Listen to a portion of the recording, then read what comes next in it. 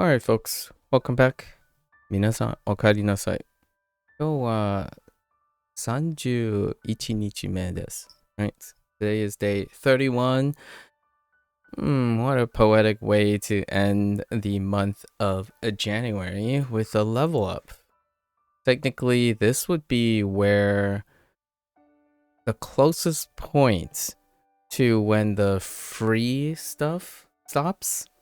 So if you're going really hard, I suppose, or if you keep up with all your daily stuff, you know, from beginning to end, it's technically one extra day, but about a month. So the free trial, for so to speak, anywhere around a month because of time gating and whatnot, right? Because of how the SRS system works. So, hey, pretty solid 1 month to figure out if SRS, learning kanji through SRS, or one particular curated and modified approach to using SRS is for you. So, it would be a fairly excellent place to do a review of WaniKani, I suppose, like in this point. However, I think we're okay. Just know that it's conveniently 1 month, or 31 days specifically. It's 31 and a half days because I also, or no, 31 days because I had to do an introduction to WaniKani on the 32nd, soon to be 32nd. Anyways, yeah, we had 2 mistakes yesterday, so let's review them before we jump in. So I am relying now on thinking about ice cream, right? So ice cream, just kidding, that's the wrong one. This one is I'm thinking about cannabis. I don't want to talk about it, but the common ground is plants. I think of plants. So when I think of plants, I think of mo and ke, right? So to simplify it down, we're using plants is the mnemonic. This is, in my opinion, probably a little difficult to juggle if you were making a building up for all the kanji, but generally every particular mistake or spot that is particularly weak, I try to stack it. So plants stack mo and ke. If you take the mnemonics of mo, as in mowing furry things, like I think the mnemonic was something like imagine grass coming up like fur and then you need to mow it. That's mo for the kanji introduction. And then it's ke for fur for the vocabulary. So ke is one of the kun. And two, they use a mnemonic kettle, which I don't feel is sufficient. So instead, I took what was familiar already from exposure and then combined it with something that's close enough. So cannabis, cannabis, using similar approaches that Ko does use neo-rhymes. So when I think of plants, I think, and I see this character, I think of mo and ke, right? And then for this, I think of ice cream. So the first mnemonic for the standalone is yo, which is the task to eat yogurt. Yogurt can be made into ice cream, so yogurt ice cream, right? Yo. And then mochi, personal favorite of mine, mochi ice cream. So in this says mochiru, Mochiru is a form of ice cream. So that combines the two mnemonics that Ko has already, but now I have a unifying keyword.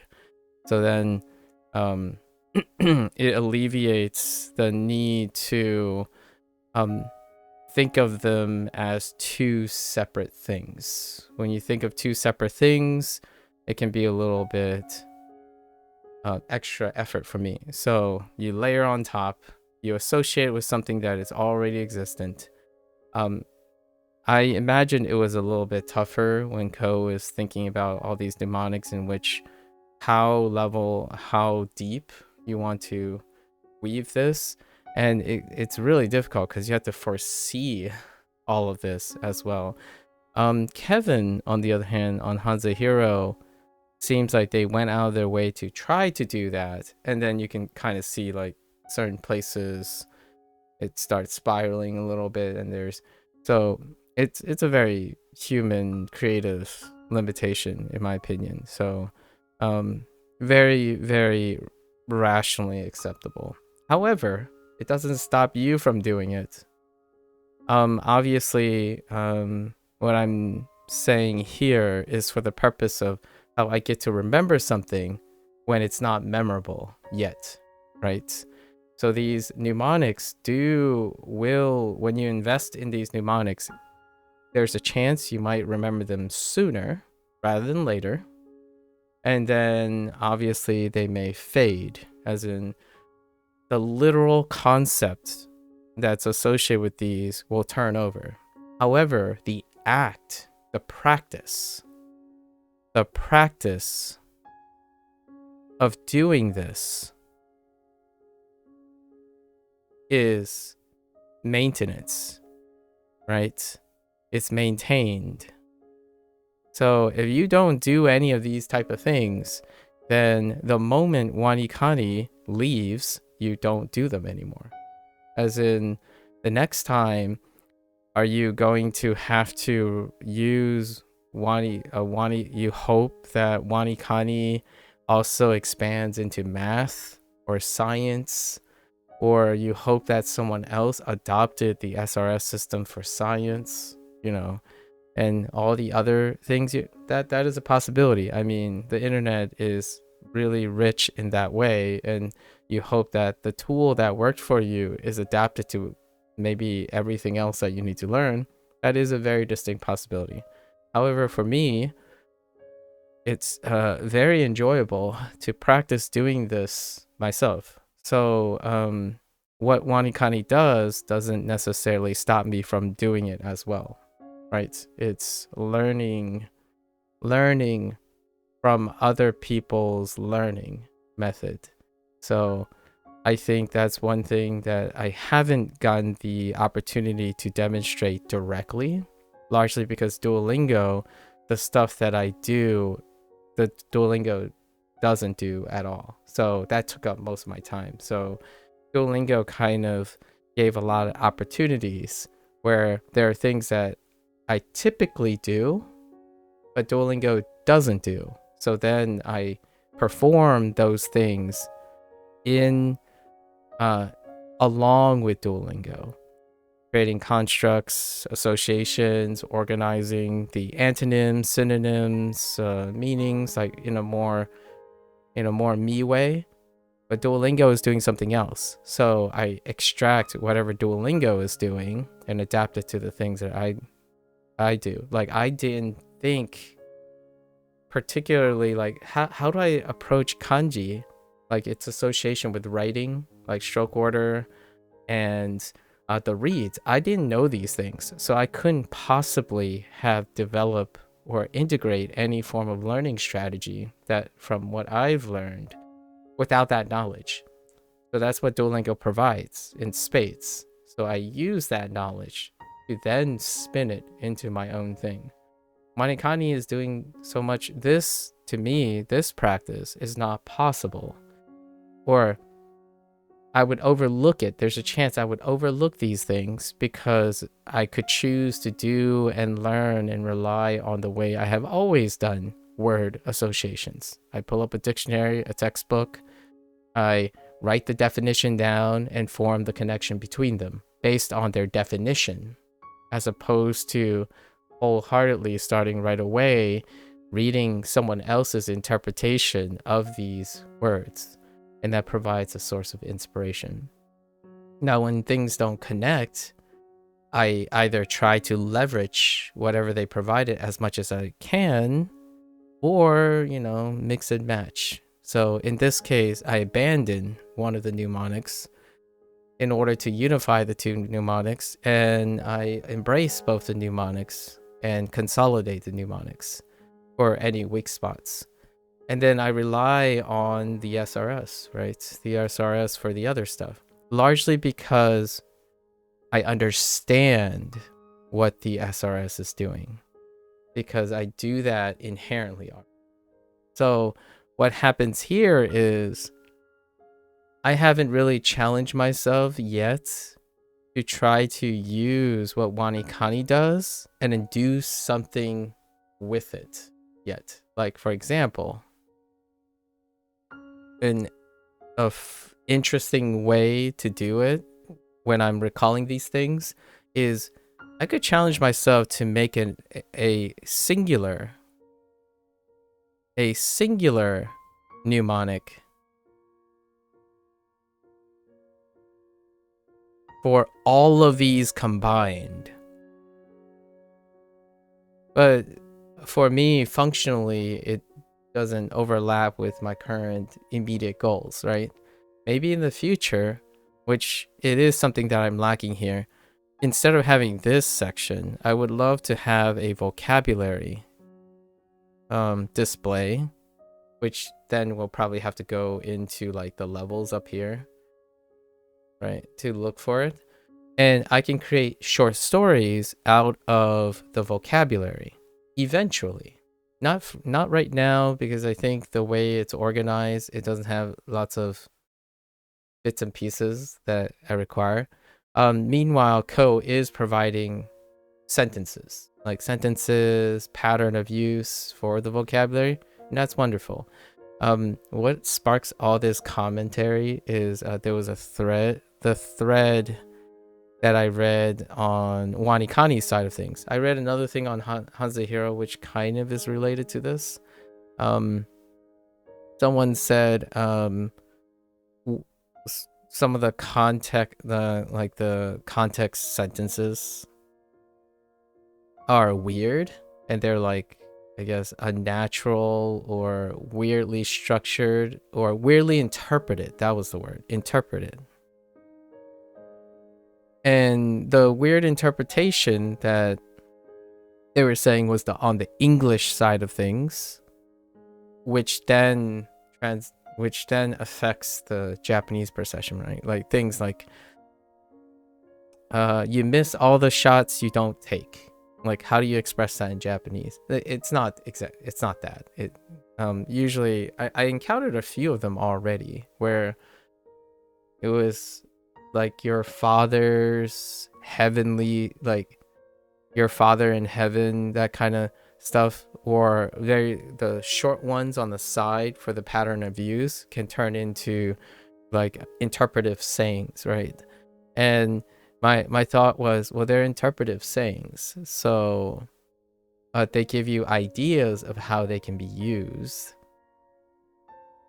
While yes, there is, I'm not saying I'm one or the other, but the argument and the complaint, or I guess the constructive criticism, I don't think it was constructive. It was more like a commentary on what is weird and what isn't, because they just said it was weird, it doesn't make any sense, it's confusing, and that's it. It ends there. There's no like, oh, what if you said it this way? Some comments did share that, but the original poster was not interested in offering constructive criticism. It was more of the community members after I said, oh, it could be like this, I found it constructively makes sense if you arrange this and look at these parts, that kind of thing.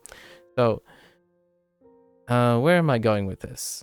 Usually I find context sentences and whatnot, when you're taking in like this format, you could do it yourself too. right? I think Ko gives a lot of ideas. I'm not entirely sure if anywhere it says that I'm not sure if anywhere it says that these are not strongly restricted, right? You can only give certain examples. Yeah, today's level update, Echo.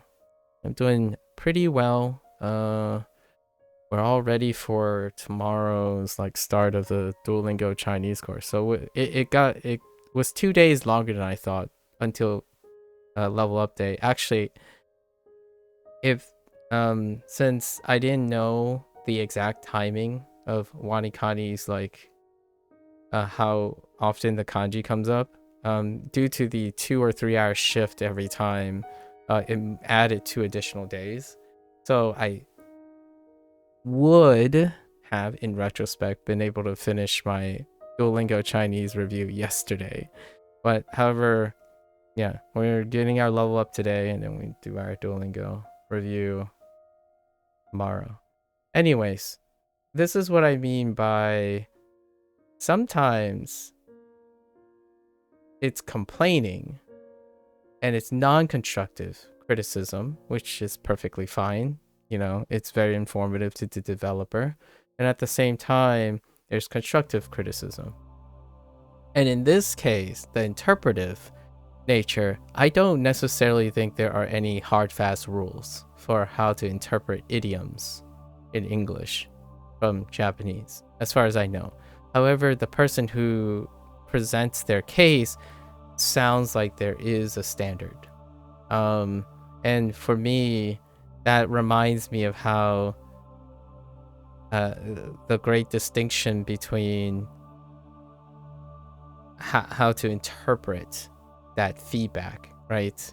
I don't work professionally anymore, right? That professional word has been thrown around a couple of times in the last couple of days. I don't work professionally anymore, so I haven't. I typically vicariously analyze people's construction, like criticisms, and how the developers interact with their community members and respond to them, as a vicarious way to keep myself on my toes when it comes to perhaps in the future I'll do something professionally again. That's kind of the idea. Look at people's criticisms, extract, understand where they're coming from, and then seeing how the developer responds, which in this case the community members responded. I don't think anyone from Tofugu necessarily. Hanzahiro had a really interesting thread, but I'll talk about that later in Hanzahiro. It has something to do with actually we can kind of relate it to WaniKani. It has to do with naming radicals, as in like what they functionally serve.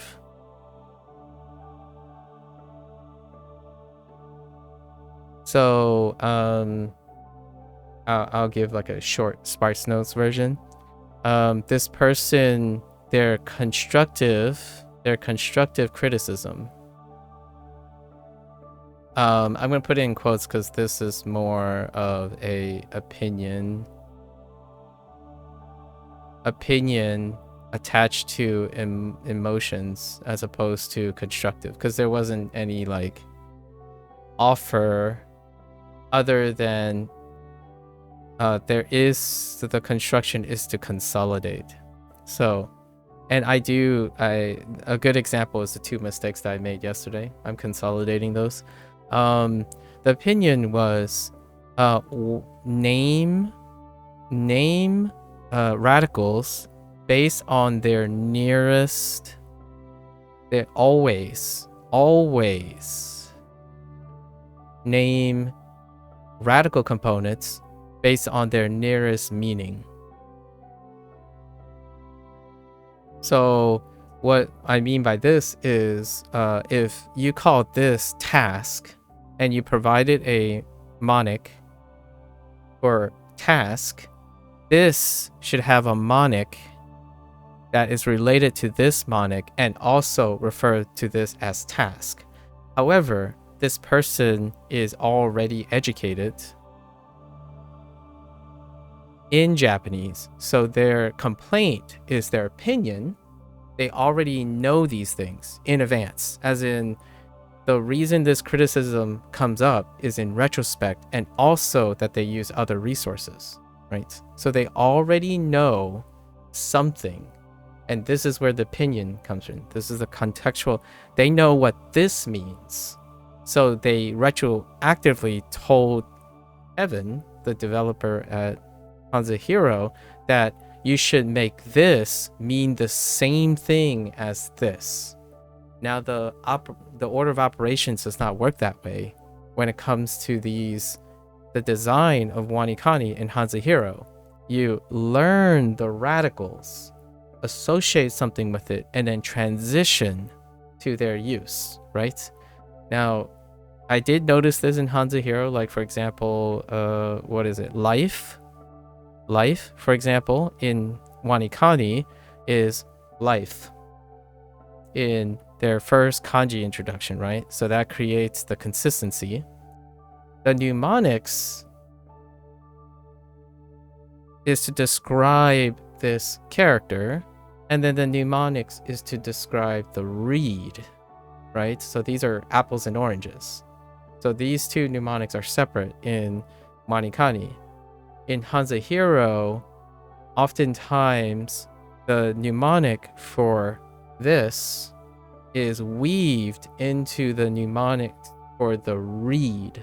So this is a distinguishing factor between WaniKani and Hanzahiro. So this person argued that, probably because they also use WaniKani, that when you know this mnemonic, it should be named the same as their associated mnemonic, so that when you read the whole mnemonic, it's not redundant.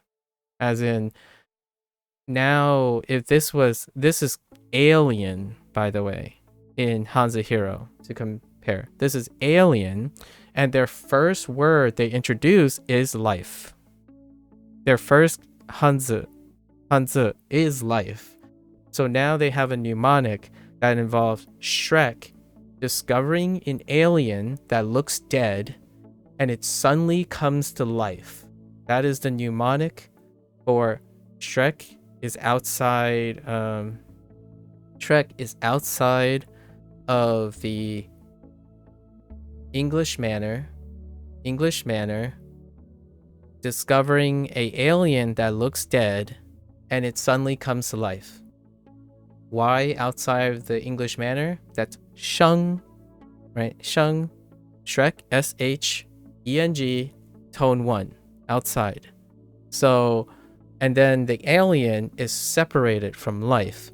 So now if Kevin were to write something like a life, and a life, now he has to write something that uses life twice in a mnemonic.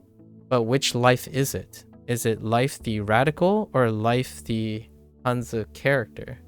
Hanzi. So sometimes he keeps it consistent. He does reply to this, and WaniKani not so much, because the Tofugu group is a little bigger, the operation's bigger, right? He says, you know, we try to make these consistent and then try to spin the two as much as possible. Now, there was another example this person picked up, and I actually I'm in the other part vicariously. So this person said they complained about this character, which I can see why they would complain about this character. So this radical was named Silver. And I just got that yesterday in Hanzahiro, right? Silver. And this person's like, why would you call this silver? It's a trigram, right? It's identical to the trigram. Why do you call something that it already represents a Hanzi? This is where opinions are pushed like constructive criticism, right? So this person's opinion is that they already know trigram, so this should be introduced as trigram. And funny enough, guess what my opinion is, which I'm not pushing as some form of constructive criticism. I actually learned this as Silver. And Kevin's example is that the odds of someone knowing trigram when they're learning Japanese is less likely than their association with the radical Silver, because Silver is more likely to come up first. And especially when you think of it from a blank slate, like a child perspective. Yes, Silver did come up first for me as well. And for the record, Kevin went further and say the concept of a trigram is very difficult to describe this radical, right? When someone makes a criticism, rarely does it take time into like delta t into into consideration. Order does matter here. I feel like whenever someone thinks about goals, when they think about goals and where they are, they rarely think about the order in which things happen. Oh, you already know this stuff. Does it affect the way you interpret design? Yes, it does. And that's actually kind of what developers have to think about all the time, and they have to address that the majority of the time, because people are at different experience points, right? And in this case, when he made that comment, I thought back to my video yesterday, and I said that exact thing when this came up. I'm like, oh, Silver, I see where they got that from. It's my first prototypic kanji. My first prototypic kanji is Silver for this character. In fact, I even made a further argument. It's like before Silver, there was food related things. Because on the right side of food, it also has this.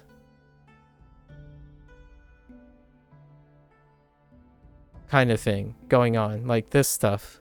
So, and I even made the comment about how this radical, I get it confused because sometimes the bottom is abbreviated like this in some characters and some aren't. So I literally referenced this. And this is what I mean by when you're reading comments, you kind of, the comments that they make kind of gives away the way people think about how they solve problems, which is not bad or good. It's nice to see that Kevin takes his time to answer. His posts are gigantic, by the way. Kevin really likes to talk, like explain things, and I kind of like that. It's still a two-person operation, so anyways, that WaniKani has the same thing. So I drew some parallelisms because I had to consolidate some of the mnemonics, largely because yes, I do have a preference in stacking mnemonics. That doesn't necessarily mean you can't learn a different way, right? And you can't, and it also doesn't necessarily mean you can't do it yourself.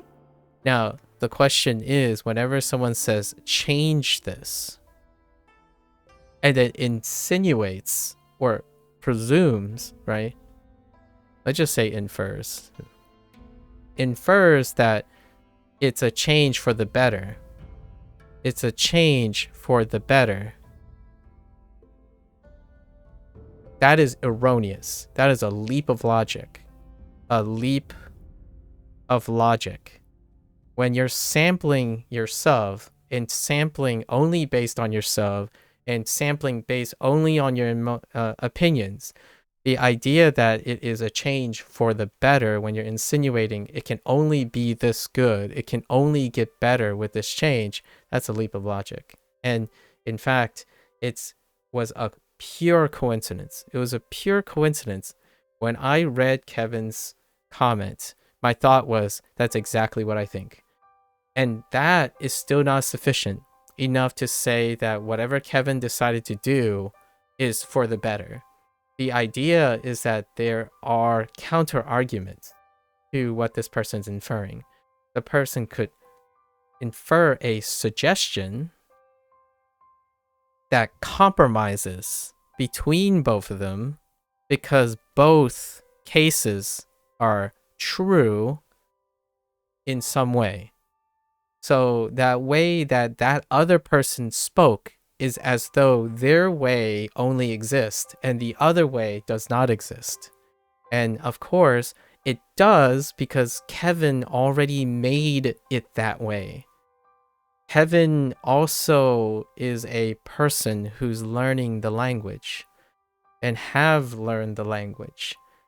And this is what makes Kevin a bit different when it comes to how close that person is to the learning experience. So not only does a suggestion or inference was so strong that suggests that that person they're talking to doesn't understand how to learn Chinese, how to learn Mandarin from a perspective, they rarely even considered why it was like that in the first place. Now, to be fair for that the poster, they technically asked like, oh, I'm confused here, why would you use that? And that's fair. Like it's not as aggressive as I might make it sound. Apologies to that person. They did come out and ask, I find this confusing, why did you do it this way? The following stuff is what I had a little bit of a nitpick on, where they keep insinuating that their way, the way they use their language, their way is the better way. And then, of course, what would happen? Another poster reinforces that logic. I'm like, yes, that would be considered the beginnings of an echo chamber, right? Now people will echo that, as opposed to inviting both sides of the discussion. The nice thing is then Kevin responded to this. So then it would invite another person who has a differing perspective, so that the echo chamber doesn't end up spiraling down to a rabbit hole where only one way is the better way, right? That's kind of the idea.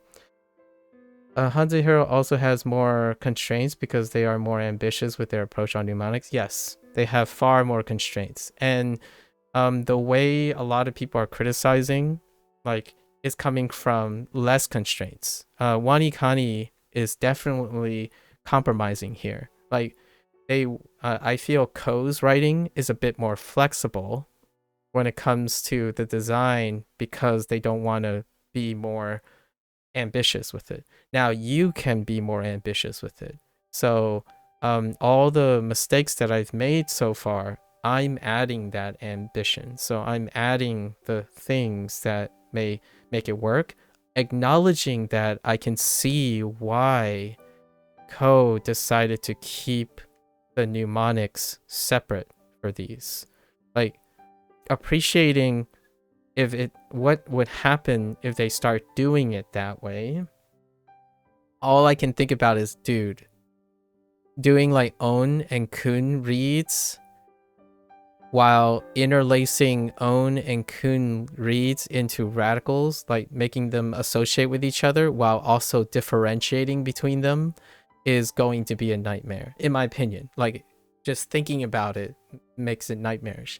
However, Kevin was able to be more ambitious because there are fewer exceptions, right? It's not the norm, it's more of the exception when you're associating a mnemonic for a read to a radical. So he does it where he's able to, otherwise he flips the meaning in order to link them together, right?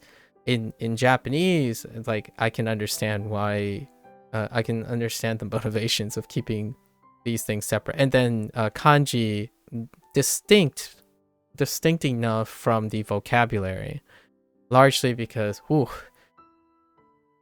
that would get a little tricky in my opinion. It would open a different obstacle, which is an obstacle that I can vicariously understand or maybe even firsthand understand.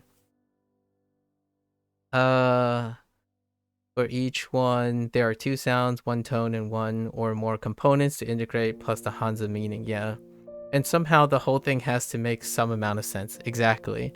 So I think Kevin is challenging himself, actually. So to me, kudos to Kevin. Kevin strikes me as someone a lot younger, right, than the WaniKani devs. And oftentimes, after a while of experience, you kind of fall into your refined approach. And right now, it sounds to me Kevin is ambitious because he's younger and he wants to accomplish a lot of different takes and whatnot. And that's kind of very inspiring. It's very lively, invigorating. Meanwhile, Tofugu is more like the workhorse now, right? And somehow, when I don't quite remember myself, have you encountered many single radical kanjis that use a different mnemonic than the radical for the meaning? Let me think. So, then the radical for the meaning. Have I yet?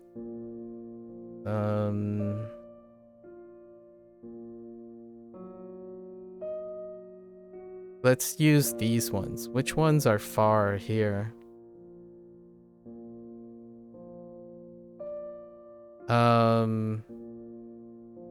Spoon? Spoon is pretty far. Anything dealing with spoon. So like, this is spoon, like this is an example of spoon, but it's north. Right. And why isn't this a problem for me is because I already know both of them. Right? So like that other person, I wouldn't go back and say, oh my gosh, this is north. So why isn't this called north or related to north? Which you might be thinking, oh wait, but it does mean spoon too. It's like, well, I don't know that yet, right? So there's a chance this means spoon. So I rely on the idea that maybe I'll have clairvoyance about this in the future, which the word spoon that I'm thinking of, it does not look like this, but that's because of Chinese. And then spoon, right? Spoon, as in the katakana, is spoon. It has nothing to do with this either. So, that's one. Anything that deals with lid. Actually, most of these don't have... Wait. Yeah, lid. Is there anything else that we have used?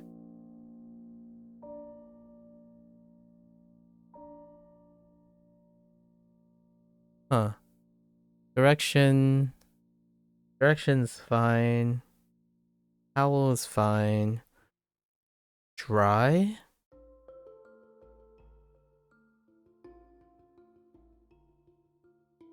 Wait, is this dry or... Yeah, this is dry. Dry is a big one. And it was also Hanzahiro one. Hanzahiro used, rack. Yes, but there are 2 radicals in north, and kanjis get more and more complex with more radicals. It would be pretty tough to find radicals that work and have close meaning. No. I think you missed my, you missed the earlier part. The basis of the radical is to find the nearest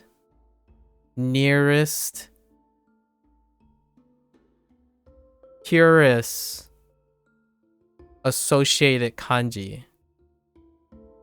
We're not talking about identity here. Identity is a end of discussion. There's a obvious reason why these are called radicals in kanji. They are often not identical. That is like no argument. Like I agree with you. But the nearest purest example you just asked me, is there a example that I remember that is a single kanji that use a different mnemonic, but it's about the nearest one, right? So for example, technically this, which is task, right, is task, but the mnemonic is very different. Actually, the reason why I don't have problems with this is most of the mnemonics outside of like the character-based mnemonics have, to me, conceptually have no need or requirement to be related to each other. Even if they're single or the nearest. Spoon does not have a standalone at all. So the nearest thing is north that they introduced. They usually try to introduce the thing that is nearest to it. And the comment is that it should be towards the nearest thing so that you have one less thing to remember. One less thing, the mnemonics to have. So yes, it's by default that radicals will be less complicated than kanji. That is like a given, right? Like there's no argument there. That's stating something that's not relevant to what I'm saying. What I'm saying is, like, for example, here's an example. In Hanzahiro, this is winter. Actually, is it Hanzahiro? Yes. This is winter.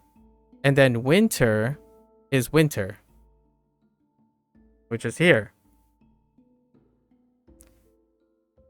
So that's a near Hanzi. Actually, wait. Sorry. That's a WaniKani example too. Sorry. This is a WaniKani example too. So in this case, here winter is winter with two less strokes, right? So we're talking about near things as well. And the mnemonic for these are non-existent. There's no mnemonics. If you know one, you know the other. Like in terms of connection, you know one and you know the other, right? So this is near as in visual connection. Fair enough, right? And then when you have task and task, there is no connection between those mnemonics. Like, sort of. So task, or actually, what is this for task? Oh, it looks like a calendar. So this is calendar. And so what that personal form would like spoon to be called and say, no, this is not an example. This is not an example. The person, I already said the examples this person is talking about. They're talking about this, which is silver instead of trigram. But that's on Hanzahiro. This is not Japanese. We're not talking about Japanese, but it's relevant. It's still relevant to Japanese in some extent. Trigram is this character. Silver is not this character. It's a near kanji and or Hanzi.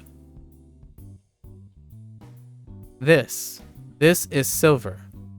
So the person says, why didn't you pick trigram? Because it's identical to this. Instead of silver. Think about making a mnemonic for trigram as the first way to remember this character. It is relevant to making the mnemonic.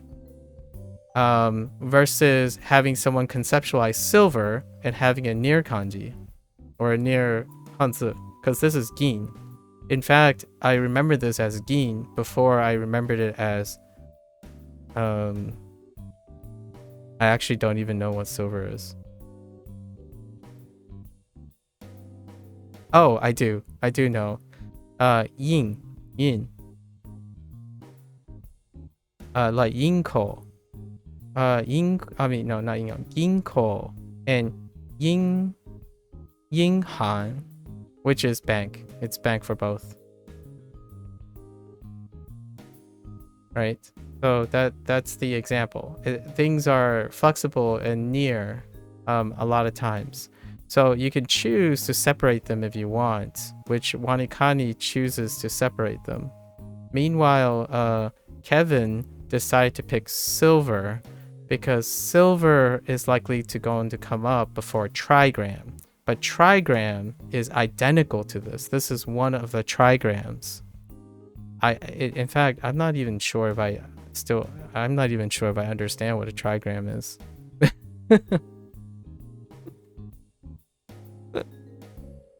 So no, it doesn't have to be one of the kanji. It's the closest kanji, or the closest hanzi. Does hanzi hero like WaniKani also have components that do not have an exact corresponding character? Yes, that was one of them. Or not really, not one of them. What is a good example? Like all of these, most of these show up. Like for example, I expect to see this at some point. I expect to see this. Oh, this was it. Lid. They both settled on lid. Both of them are lid. There's no corresponding kanji to this. At least that hanzi, if I remember correctly.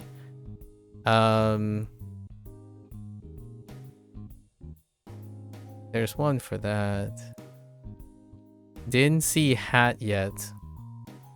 Most of the radicals are conserved.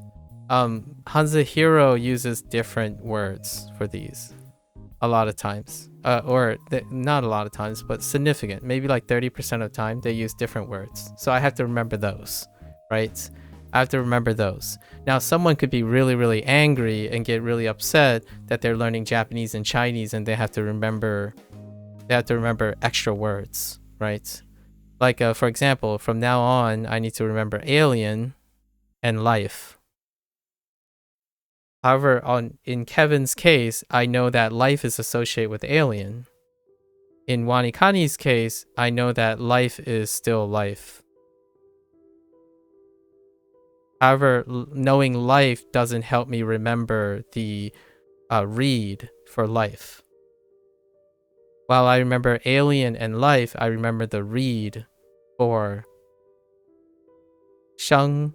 I remember sheng because I remember alien and life. For WaniKani, if I know this as life, it doesn't help me with reading this as se and sho.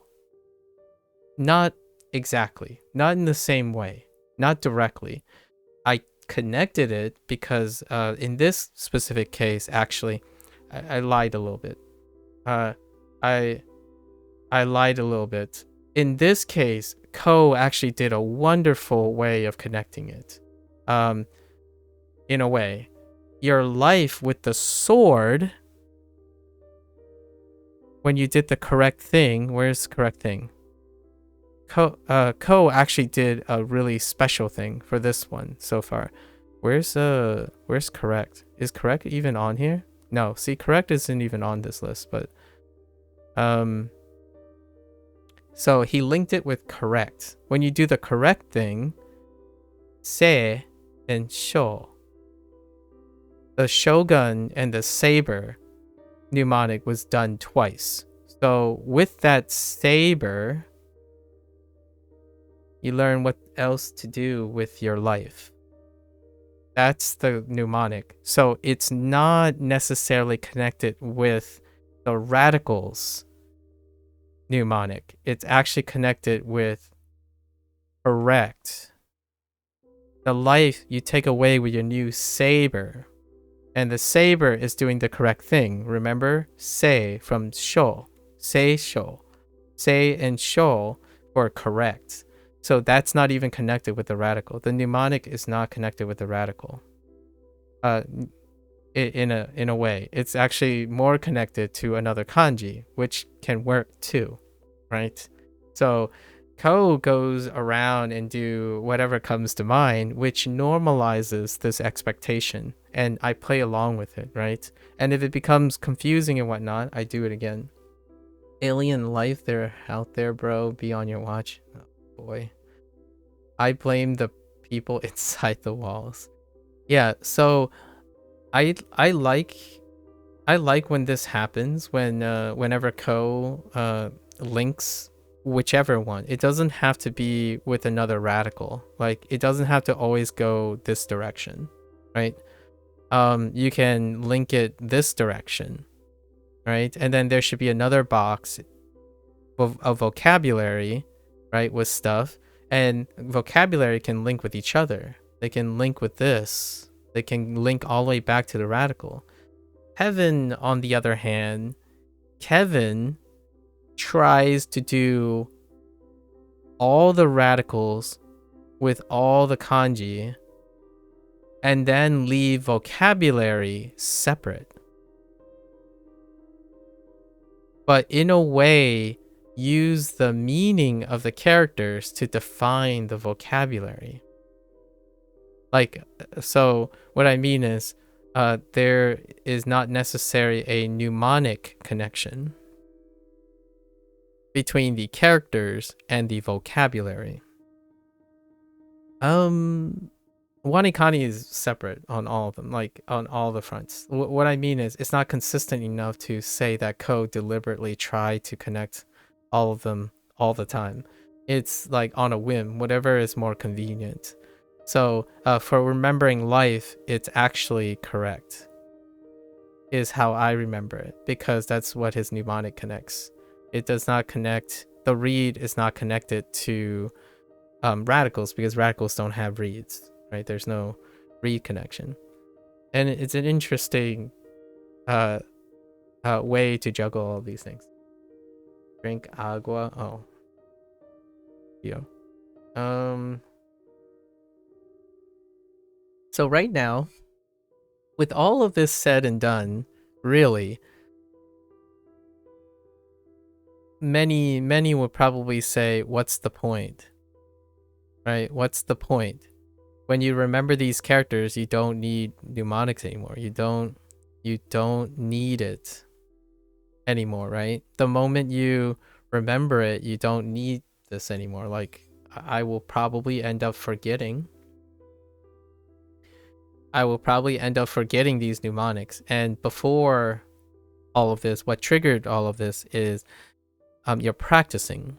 I'm practicing a skill that is not appreciated by its end goal.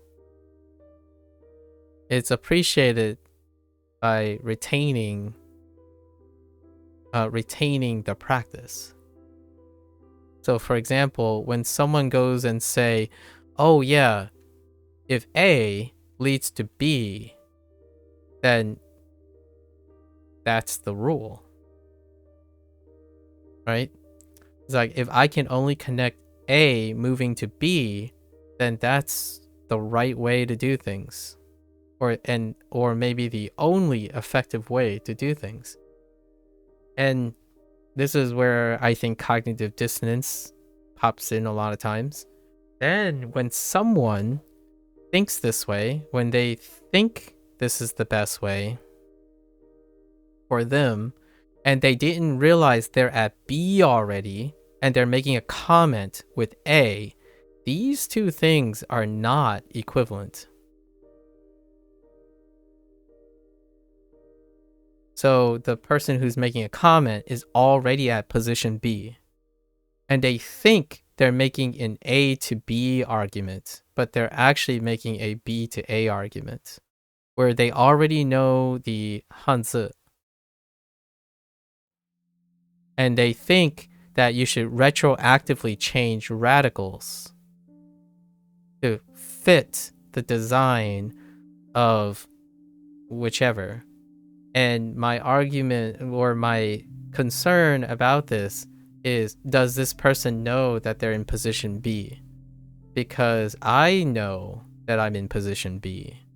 So even so, when I say it's not as impactful, like WaniKani, it's not as impactful that these two are not linked, I have to admit to myself and concede that since I already know a lot of these characters, going either direction is sufficient.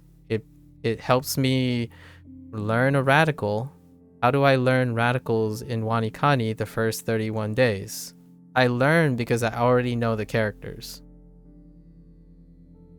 For Hanzahiro, my transparency is that I already know lots of the vocabulary.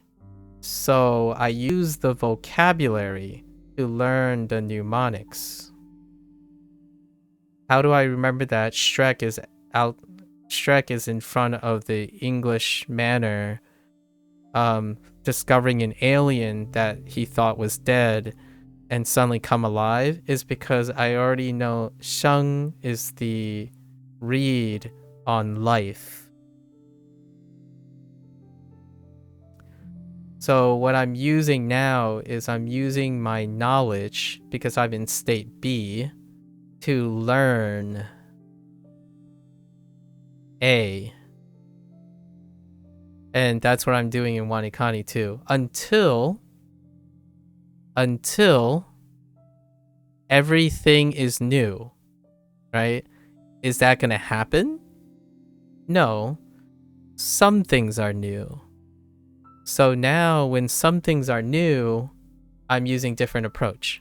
So these two things, I got a mistake, right? And I found out that I'm not very good with WaniKani.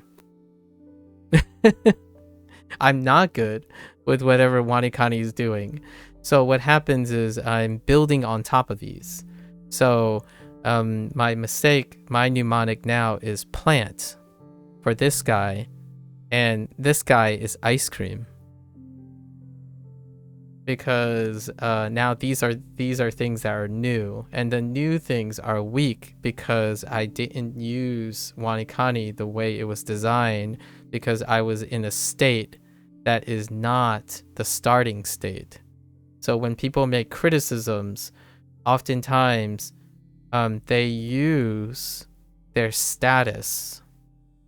Like, oh, hey, I have used Mikuro or Mirugi or whatever the upcoming thing, and I use Pleco and whatnot, and this is what I think should be the right way to do things, because your way doesn't make sense. It confuses me.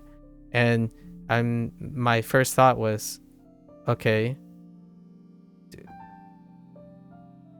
do they know what their status is? Like, what does that imply? If you use these things already, do you understand how it impacts your perception of what the product is doing, right? For me, when I started WaniKani, I said that I am not from zero, because it will dramatically affect all my commentary and all my things. So what I do best is to leverage getting on the ball with Ko. So I try my best. Most of my focus is on mnemonics. As in, it takes me longer, which people don't like. It takes me longer to memorize the mnemonics than just say I know the characters, right? So this is an unpopular opinion. Why waste your time? Some people will say, why waste your time? Which the people that aren't here anymore. All right, you're gonna head out. Take care, Tio. Take care. Stay safe, stay healthy. Good luck with all your work and your schoolwork. I expect to see a full-fledged medical professional in the future, Tio. Good luck. Thanks for stopping by. So why waste your time? Yeah, most people who are not here anymore, who says they like foundations and understanding learning and whatnot, they're not here anymore. Not here anymore because there's nothing to learn. Right? And I'm like, okay, that's understandable. If your goal is to acquire new kanji, right? New kanji, going over kanji you already know is probably going to appear like a waste of time. So before I can get to new kanji, right? Before I can get to new kanji, I have to do all of these things, right? So I have to do all of these things. I can choose to sit there and get angry and say I'm wasting my time, or I can use all the extra time to like talk to you and chill with you, Gecko, and also talk about how the experience is different and maybe what I could do along the way. So then the question is, am I wasting my time? Well, no, but I'm still technically wasting my time based on other people's goals. So when someone's goals does not include my goals, right? My goals, then yes, I'm still wasting your time. Right? I'm still wasting that person's time.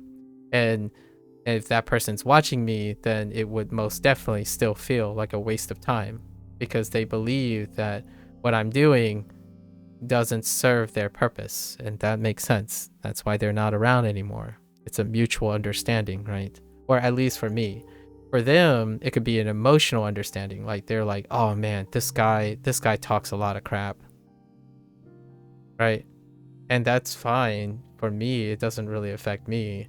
I hope they will be less frustrated in the future because they can understand what they want to watch, what they want. It's frustrating when you watch something that you already know and you think you already know because then your time is wasted, right?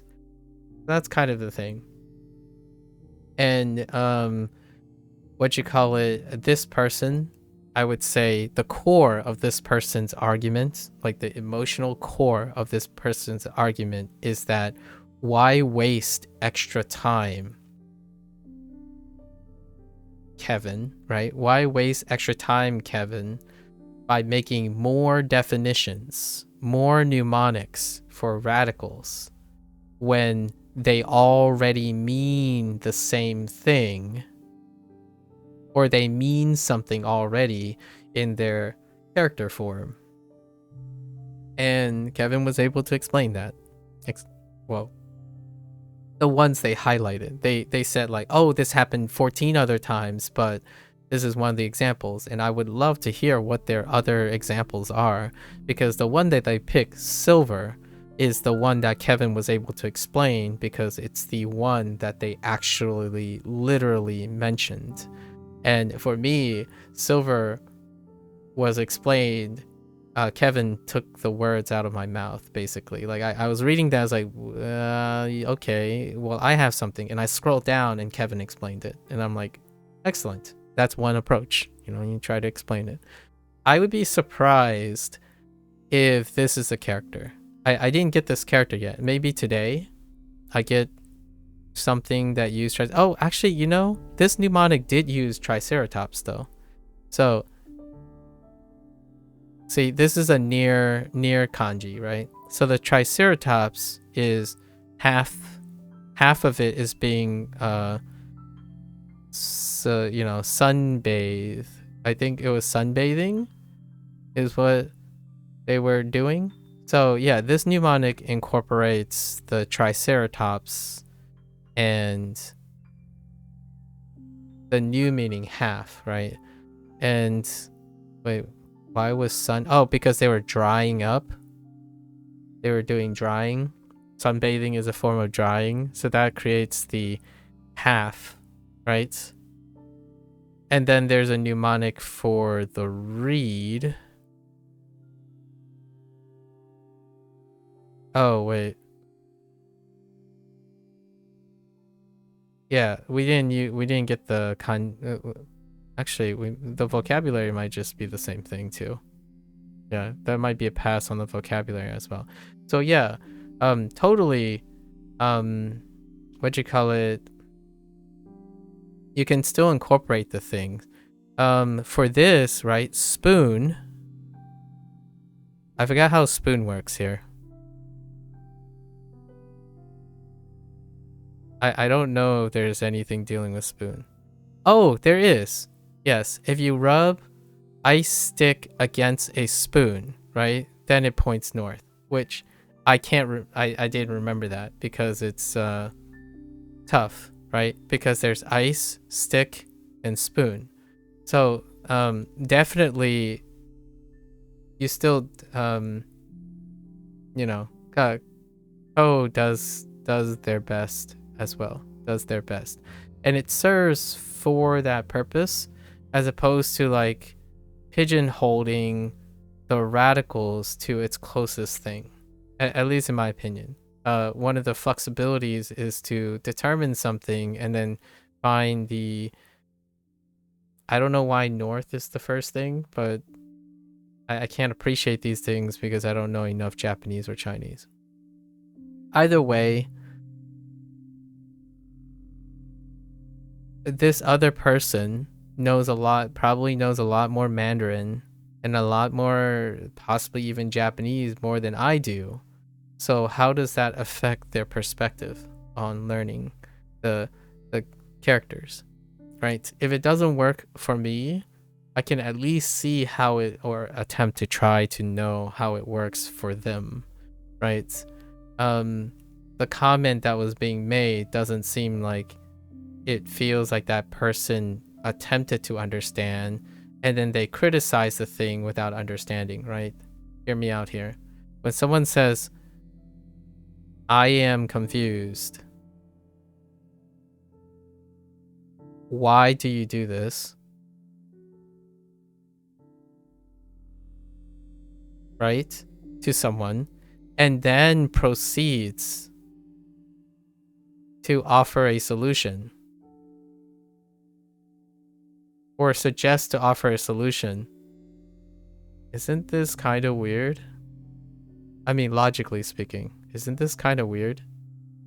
If you're confused as why someone is doing something, would it be prudent? I mean, I'm asking, this is a rhetoric. Would it be prudent when you offer a solution, it be with an understanding of what is confusing first? Right? Because order matters. Right? Much like if you know a kanji already, what's the point in learning the radical? So here, and this is a great preface for most of the, I would say a good majority of the threads I read.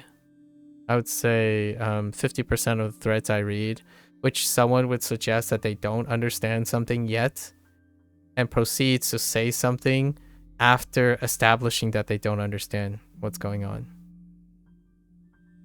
So if you can't explain the problem, if you can't explain the nature of the problem or the nature of the design, and then proceeds to insist that you understand a compromise or solution to it, I fail to understand how they would know if this is addressing the problem or not.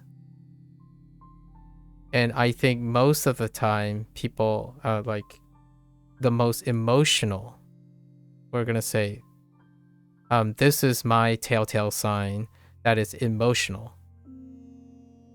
It's very strong emotionally. Alternatively, if one is non-emotional about it, I probably ask, can you explain this to me? And then find out if I still have a problem with it, or I have a solution that addresses the thing, right? That's like someone coming at me, say, hey, dear at random Duolingo user. Dear random Duolingo user, did you know Duolingo doesn't teach anything? Right? I would suggest using Anki because Anki teaches things. And my first thought is, hello, stranger. Hello, stranger. What do you know about me?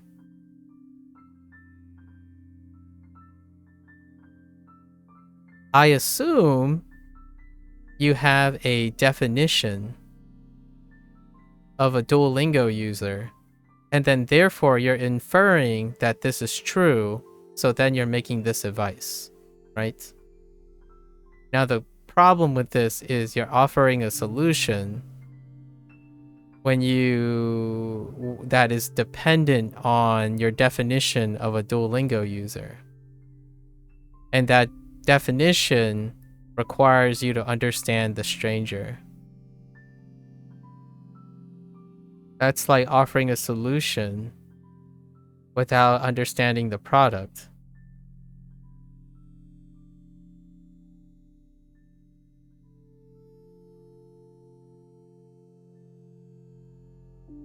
Like, I don't understand.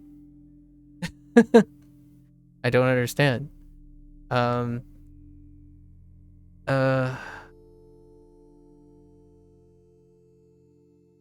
It doesn't affect your point at all, but watch out. This is not lid on WaniKani. I think it's roof. Yeah, it's roof. I know.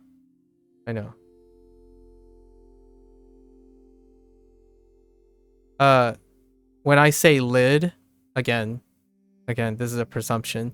When I say lid, I'm saying lid and roof. It's the unifying mnemonic that I'm using for both.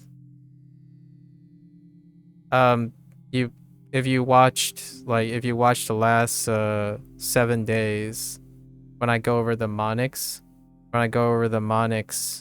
at the end, I would say spoon, winter, dry, canopy, finger, window, heart, direction, stool, fur, father, old, roof, task, arrow, door, poop, towel, life, now, roof, or hat. That will come later. Hat, triceratops, ice, and stone. So, context, right? That's also FOMO again, like predicating on fear. Not make sure that you don't make the mistake. Hello there, Procol. Maybe the proposed solution purpose is to better explain the source of the confusion, possibly guiding the response to the relevant points. That's a good point. That's a fair point, actually. That's probably a very reasonable way to explain the motivation behind moving forward with the presumption. Like, why wouldn't you go to this? Yeah, that's what's confusing you. That's a good information for Kevin to explain, actually. Yeah, that would be a great way to interpret that. Would be very reasonable in explaining the motivation to include the rest of the commentary. At least I would assume that the writer's that's the writer's purpose.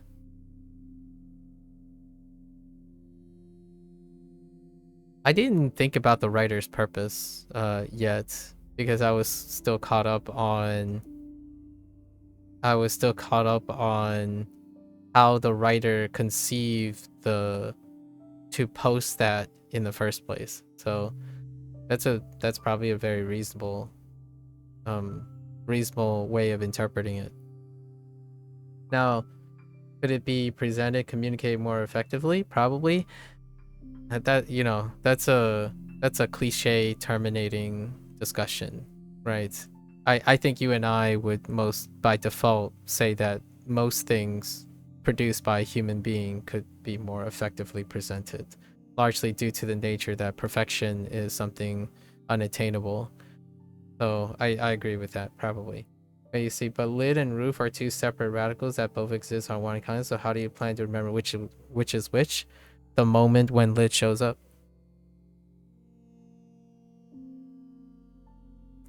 Order of operations.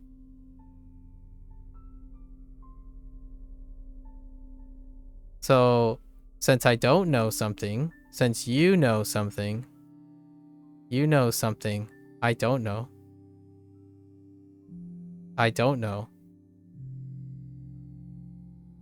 Oh, it was? Oh, right. Sorry. This lid? Yeah. I keep them separate. That's about it. Lid and roof, right?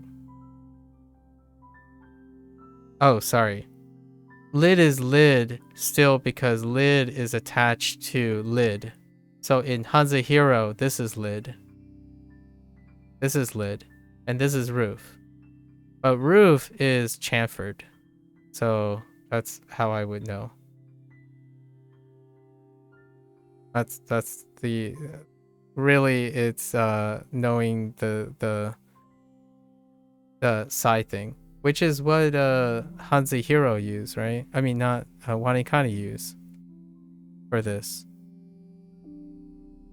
No? Oh, it's not what WaniKani uses for this. Well, I guess somehow I just know. I have no idea anymore. What are we talking about? We're talking about mnemonics. Yeah, so my bad. Lid, this is lid for Hanzahiro as well. And then this is roof. Yes. And I say lid in my example largely because lid is in roof. So what was another example? Hanzahiro has an example. The gun? Oh, no. This is WaniKani's example, I think.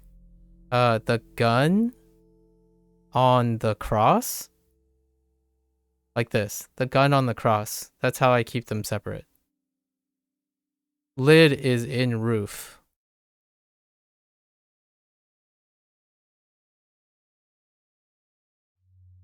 So when I think of lid, one of the permutations is roof. So let's take a step further back. Much like gun and cross is in cow.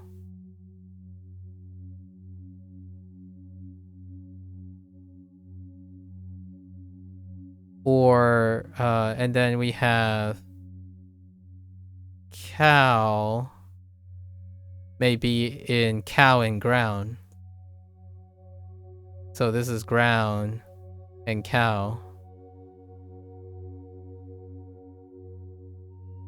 And then we have like leaf and stone. Or not leaf and stone, sorry. Leaf and mouth. Here. So probably that. But I haven't gotten it incorrect yet. So if I do get them confused, we'll find a new way. Right? We'll find a new way. Where there's a will, there's a way. So when you're saying, be careful of this, be careful of that, if the problem occurs, then I will probably be able to tell you more whether I get them confused or not and what I would do to distinguish them. So instead, this type of my message for this is worrying about knowledge that I don't have yet is something I don't do very efficiently, I suppose. So for example, something that you might see as a problem, which is lid and roof, is possibly something that I will encounter in the future. Right? I may encounter this in the future. Is that a problem now? It's not a problem now. Will it become a problem in the future? Maybe. And if it does, I'll probably address it then, as opposed to now.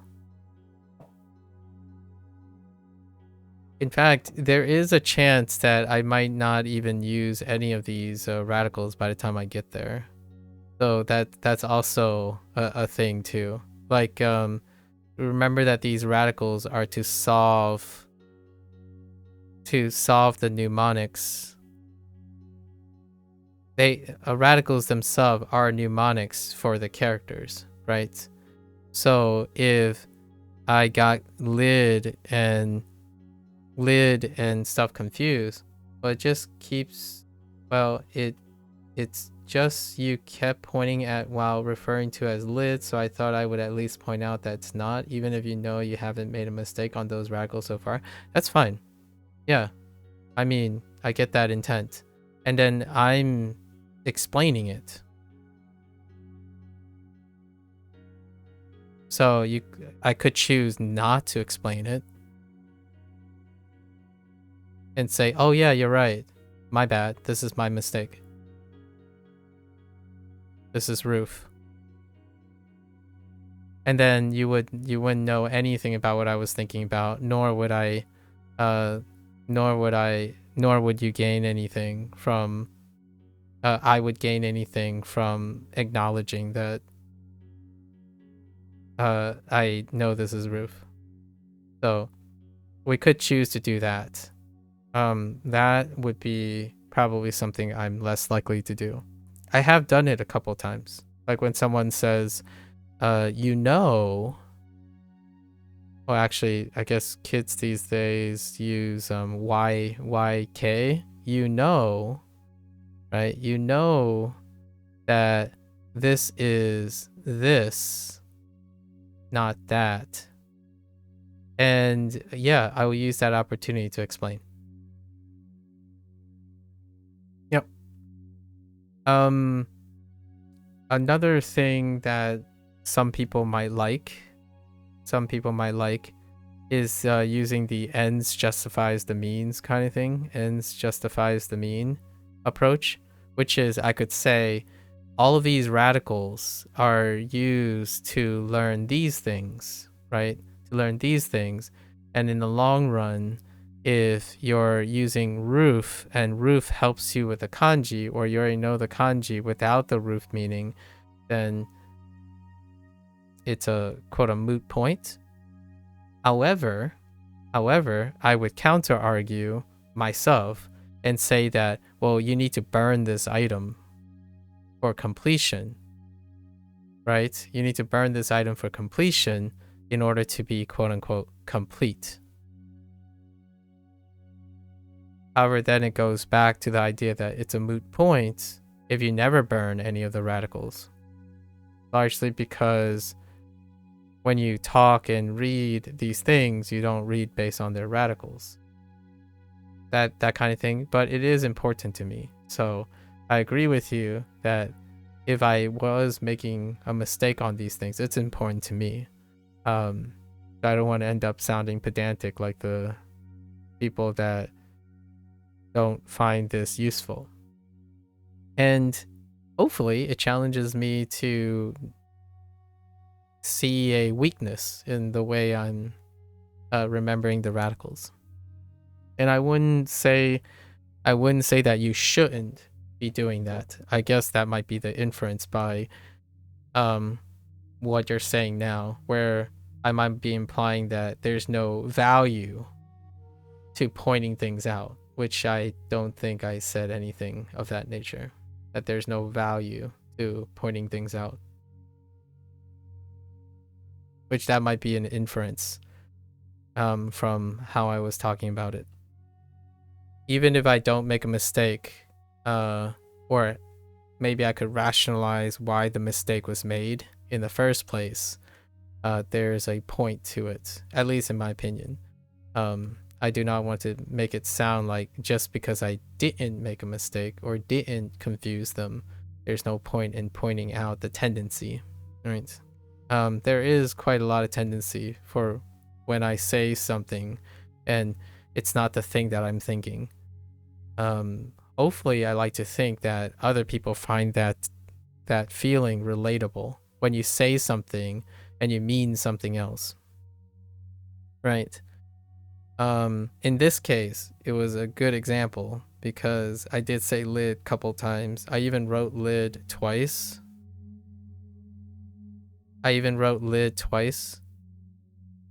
Here for Hanzahiro and WaniKani because lid is not located here at level 3. What was the other example? There was another example where I was looking for the kanji, but since they only show the current level, I would have to go up here. I think I said something about having to go up here to make a larger mnemonic with all the other radicals put together, because WaniKani's design is not to display everything that's inherent here. Anyways, we're gonna start the review. That was the digression for today, by the way. I had another video. It was about AI and deep learning, but we're not gonna go into that. That's gonna be way too long. We gotta finish today, so we're gonna go in, unlock our lessons. Yeah, there was something about deep learning from a channel that I watch. The use of deep learning and the stuff. Yeah, I appreciate you pointing it out. You can definitely keep pointing them out, because that will allow me to explain things. Like here do you work? Have you ever worked in programming at all, Gecko?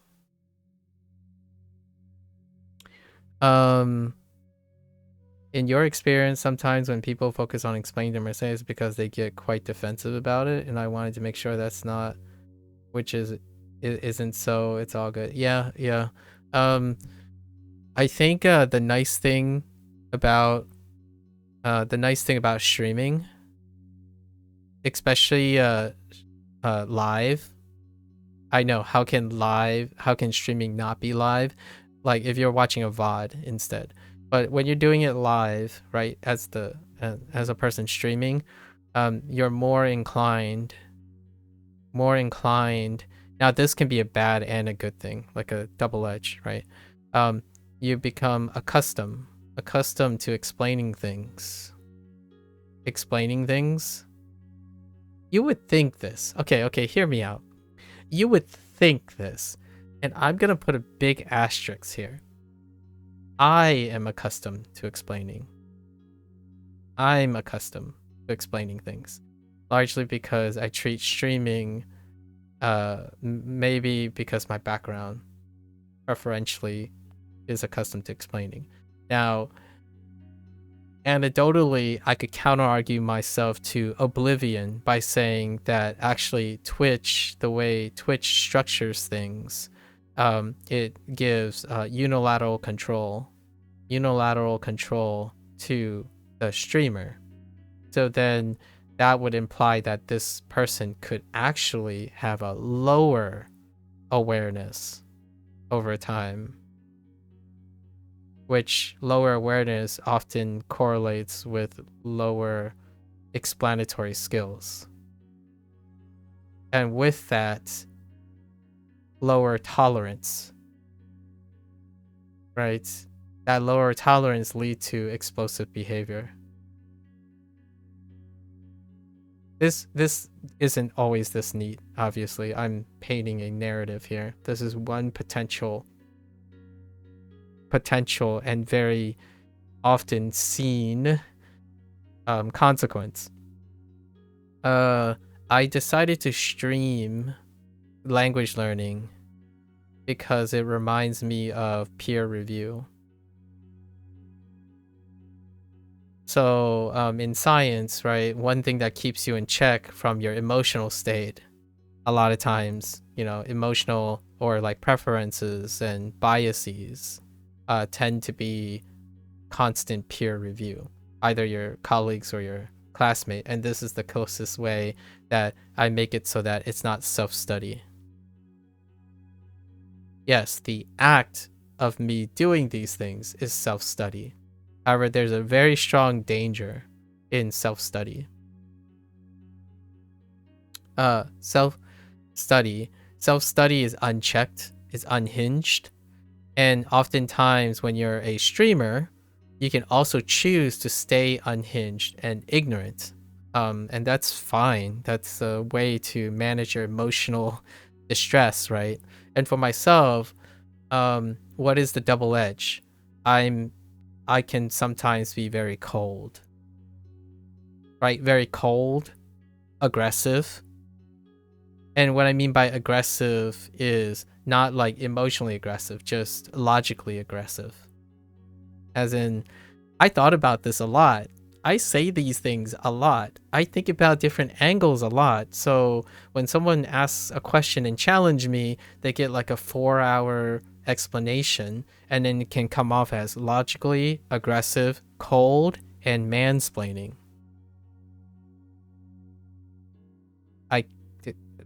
For the record, I have been accused of mansplaining to men, and then mansplaining to women, and mansplaining to every particular thing. And unfortunately, it would be very difficult to convey to a stranger that I indiscriminately explain things all the time, because that is what keeps me emotionally in check.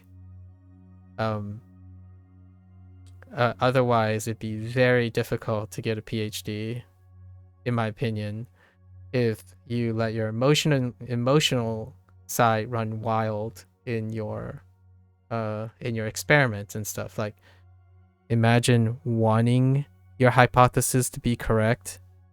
That sucks, because the moment you want your hypothesis to be correct, that's when your experiment goes out the window. When you want data to say a certain thing because that's what you believe is supposed to happen, that's when your experiment is completely invalidated. As a matter of fact, you're not a professional programmer yourself, but you do work for IT consulting company. Oh, so I know a fair bit about programming. I won't say too much about this. The thing that I wanted to talk about yesterday or this morning is the rubber duck. The rubber duck. Do you know what I mean by the rubber duck? I haven't heard this term for a really long time until a YouTube short came up, and I was like, ah, yes, the rubber duck. The rubber duck debugging. I haven't heard this like description in a while. And this is what I believe happens when I explain things a lot, like to myself or to others who are listening, right? To others who want to listen, who desires to listen. If I don't hear myself explain things, which is a consequence of people pointing things out, right? If my best friends and stuff stop pointing things out, then I would have less and less incentive to explain myself. And without explaining myself, like the peer review process, one can start to lose grasp of one's own lack of knowledge and also emotional state, right? So for me, this is a routine. So I know I'm being pedantic now. I don't think I don't think people online, the way we interact and the limitations of our relationship can caress this desire. So point things out as much as you like, provided you are emotionally stable mutually as well, right? Because the one thing that happens over time is generally the other person ends up saying they have a emotional conflict of interest. And that emotional conflict of interest is something that is very important to me. I would highly encourage that person, if it's an impasse, to moderate interacting with me, right? That's kind of the most objective or like a more compromising way. Like hang out every once in a while. Talk every once in a while. Hello there, Cozy.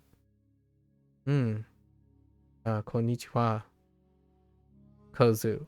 What are you up to? What are you up to right now? Mostly about concepts though, not technicalities, so I don't really write or review code yourself. But to be fair, the nature of the medium is also very asymmetrical. Yes, it is asymmetrical. Yeah.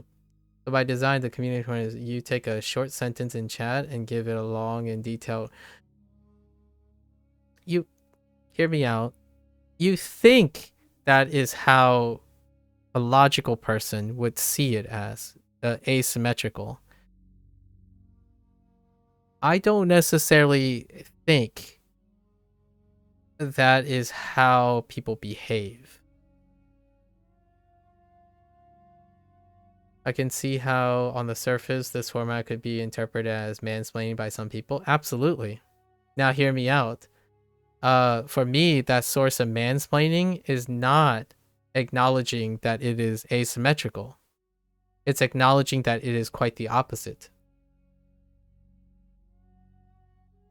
Literal rubber ducks on their desk so far. Oh yeah, so the rubber duck, debugging, right, is if you had someone come to you, if you have someone come to you with a problem,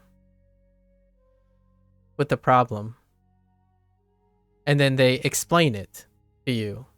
They explain it to you without any input. Maybe you can also like ask questions. Maybe like a few questions. That person explains themselves. Like, so you debugged yourself. The rubber duck, right? This is my interpretation of why it's called the rubber duck, is the person sits there and whatever they say bounces off of them. I know this is a little bit of a English idiom, but imagine rubber duck, right? What you say bounces off me and goes right back to you, right?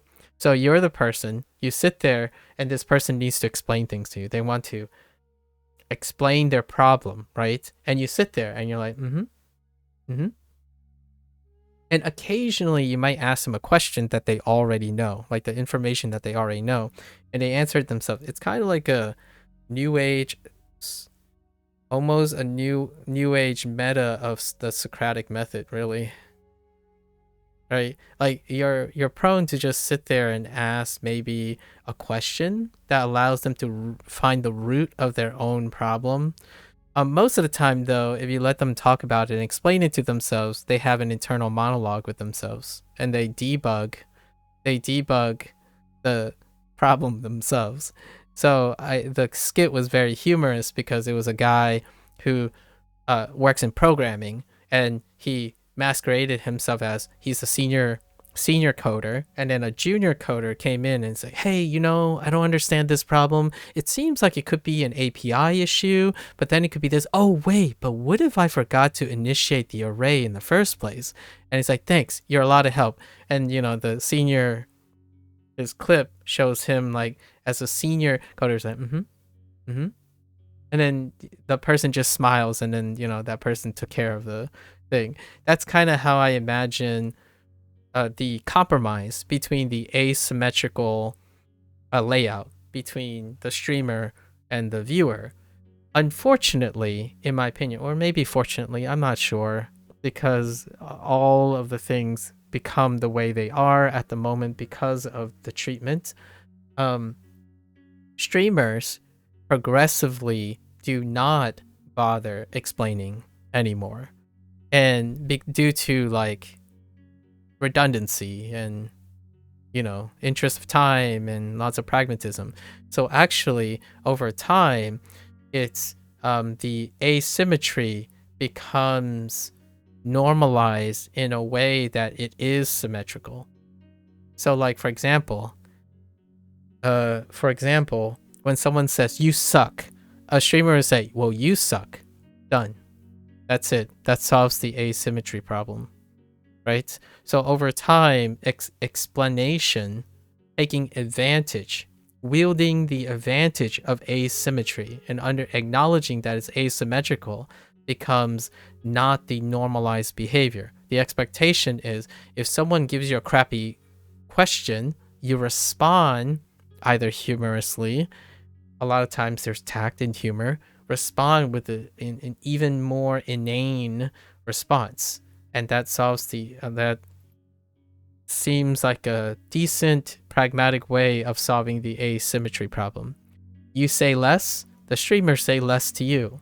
And at some point, it gets normalized because the streamer's response gets divided until it matches. And that matching caps the streamer's engagement. So when you have 1,000 people, the asymmetry is less. When you have 10,000 people, the asymmetry is even less because the streamer's attention is less and less divided. So yes, I agree with you. Inherently, at first, the medium is inherently asymmetrical because of the arrangement we are used to here, right? Between you and me. However, when it gets into practice and you get to a point where the engagement is divided among a lot of people, the it's no, in my opinion, it cognitively is no more treated as an asymmetrical medium, but a symmetrical medium. So when a streamer responds to someone, it's collectively perhaps a very harsh and minimum transparency. In fact, it's to the point where due to the autonomy, it exacerbates the need for a streamer to be transparent, right? Transparent, accountable, and also overseen. Like there's no oversight in the things they say anymore because generalization rules to normalize the symmetry. You can make sweeping generalizations largely because the original asymmetry no longer exists anymore. You have hundreds of thousands of people, so you have hundreds of thousands of, I saw your first message. You have hundreds of thousands of people, and basically you don't need to explain to them because you don't have time to explain to them. It's like, okay, well, how do you get better at Japanese? Listen to more native content. So, like, if you're a really popular person, right? Someone like a 1 million subscriber channel that's a polyglot and wants to appeal to millions of people, get all the views, your first title would be, it's a 5-minute video on all the things you need to know to successfully learn Japanese in 3 months. That ends up removing the asymmetry problem. It's no longer asymmetrical. That person no longer is also holding themselves accountable for needing to be comprehensive anymore. It's proportionately and in a way, oddly enough, logical exchange. So viewers now can rationalize, which I do, by the way. I rationalize this. Okay, well, this person's really busy. They probably have a lot of things going on. So yeah, I give them a pass since they made a 5-minute video summarizing the last 3,000 days of their language learning journey to give you a hot take, right? That solves the asymmetry. That quote solves the asymmetry problem. For myself, I don't see it as a problem, but a boon. It's something you can leverage. So I hope I don't lose that sight. But I'm also human. I don't want to admit defeat. However, if so happens that there are going to be thousands of people or 2,000s of people like 5 years from now, I could see myself, as humans do, become strapped for time and start falling in or start conditioning myself in that way, right? You can only do so much. So who knows? I might end up being one of those people. I'm human after all. I don't often consider myself as an exceptional human being, although my background might suggest it might look a little different than the people I'm referring to, the ones that are born into the internet age and are incredibly hyper, quote unquote, successful, right? I've seen many different types of programmers. Some stare at the screen with blank eyes, some swear like pirates, some read their code out loud. Ooh, I like that last one. Hey, as long as it works, the company doesn't care. Oh, so are you part of management? This might sound a little bit presumptuous, but it sounds like you're in a managerial role. It's like, yeah, you do you, guys. Keep it working. Like, less problems these guys have, less problems for me. I'm being a little facetious, obviously. You suck, MAKU. Now please provide a 15-minute long, detailed, and tailored response. Don't do it for real though. You got lessons waiting, and I didn't mean it. Oh yeah, no worries. Yeah, I read the first part and I'm like, those who know me well enough, that's pretty much where we get at. Like, fictitious would pop in and say something very, very obtuse, but only I would totally understand how it's funny from time to time, you know? That's kind of the nature of getting to know someone. And that's okay too, as not all streams necessarily need to include proper conversations based on what people are looking for. Absolutely. I basically or not basically, this isn't basic at all. In a very, very complex manner. In a very, very complex manner, I would say the one foundation that I hope I don't lose is that I'm able to explain why and how I'm going to choose to do something in the future. So, like, for example, if one day I'm saying, hey guys, you know, I don't know, I haven't prepped this speech at all because I don't expect it to happen. However, if it does, hey guys, you know, we've reached 10,000 subscribers, and the channel has finally hit 100,000. I'd like to, you know, thank you for all things, but we have to be transparent about certain things. I am one person. I'm incapable of potentially satisfying. There will be more discontent.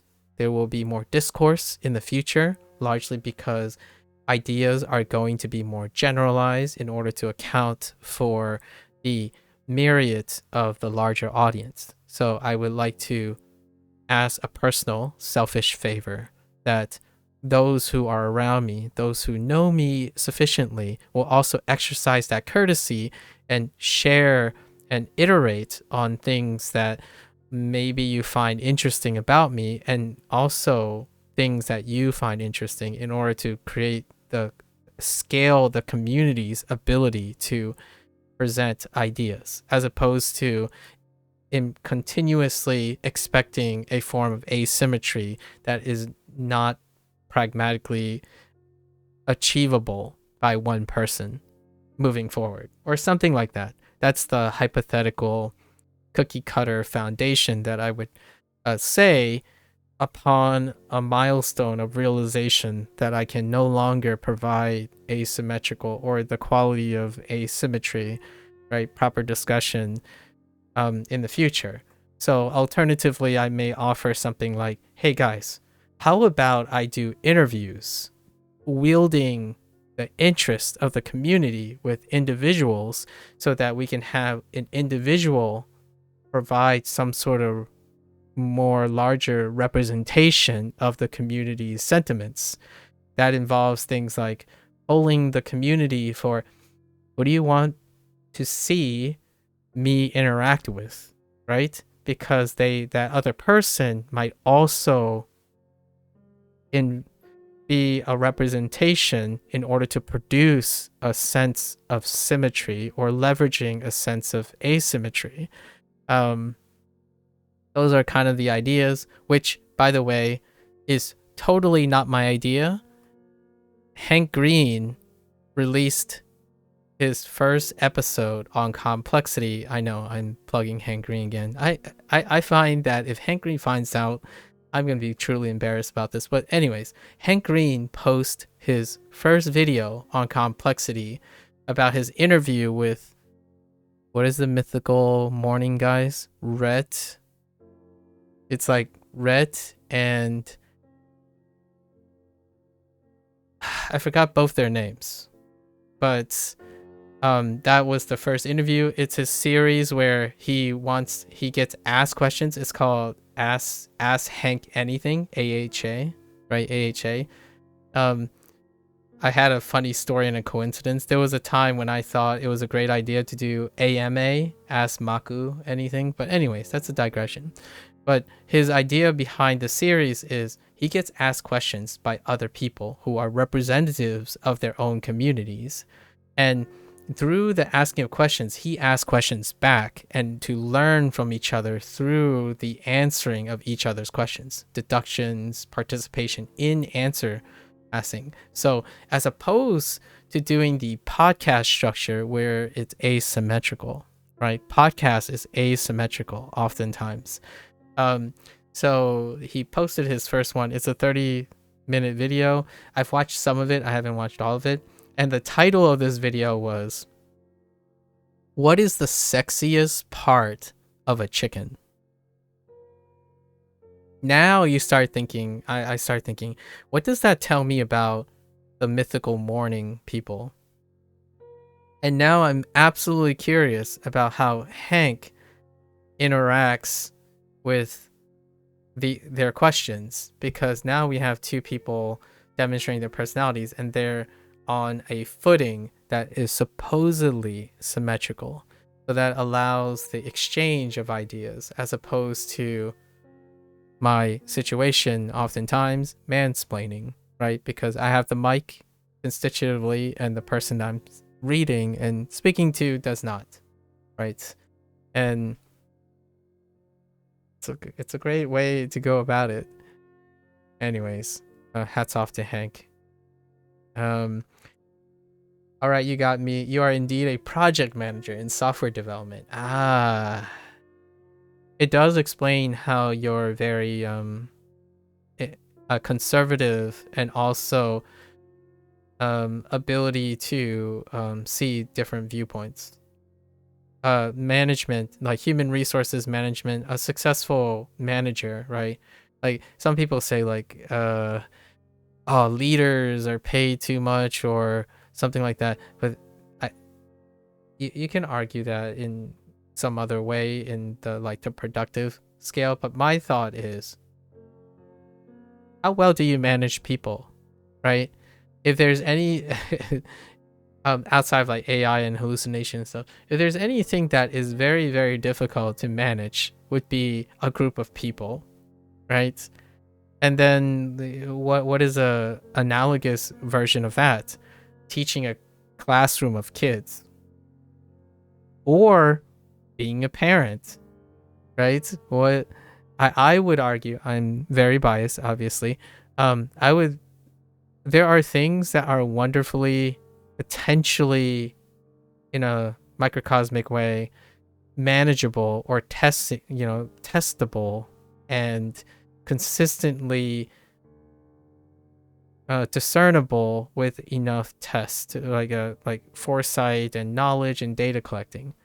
Humans, that requires a very particular type of individual, and I can definitely see the qualities of a project manager. Not that I inferred it just now, but I feel collectively all of your comments and then how you talk about people often screams to me that you are someone who works with people. And then of course, making a disclaimer, the technical side, yeah, that comes as an exchange, right? Like I say this too. Technically, I'm a terrible Japanese language learner. Technically, on a technical level, I'm probably very, very terrible as a form of advice on learning mechanically how to learn language. However, I am a people-focused. Education is people-focused. It's human-focused discipline, and that discipline involves many aspects that doesn't necessarily clearly directly relate to the mechanical aptitude of acquiring a language, right? Things like staying motivated, things like interpreting how metrics are applicable to you, and interpretation of how you correct and navigate your own mistakes. Those are human-centric things. They will, quote unquote, unfortunately vary, right? However, attempting to explain that is where the skill and experience comes from, not terminating it by saying, well, it depends and everyone's different. That is someone who focuses on mechanics. So you're looking for a mechanical understanding of something, and then you brush off all the individualisms by stating something that I agree 100% of the time. It depends. Individualism is where I thrive, right? It's the thing, it's the problem, it's the hit that keeps on giving. Mechanically, yeah, you can go around and say SRS works this way, and comprehensible. This is the principle behind comprehensible input. This is Hasek's method. You can say most of those things. Those things create consistency, regardless of where you go. In my opinion, that's not as intellectually stimulating as how those things interact with the person or the different potential permutations of people using that information. And that's a life pursuit. It is rarely ever mastered. It is incredibly messy, and I really like it for what it is, right? Without sounding too terminating. That's a little bit of a terminating statement. I like it for what it is. I like it for what it is, and continue to talk about it and explain it and try to explain it. Make mistakes along the way, right? That kind of thing. At the end of the day, you'll have the choice to remain genuine and accept the community that it attracts, both in quality and type, which could possibly change with time. The alternative would be to focus on growing the channel, adapting content and behavior in the process, right? Which some people pursue, that's okay too, but at least you should know which one you want to be. Yes, awareness and lack of cognitive dissonance. So, you know, the whole thing, right? Here's like that paradox, right? Someone says, in the end of the day, right? And then the sustainability is being true to yourself.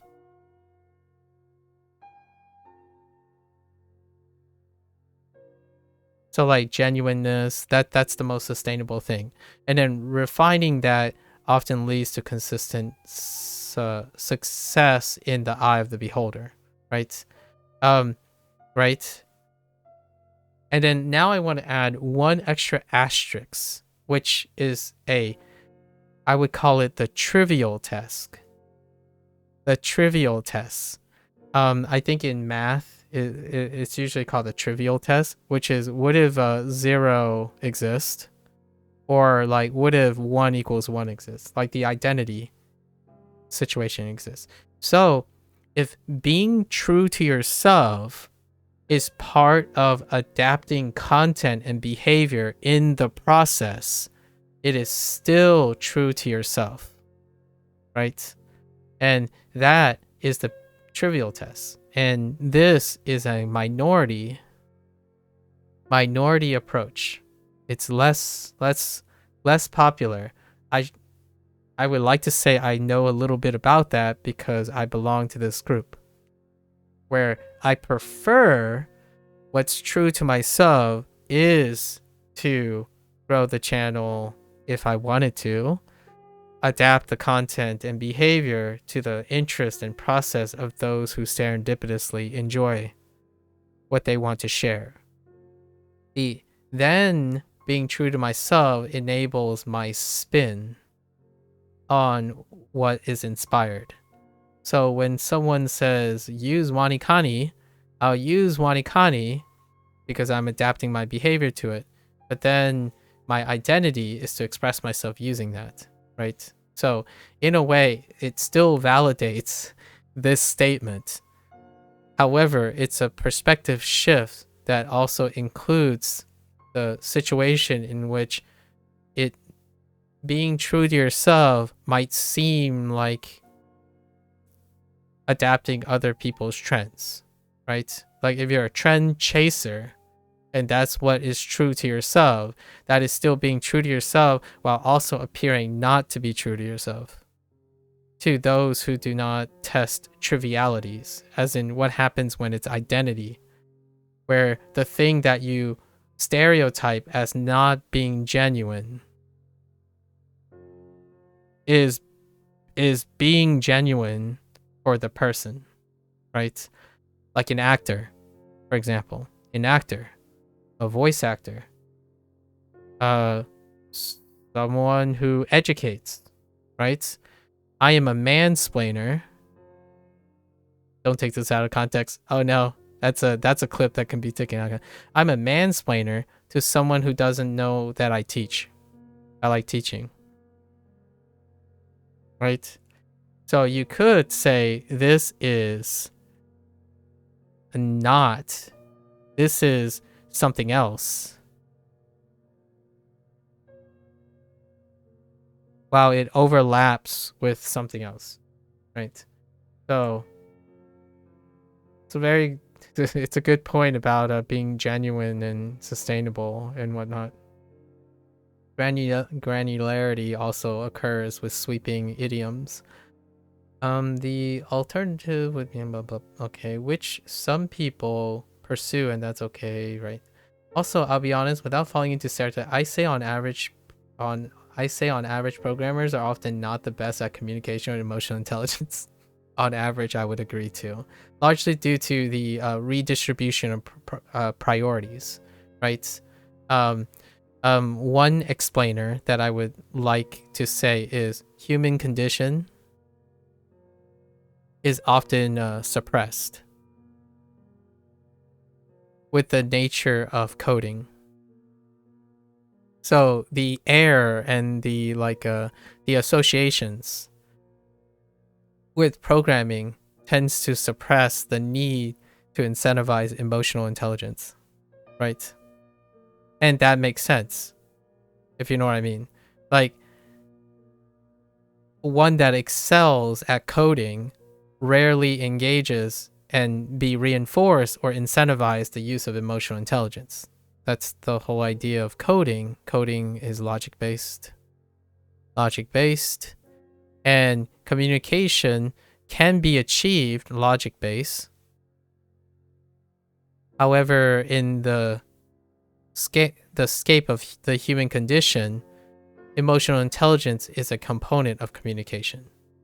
However, the communication that they have is sufficient and arguably ideal when it comes to the products that they work with, right? Their profession. So, hear me out. I say this because science can get that way too. Only to a lesser extent, largely because science still involves teaching to some extent, or at least instruction.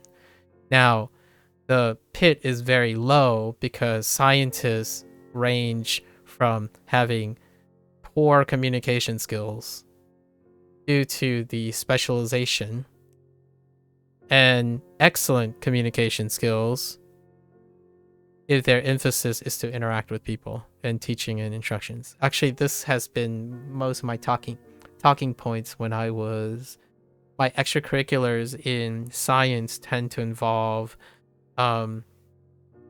compensating for that. So at a cost, at an exchange. Time invested in teaching and instruction can take away from time specializing in specialized communication, which then inherently causes you to be under practice in communication. So like the whole idea of TED Talkers versus bleeding edge pioneers, you know?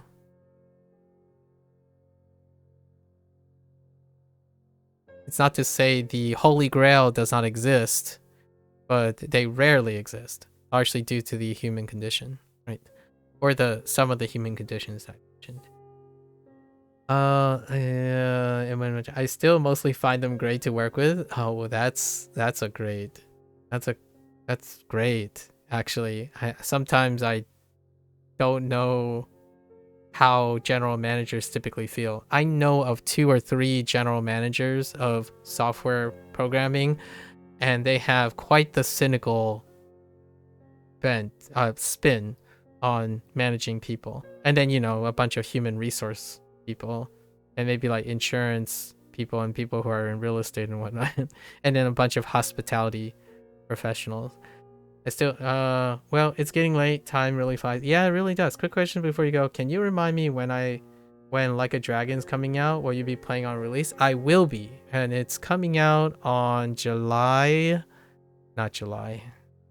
Somehow I skipped 8 billion months. It's coming out on February 21st. And I'll be playing it on February 21st. Hello there, Mattia. I'm doing pretty well. I do need to go to the bathroom before I even start a lesson. But today is going to be a long day. We're going to learn a lot of Japanese today. And we started with a fun conversation again with Gecko. Thank you. Thank you again. I always appreciate these conversations. So, I don't even know where the conversation started. Oh, it started with the forum stuff. Yeah, that's why I read forums. I love reading forums. It inspires me to think about and challenge my perception. I actually like, I would say a recap. I really like that Gecko pointed out to explain a solution, to explain one's confusion is something I do not consider very often.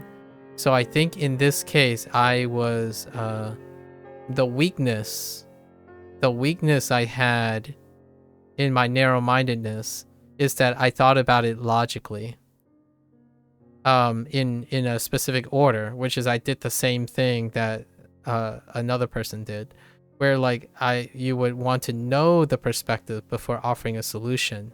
But it's definitely very plausible that person was explaining their confusion by offering a solution, which I should really consider that in the future. Yeah, it's very good. Well, have a good one. You'll definitely catch up with your lessons. Yeah. Oyasumi nasai, Gecko-san. All right. So before I start this lesson, I actually really do have to go to the bathroom. So I'll quickly run to the bathroom. I'll be right back. Hold on.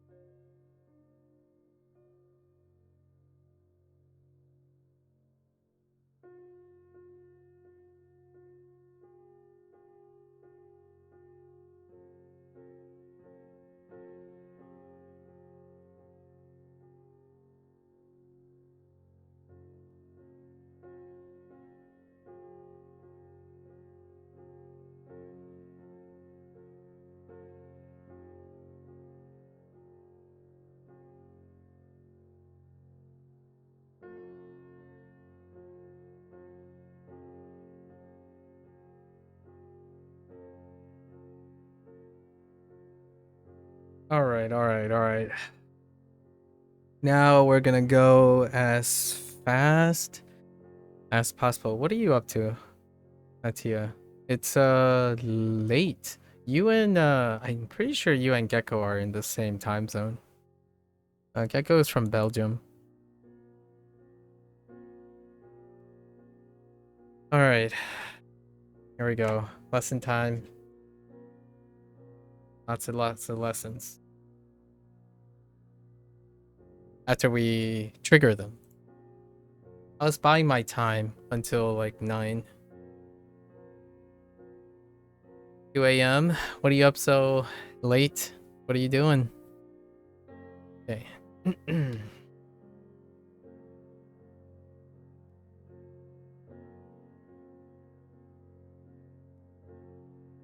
Whoops.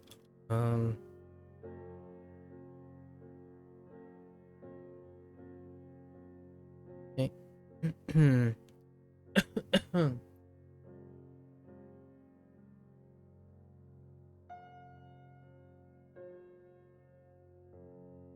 Whoops.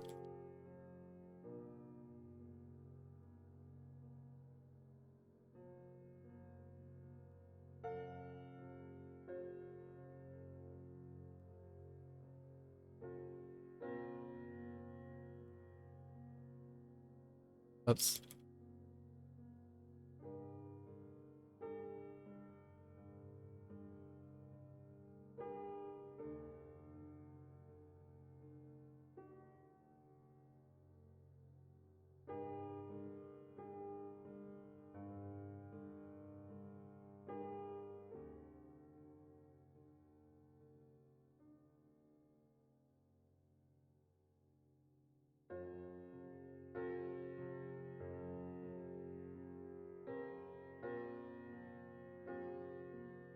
Hold up.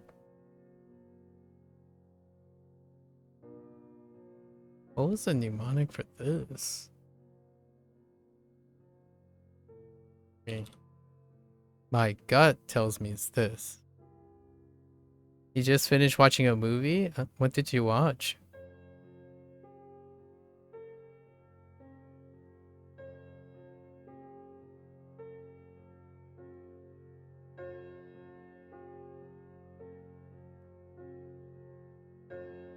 We have a lid with a sword.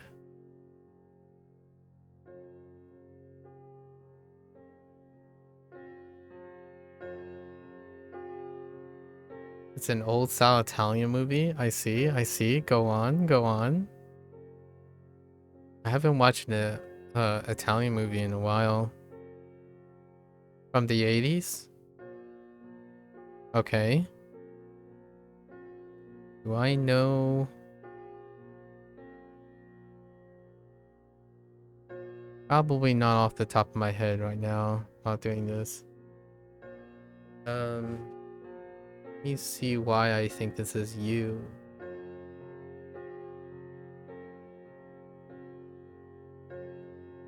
Or is it you? No, it's not you. That's why it doesn't make sense. Okay.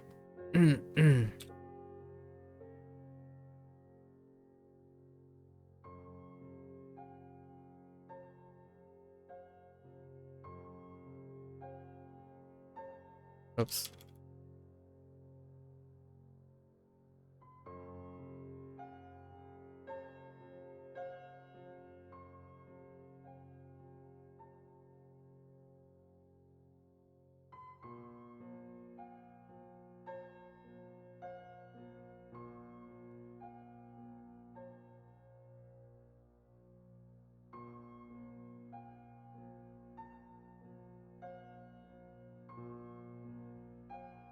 More of a series, just like Mr. Bean? Ah, Italian, huh?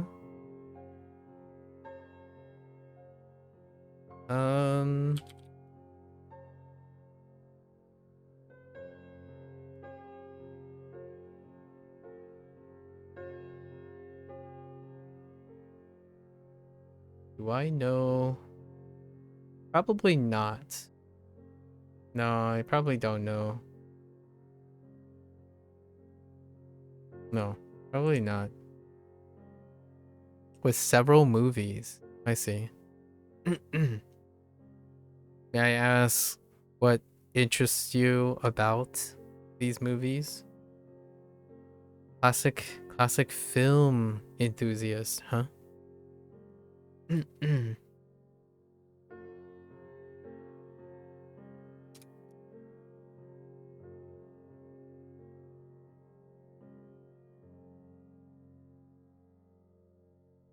Mr. Atkinson.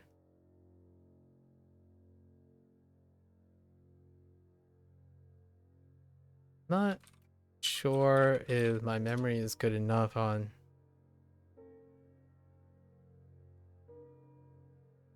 I'm trying to think of like an Italian persona that is like Mr. Bean.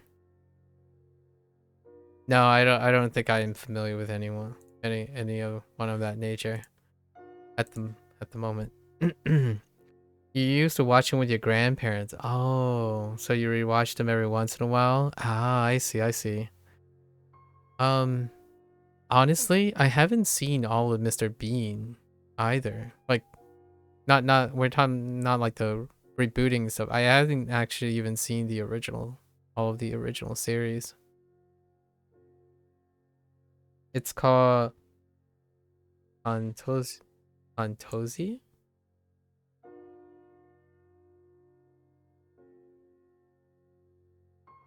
I know the actor. I've seen, or at least this person. I've seen this person's face before.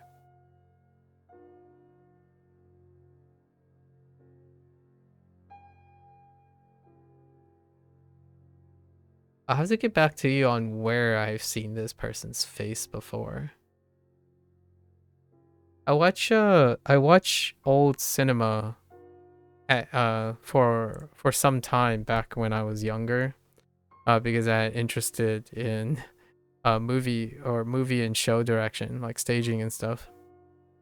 I think it all started with Alfred Hitchcock films. Yeah, he's a really famous comic. Oh, that's probably where I've seen him. I do dabble in comics. Like what I mean is comedians. Like interviews, stand up or clips like acts like skits and whatnot. So there is a chance maybe on a talk show or something that I've seen this person's face before.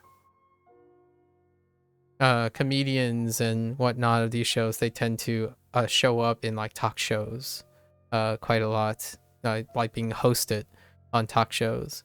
I think Atkinson showed up several times on various talk shows.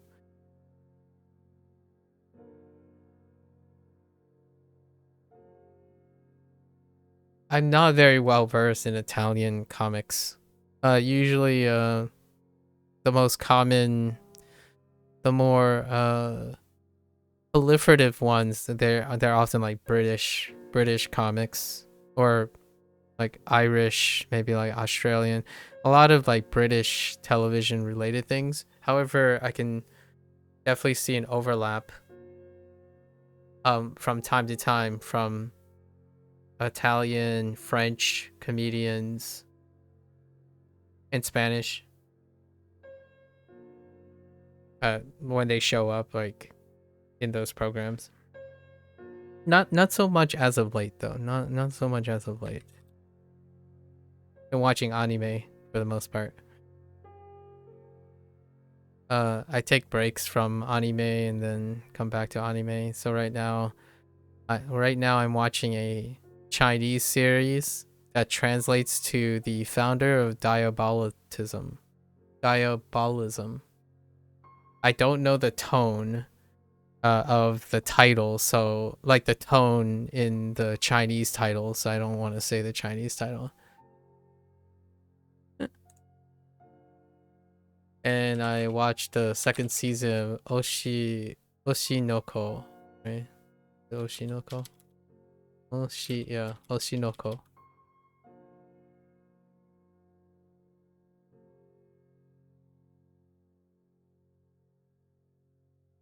Yeah, people don't write pinyin marks or stuff in their titles and stuff, so it's kind of hard. Oh, it's Moldai, Moldai Zushi, Moldai, Moldai Zushi. So I'm like on the first season of that. You've been waiting for the last season of Bleach? It's the only anime you've watched recently? Ah.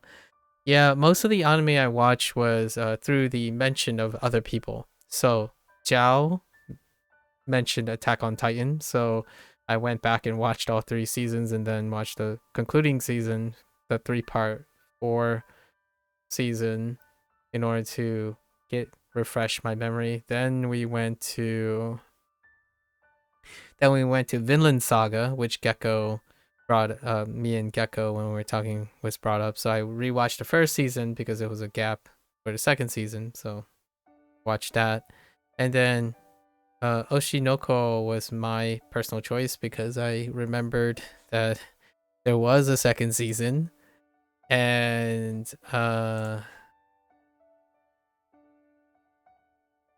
that's currently brings us up to speed since the start of the new year. Others would be a little before, someone, I don't remember who, and I talked about Arcane. So I watched the first season because, again, refresher, then watched the more recent second season of Arcane. And then there's like a couple shows that have been tossed around that are still airing, so I'll probably watch them after they complete airing. Yeah, that's how I go about special interests now. Outside that is study, write, plan, study, write. You study, you learn, and eat, right? Eat, sleep, and exercise. That's pretty much.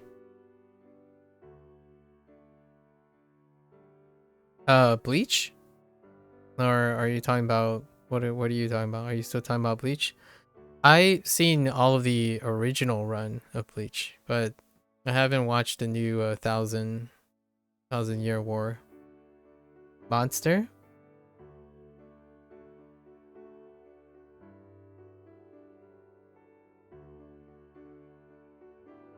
What about Monster? I think I might. There might have been a lost of a message somewhere.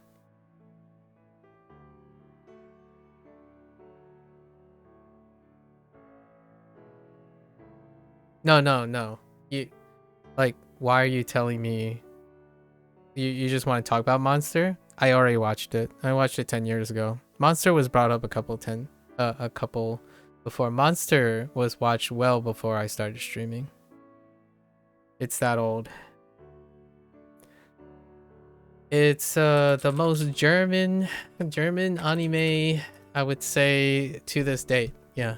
It's already been 20 years since it's been more than 15 years since I've seen Monster. Monster came out in 2004. Wait, hear me out. Monster is not before you were born, was it? It was 20 years ago. You could be 19 right now. Oh, no, wait. You said 21, actually. I remember you saying you started later because you have a business. You also have a pizza business. So you say you're 21 now. So Monster came out a year after you were born.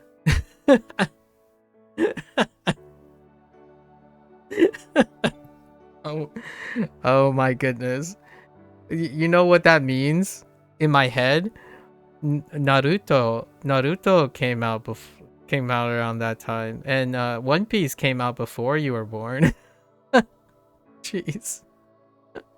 Actually, how old were you when you started watching Bleach? Because you would be like 5 years old? No. How old would you be? if you started Bleach. Bleach was 2006, right? The first episode in the oh no, but this is the United States.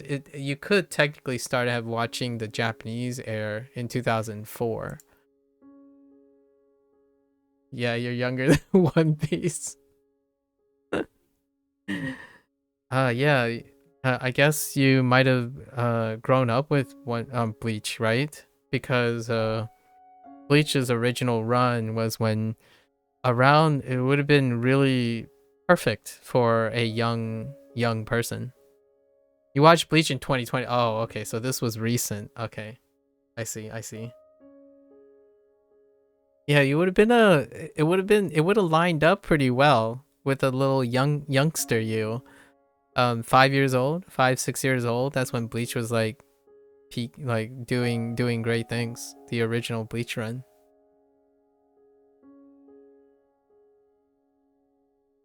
Kind of neat. Yeah, Monster is a fantastic show. Monster is a fantastic show in manga.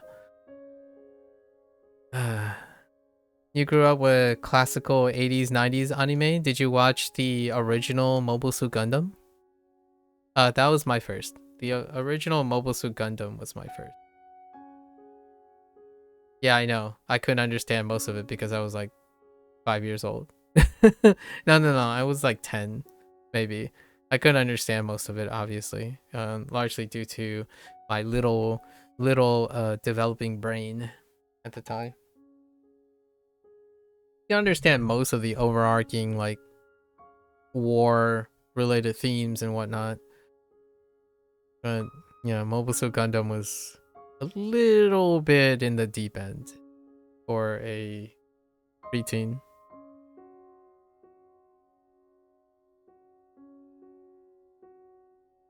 Let's see.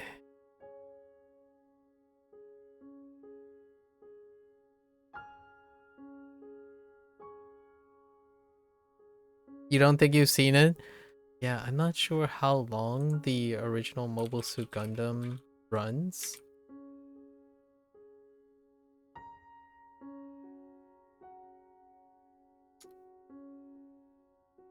It was... Yeah, I know you said 80s and 90s. Mobile Suit Gundam ran into 1980. So it started in 1979, and then it ran into 1980s. It stopped at the end of 1980, the beginning of 1980. How long was it?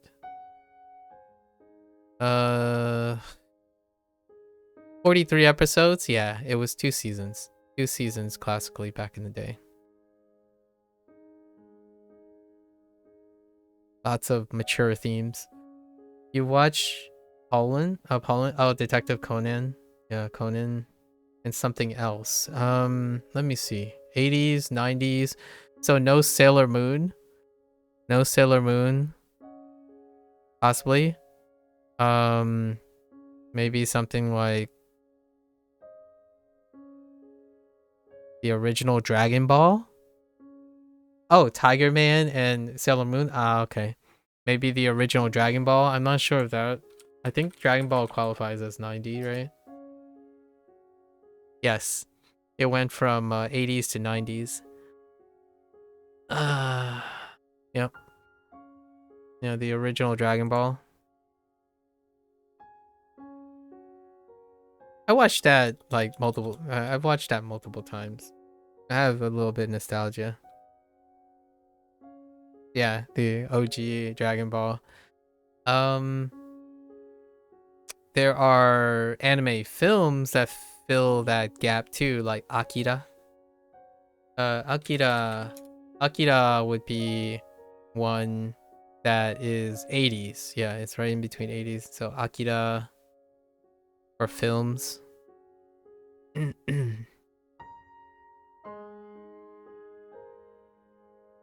Why?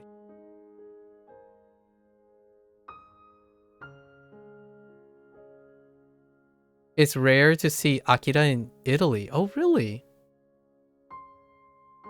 Yeah, it's between 1986. I think it's like 1988, 1986 is close enough, I think. I'm not sure if it. No. It is 1986. That's probably the Japanese year, right? Because 1988 is probably the U.S. year. I don't actually know the Japanese release year. When did Japan? Okay, it's 1988. Wait, is this the U.S. release date or is this the Japanese release? Maybe they released in the same year. Yeah, I didn't watch Akira until much later because of its availability. Its availability in the United States,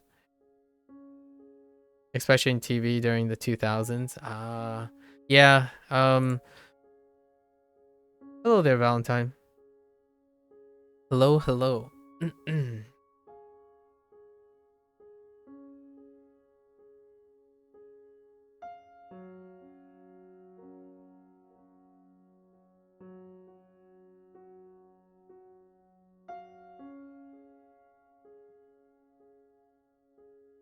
Oh, you watched Doraemon? Doraemon?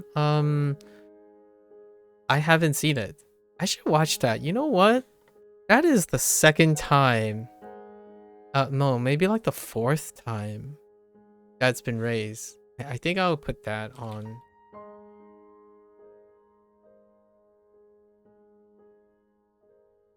I should really watch this. I haven't seen this yet. Okay. We'll put that on the list as on. What's up, Valentine?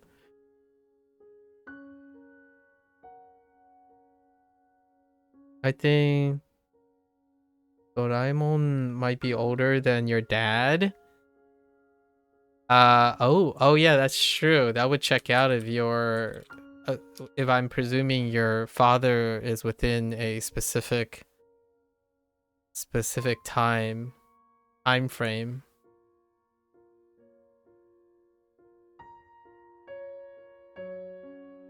Obviously not older than my father, but I mean, it might be. That's funny. Does your father have any interest in like that type of entertainment at all? I was born in 1969, so I think yes, that would make yes. Yep. That checks out. Oh, they are. Oh, that's cute.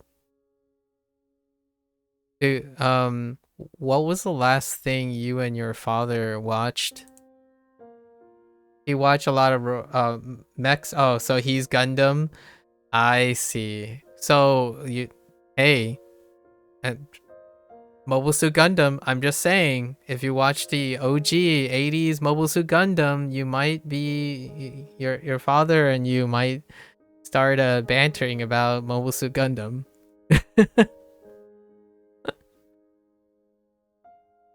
A Jeg robot and many others. Yeah. Evangelion, technically 90s, right? Evangelion is 96. It's almost a turn of the century, right? Evangelion.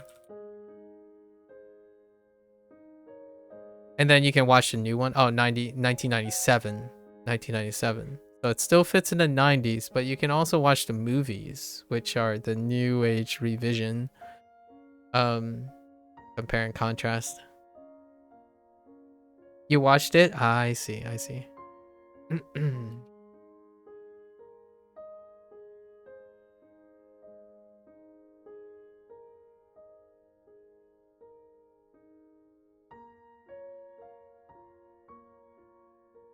The first time you watched it, you were confused by then. Yeah. How old were you, by the way? May I ask? Like, what was your time frame when you watched Evangelion? Because Evangelion is it gets pretty abstract near the end. Do the movies clarify some stuff? I mean, the movies, no, it kind of does another out of the box thing. Yeah, Evangelion is maybe 16. I see. I revisit Evangelion every once in a while.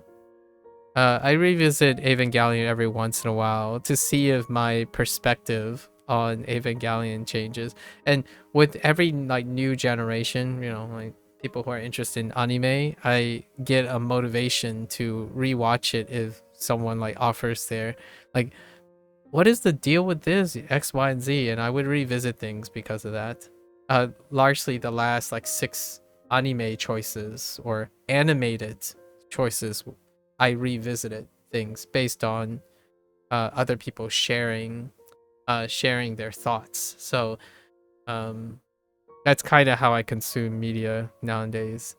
Other than that, the things that I focus on, language learning and very specific things, like the video game that's coming out this month, those are the very specific things that would be indicative of all the things that I've planned lately. Yeah, Evangelion is a weird one. I would say statistically is also a weird one.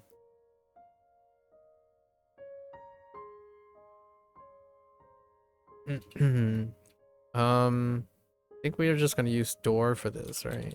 I don't want to do a Japanese style door or something. Oh no, that's not. Oh, I wasn't paying attention. I was just paying attention to the left character. That's it's not it. That's doorway. That's fine. Oh, speaking of roof, we were just talking about this. Even FMA was weird at the beginning. At the beginning? Oh, that's interesting. I'm more likely to hear that FMA, and we're talking about FMA, the first one, the first FMA. It gets a little weird at the end as well, largely due to the nature that the manga was still being written at the time. And then FMA Brotherhood was the second time around, going off the source material. It got a little bit abstract, or like big scale near the end of FMA Brotherhood as well. But they're both retellings of the source material, or they're both based on the source material.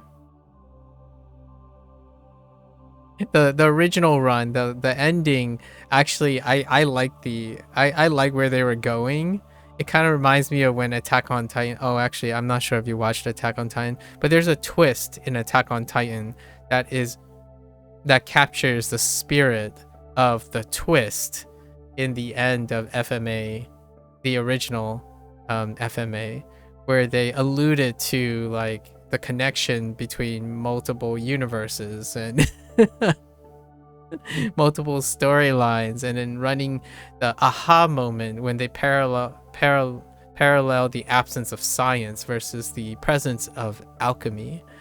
And it goes very deep, because in terms of science, that's kind of how it went, or like the connection between alchemy, or the perception of alchemy, which led ways to scientific things. They kind of go hand in hand historically. Hate me if you want, but I started Attack on Titan and you didn't like it. That's fine. Attack on Titan was not for everyone, and its target audience, the reason, one of the major reasons that Attack on Titan has universal acclaim is largely due to its target audience is very clear. So oftentimes we have to keep in mind that incredibly popular or universally acclaimed things also have to take into account how well the material is targeted towards their audience. So in Attack on Titan, it has a really big wall. Those who watch or choose to watch Attack on Titan largely have already committed to that idea, that genre. Casual genre, like genre that is more approachable, tend to have more mixed response, because they're meant to appeal to a larger audience. Attack on Titan does not appeal to a larger audience. It appeals to a very target audience. So oftentimes those who don't take to that subject matter leave very like that. It's very quick. Like you'll know very quickly if it's not for you. And they continue to push that into all of the rest of the show. So it's yeah, it's an acquired taste. What's another show that's very highly regarded, but it's a very specific targeted taste? Bleach is one of them, actually. So Bleach is definitely one of them. it's different, like, as opposed to something like One Piece and Naruto. Bleach is definitely one of them.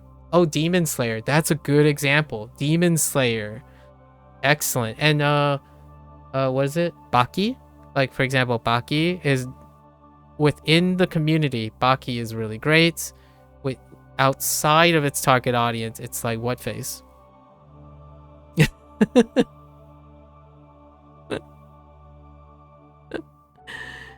There was a period where everyone was talking about it. Yeah, Demon Slayer for sure. Yeah, Demon Slayer is definitely one of them. I caught up with Demon Slayer recently because someone else brought up Demon Slayer. So it required me to review season 1, 2, and 3. But then I caught up with 4, and I'm not sure if it's technically on 5 yet. Yeah. Yeah, very, very narrow. It's a very narrow target audience. So if they don't target the audience properly, it can be like meh, right? It can be very meh. I think another example is like Fate Stay Night. Fate Stay Night. Anything to do with the Fate Stay series.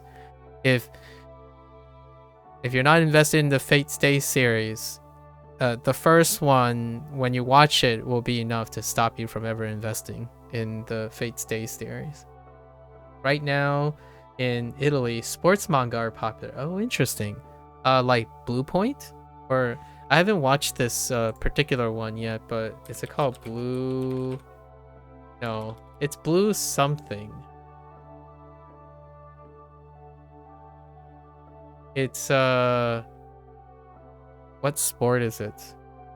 And then things like Slam Dunk, or maybe like Kokoro no Basket and things like that. Oh, Blue Lock. Yeah, Blue Lock. That's the thing that I hear lots of peeps are talking about right now. That's currently airing. Blue Lock. Yeah. The football one, which is pretty, it's self-explanatory, right? It's football. Before that was basketball, then before that was volleyball, right? Hakyu. Hakyu. Or Haikyuu. Sorry, Haikyuu. Or is it Hakyu? Haikyuu. Haikyuu and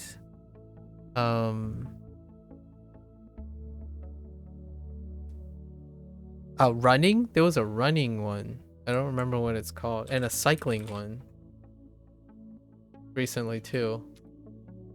The one that I saw that was out of left field is how much do you lift anyways? Or like something about dumbbells. It was a fitness exercise with some fan service. It was a fitness anime about like weightlifting. It's like, do you lift dumbbells or how much weight do you lift or something? Oh, and Run with the Wind was the running anime. Yeah. I watched the older animes, sports anime, like Prince of Tennis. Cross Game is a relatively like not. It's like 2000s. Cross Game was pretty good on baseball. Yeah, it's the 2010, 2009. There are some sports things thrown in. One of my personal favorite sports manga / anime is Hajime no Ippo, which is where I got my alias from. Maku is short for Makunochi. Makunochi is the family name of Ippo, from Hajime no Ippo, which is a 90s anime, by the way. So you can, it's a boxing anime. Still running. The manga is still running today. It's one of the longest running manga in history so far. Still running. The mangaka is still going. Yeah, 1989 is when it was first serialized, I think. And I don't remember when the anime actually came out. It's in the 1990s though.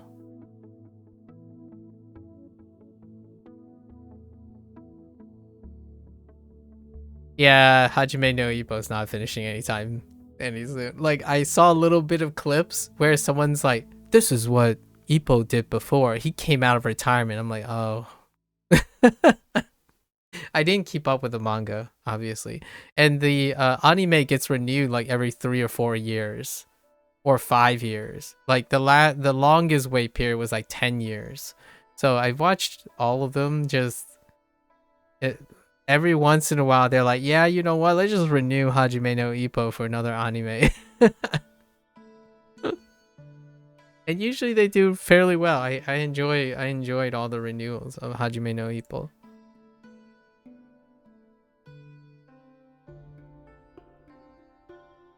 Ippo.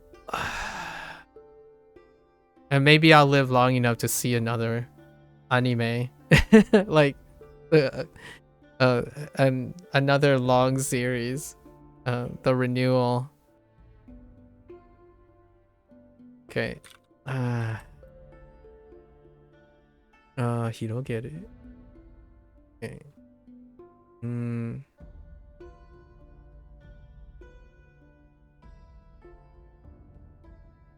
Wait.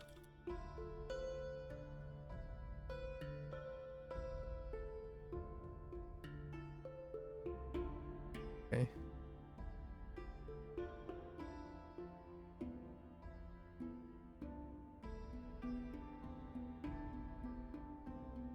Whoops.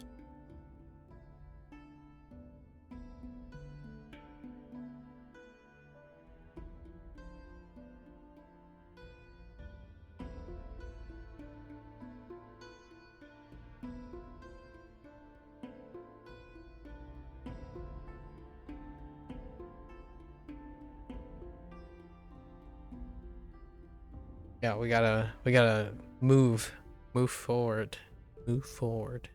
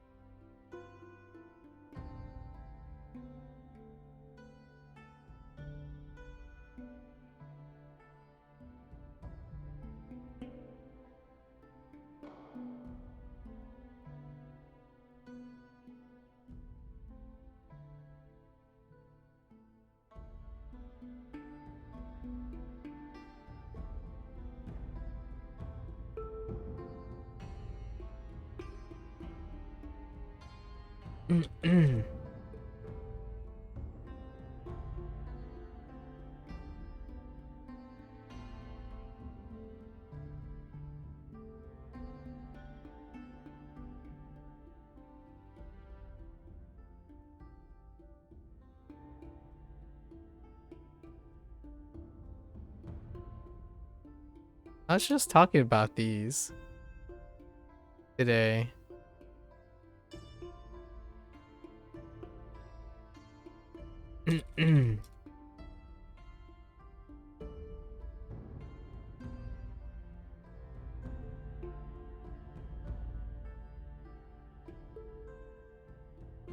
Wait, I didn't ask Valentine. Where are you in WaniKani, Valentine's? How are your WaniKani things going?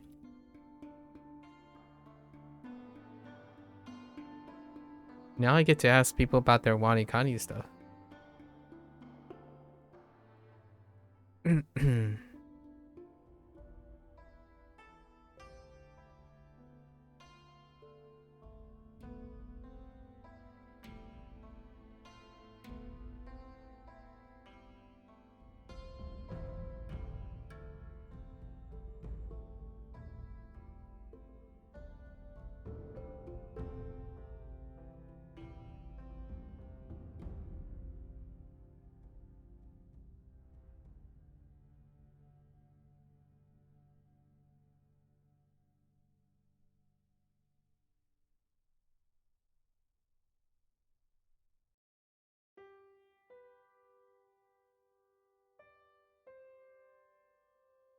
Almost done with level 9. Oh, you're about to hit the double digits.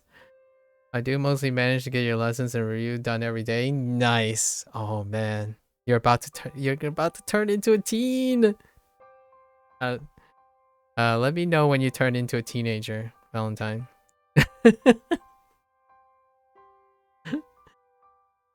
Okay.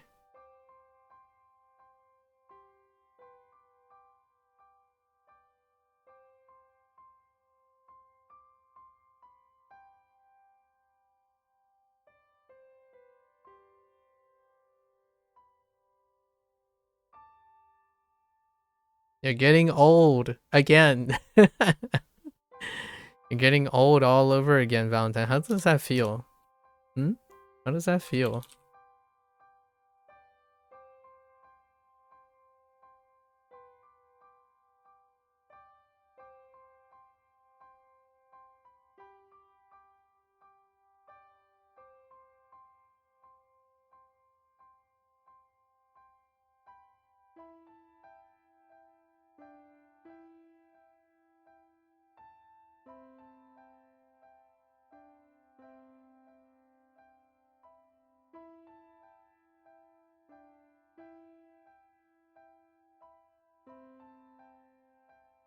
I've been enjoying WaniKani. It's very relaxing.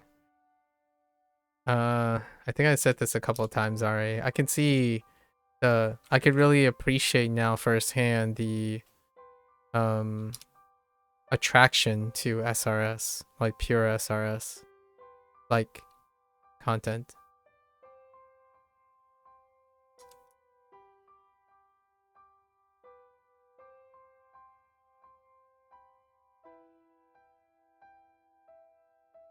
I can also see myself being too relaxed on speaking, but I think Duolingo will cover the speaking aspect in the future when I get started again. It's great to have a second chance to get old. I know, right?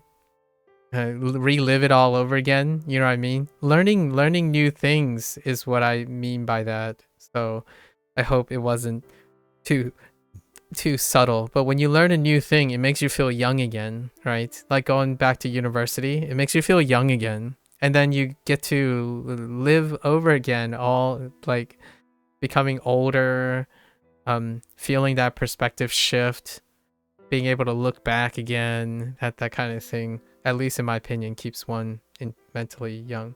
Do I plan on continuing? Will I stop at level 3? I have a lifetime subscription, Mattia. And today we're going to become level 4. So I was supposed to be done with my review, but Gecko and I had too much of a excellent discussion. So today is going to be a very, very long day. I might actually take one extra break day.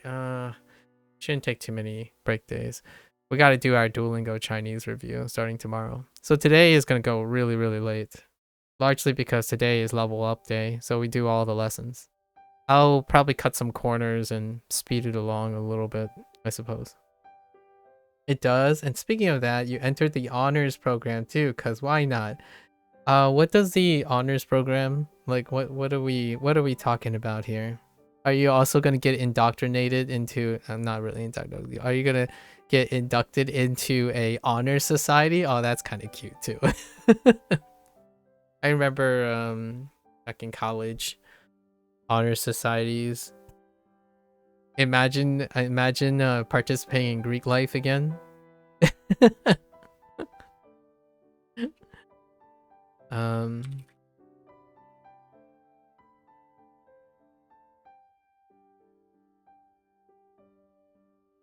This reminds me of what is that anime? Real Life? Yeah, Real Life, when the protagonist got a second chance at going back to high school because they were reincarnated as someone younger. Or it's like figurative. Well, kind of figurative and literal at the same time, but they got to re-experience high school life again. You wanted to buy the lifetime screen in WaniKani with a Christmas discount, but in the end you didn't. Oh, so how far along are you in WaniKani, Natia?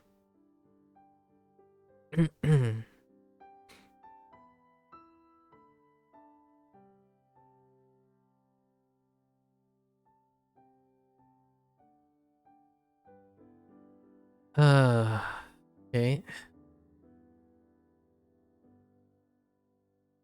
Shiato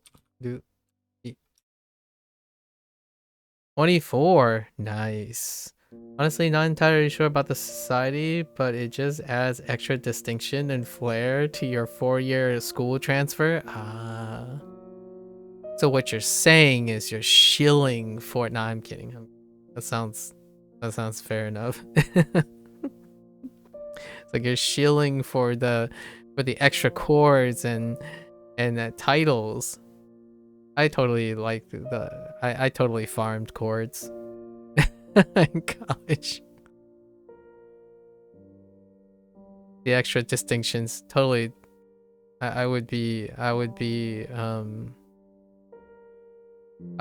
very misleading if I weren't farming for distinctions myself back in the day.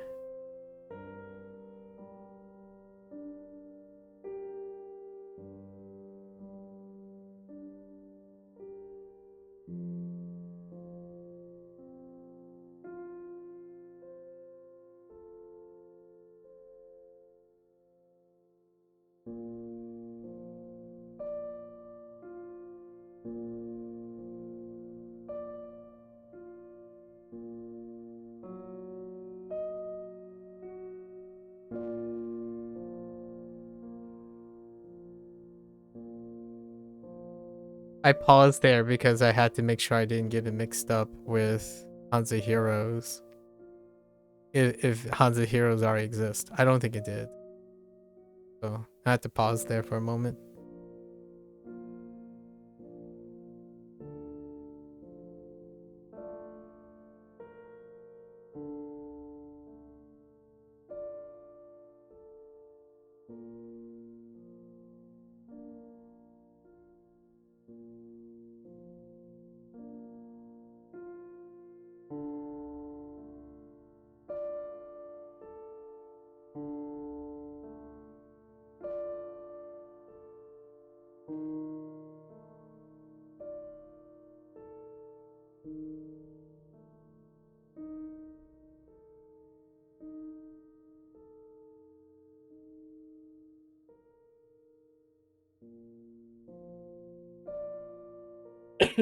Excuse me.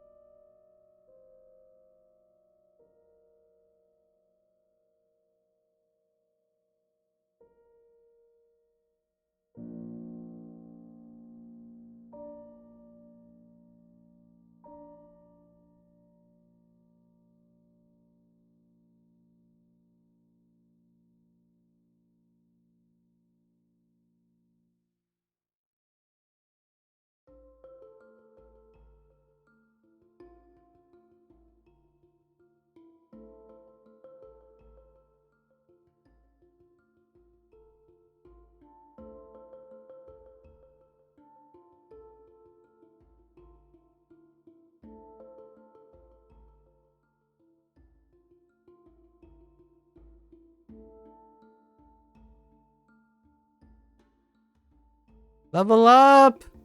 All right. So here's where it gets a little crazy, right? Okay. So we got to strap in now. Okay. Very cool. You think you started at the end of July, so 6 for you? I see. 3 months, you literally burned everything you had at the time. 3 months, I see. Literally, huh? That's a lot of things to burn at the end of 3 months. Alright. Alright, man. Fair enough. Man. Rice patty power comes from a man, and one man, in fact, he's running on a big wheel. Oh yeah, the power next to the rice paddy, and providing all the power for the rice to grow and be harvested. I see. Okay, rice paddy and power. You know, they don't highlight rice paddy and power, interestingly enough, to give it a more striking thing. I don't actually know what captive is. Interesting. Okay. Man is man. We got it. Rice paddy power. Like it. To be born. Makes sense. Umareru.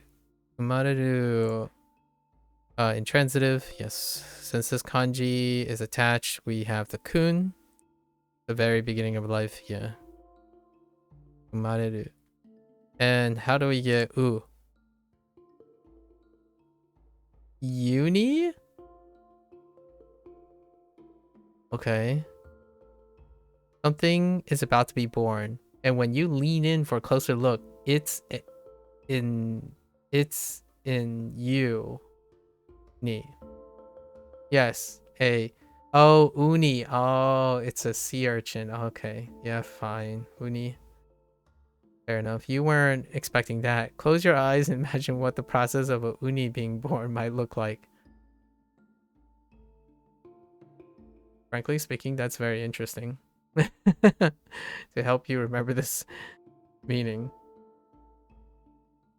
I actually have no idea how sea urchins are born. I guess they just get plopped out, right? Are sea urchins egg layers?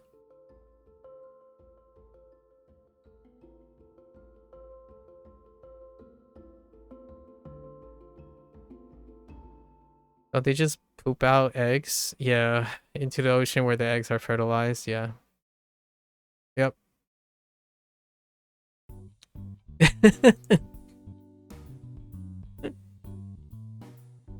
Okay, so uni. All right. I thought they might go with like you being born. Like imagine you being born, right? But then it wouldn't get u. The u wouldn't come out. So I get the whole uni thing because it shares the u sound. Umareru. Umareru. Okay. All right. We're gonna have to skip some contextual reading for fun. Ooh, what's a newborn? Umareta. Umareta.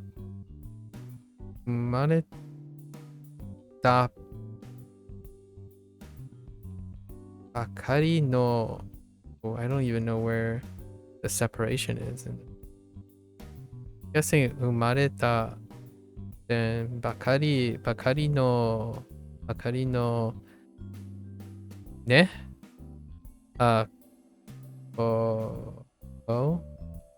Homo? Noko. Yeah, noko mo milk. Milk wo nomimasu yo. Yeah, nomimasu. Reading kana. Haha wa America de umareta. Born in the United States. Gotta not get it confused with soon. Soon also, I imagine it might be coming up at some point. Toy poodle. What do you have for poodle? Poodle. Okay. All right. Pass. Oh, they made it so that it's not connected to this. Interesting. That's an interesting type. So pass. We have dirt and private. If someone tries to dig up private dirt on you, tell them no thanks. That stuff is in the past. That's a good one. That's a really good one. A private dirt. Some things should stay in the past. Not everyone needs to know everything about your life and your path. Keep your private dirt in the past. It's better for everyone. That's nice. I actually disagree, but perhaps with a pinch of salt, right? Perhaps a pinch of dirt. So what do we have for reads? This would be interesting because I don't actually know. So there's kyo, right? Kyo and ko. What is my example of ko? Kyonen would be the prototypic kyo. Remember the reading kyo will use little kyoto. This will differentiate kyo from kyo, which is regular size kyoto. Get it? You decide to bury all this private dirt from your past in little kyoto. That stuff is from, I see. So Kyoto.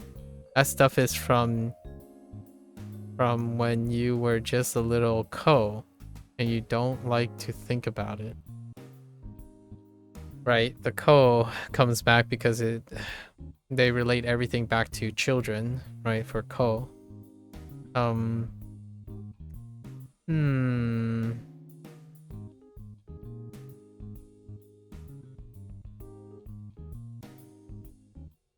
So little Kyoto. Okay. Reminds you to kyo instead of kyo. Imagine physically, literally burying your past self. If you hide it in little Kyoto, no one will ever be able to dig it up. Ooh, there's some extra steps here. Yeah, Kyonen. Kyonen. Ooh. Ah! Make sure not to click on them. Huh. Kako.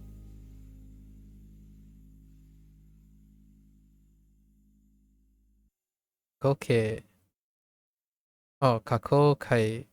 No, kakoke. Just kidding. Alright. Fresh. Okay. I see that. Raw, live. Okay. It's a noun. No adjective. Normally a single would use the same as parental, but in the case of life, yeah, life is complicated. All puns intended. Life is complicated. But in the case of life, it's a little different, but still related. When you think of something that has life, it's fresh or raw. Think sashimi or sushi. Actually, they're not. Sashimi or sushi, for example. You want that to be as close as possible to life as you can, so you eat it when it's fresh and raw. This word can also be used to describe a live event. Like a concert or sporting event. You'll see this word at the beginning of other words. For example, well, that's not nice because I don't actually know the read yet for that. Raw eggs, okay. Is this supposed to be... Ooh, no. It's nama. Ah, yeah, nama. You have to wake up tomorrow? Yeah, catch you next time. Matia. Good luck, good luck. Thanks for stopping by. Nama. After eating raw fish, my yoga teacher and I say namaste to the sushi chef. Bowing low to show our appreciation. Okay, namaste. I did have nama before. Wasn't associated with this character yet. Okay, nama. Or is it nama? Nama. Nama. Nama. Okay.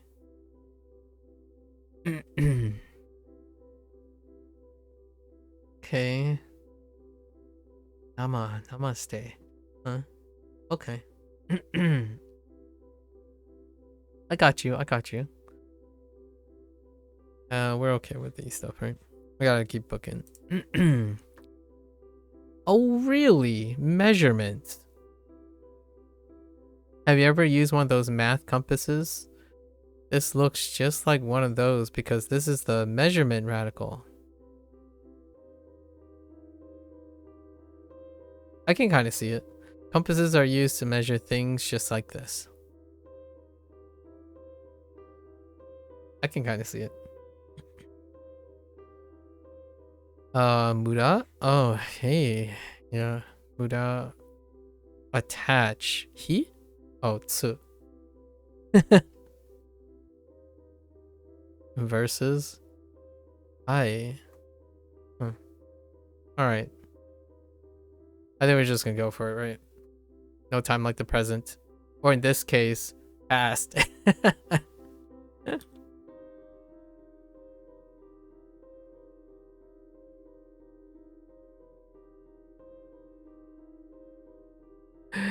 They want man? Oh, you don't... Both, but oh my gosh. That's... I should have checked. If they accept man and male. Yeesh. Yeesh. I disagree. What are we doing here? Oh yeah.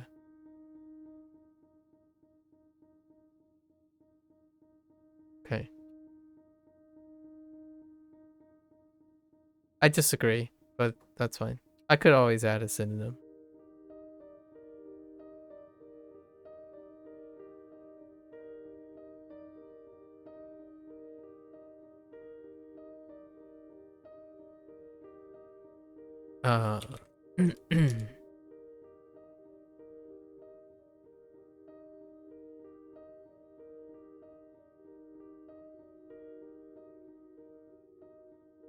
Okay. We got a lot, so let's keep going. Origin. Oh, and tomorrow is gonna be tough, actually. Oh no, I just realized tomorrow might be a little tough too. Because we're gonna have a lot of radicals, and many of these radicals I didn't give names for. So we got legs and two, so 2 legs. You have 2 legs making up this article. Between 2 legs is where you came from, no matter how you look at it. These 2 legs are your origin. Ah, okay. I like that. Again. Again.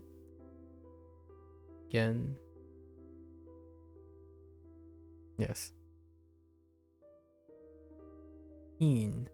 Makes sense? Like 病院. 病院. Perfect. Kan. No. Okay. Have. Hanbun. So we have han and we also have bun. So self-explanatory.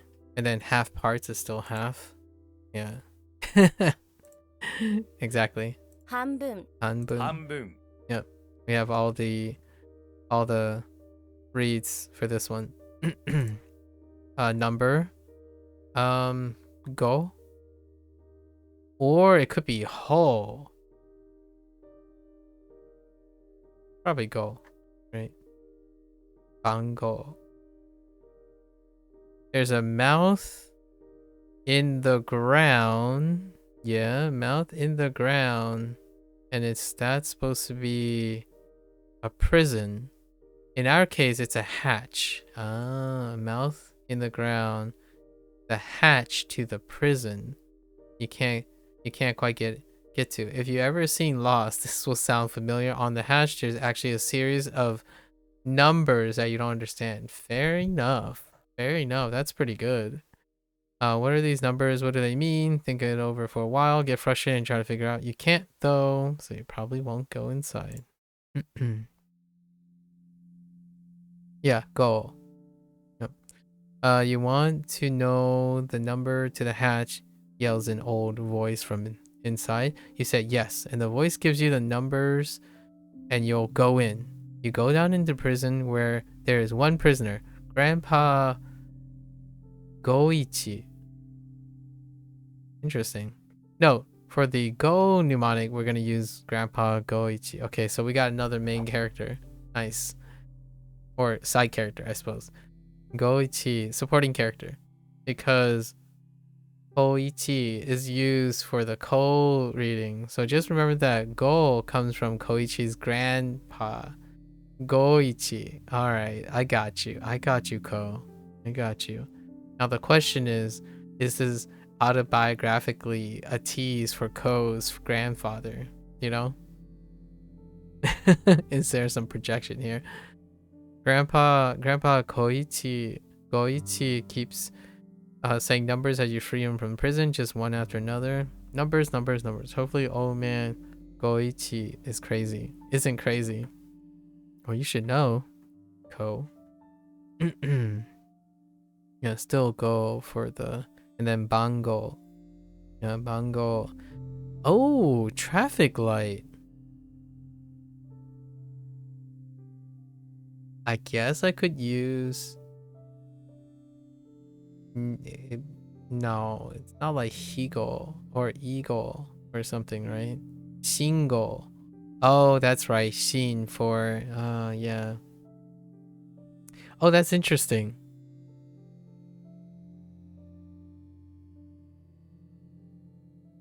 Huh. I wonder how that relates to Shinjiru. Because Shinjiru is typically written in Hiragana, but if it was to use this, which I think it's the same character, that would make it a Goon, but maybe it's an own. More on that later. A leader? Oh no. Okay. We gotta differentiate from Slender Man. This radical technically means person, but we're going to shift the meaning a little bit. It's kind of like the person radical, but it's taller and skinnier, standing above the rest of these peons. That's why this is a leader, not a regular old person. Okay. I got you. Ako. Ta. Oh yeah, right. Onyomi. Ta. That makes sense. Ta. Substitute. Shi? No. Dai. Okay. Oh, she. I was gonna say she, not shi.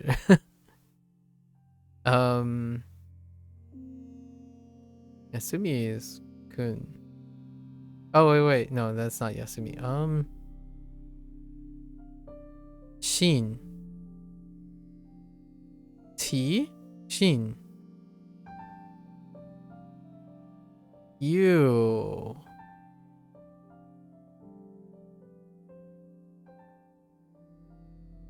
Where does Q come from?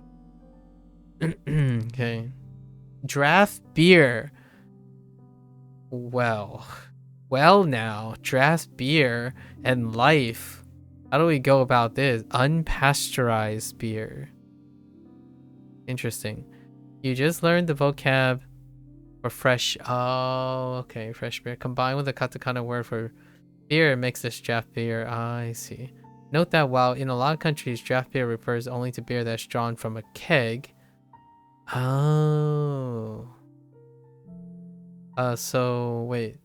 These are these standalone? If it is, then we use nama, right? Nama biru. Can also refer to unpasteurized canned or bottled beer. Unpasteurized canned or bottled beer. Interesting. Giving it a shorter shelf life, but also keeping it fresh. In case peeps get a little crazy here, unpasteurized. Beer is fermented, right? It's the process of fermentation, and oftentimes fermentation of fermented things are technically kept unpasteurized. Otherwise, you destroy the fermentation process. So, like for example, if you have a pickle, there's different types of pickling. There's fermented pickles, like fermentation, like kimchi. Kimchi is fermented, so they're often not pasteurized because it's a fermentation process. The microorganisms are in your kimchi that gives you that sour taste and acidity, right? And beer and hops and whatnot also undergo a fermentation process. I don't know why I'm saying this. I guess I got caught up with, I've been watching 2 or 3 like science-y peeps reacting to videos, and I kind of like it because they always most of their reactions frame around their specialty. So they talk about their specialty a lot through how they arrange their reactions to these things. Okay, nama. 生ビール Nama biru. Oh, nama. So interesting. It goes up then. Nama biru. I suppose. So it's kind of treated as one. 生ビール Yeah, nama biru. It's a nama biru. Right, going down, and then going back up. Be careful to use kunyomi for nama here. Other than that, as long as you know your katakana, you should be good. Yeah. So I went with the katakana, the kunyomi. Why do I have to be careful here to use the kunyomi?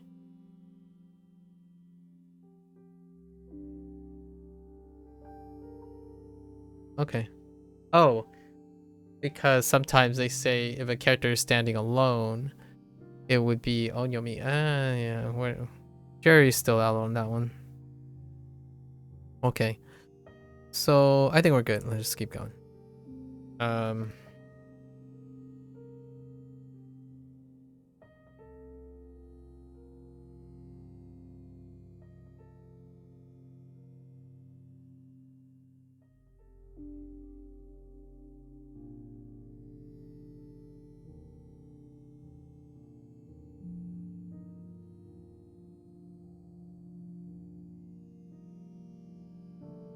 I don't want to use the other one.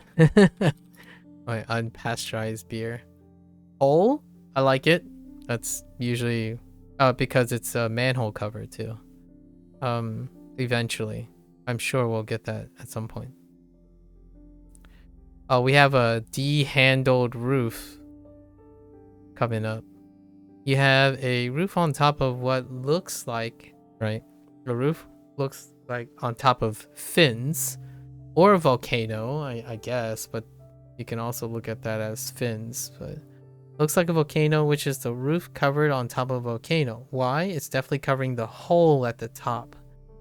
I guess someone thought if they thought a roof on the volcano hole, none of the lava could come out. You can also think of it as a fin. So for example, like the fin, the backside of a fish, you can see it as a front profile of a shark or like or any fish. It's fins. This is the head, the cap, and then that is the front profile of the dorsal fin on the back.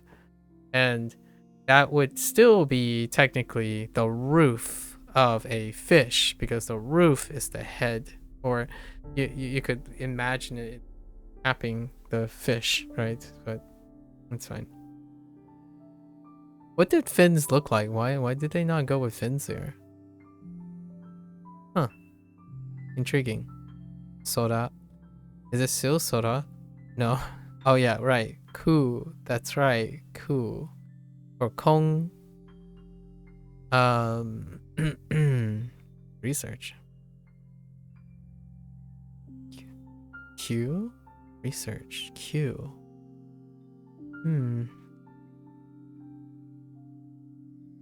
Anna. Okay. I only know the Kun, I think. Character. Okay, G becomes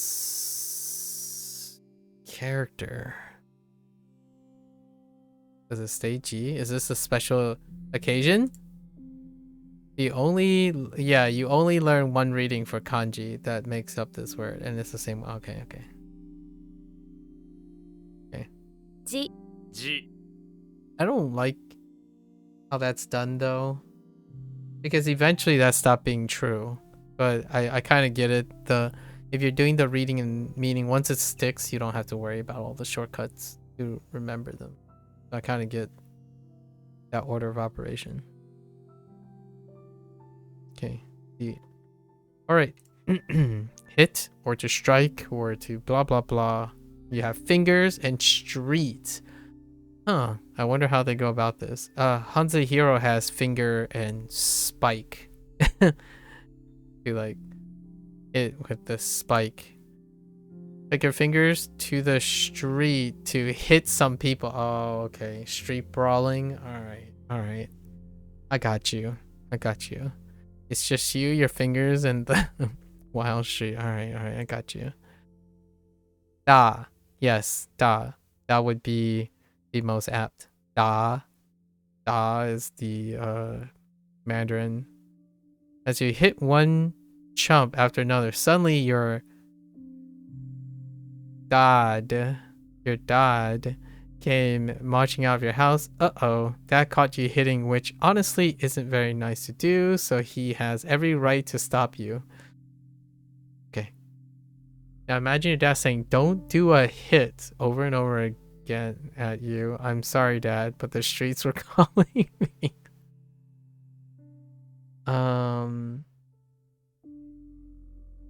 Alright. What's a little bit more violent? I was thinking more of a maybe like hitting a street hockey puck, you know, because a hockey puck, your stick kind of looks like the street, but then you may be able to, instead of looking at it as street, you could look at it as fingers, ground, and a barb, right? So then you could say you're hitting you're hitting something with a barb. Oh, that's kind of hard. I'm thinking more of a crowbar, but that's fine. We'll rely on our Chinese here, but the dad thing, that's a little violent. Whisper in the ear. Do I have other than Mimi? No, I don't. But it could sound something like, I just went over this yesterday and I totally forgot. Wait.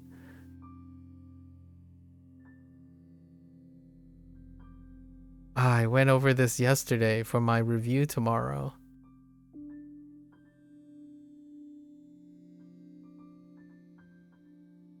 R? What's close to R? I have no idea.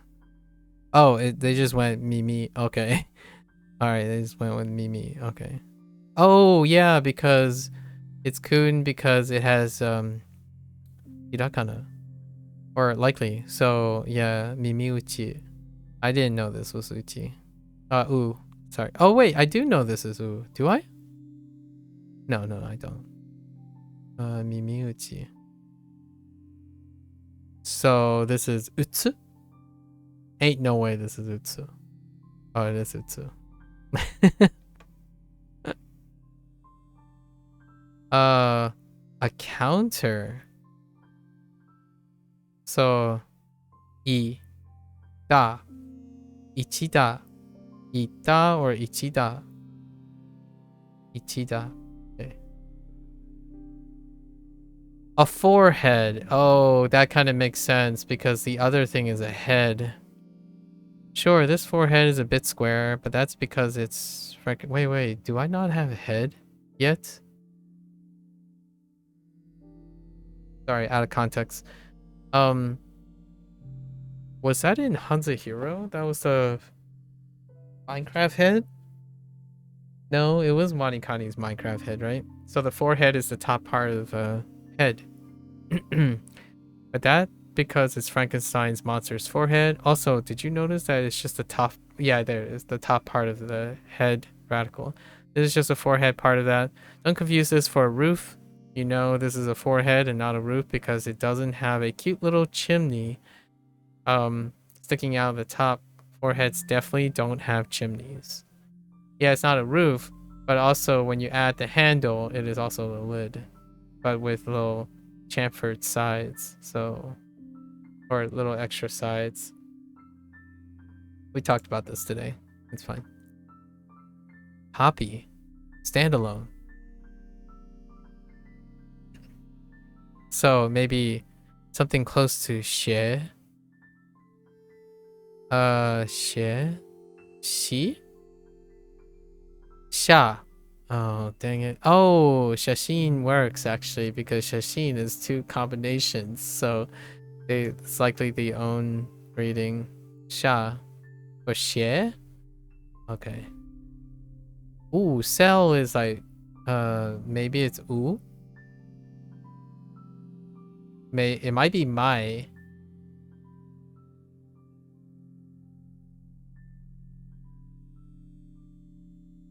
Bye. Dang it. That's kind of good though. Oh no, wait, that's kind of confusing. Maybe show to accept show, but show maybe. No, it's Jew. All right, I have no idea. No, guessing is off into the negatives. Okay. Okay. So Eugene. We already have Jean because of Rendaku, and we already have you. So a friend person is still a friend. No. Eugene is a more formal word that's often used in professional settings. Ah, intriguing. I almost feel like it's more of an acquaintance. Yeah. Eugene. 友人 Yep, all your friends are youths in jeans. Every single one. If any of your friends is not a youth in jeans, they're simply not your friend, I'm afraid. Yikes. Luckily, most of my friends like jeans. I guess I'm not a friend to any of my friends because I don't wear jeans. They're not learning Japanese, so I think that's fine, right? Eugene. All right. Let's just go for it.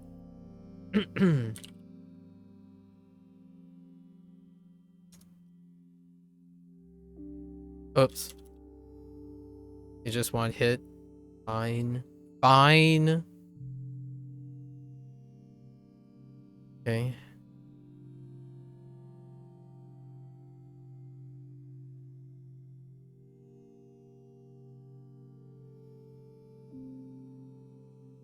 I'll show you a forehead.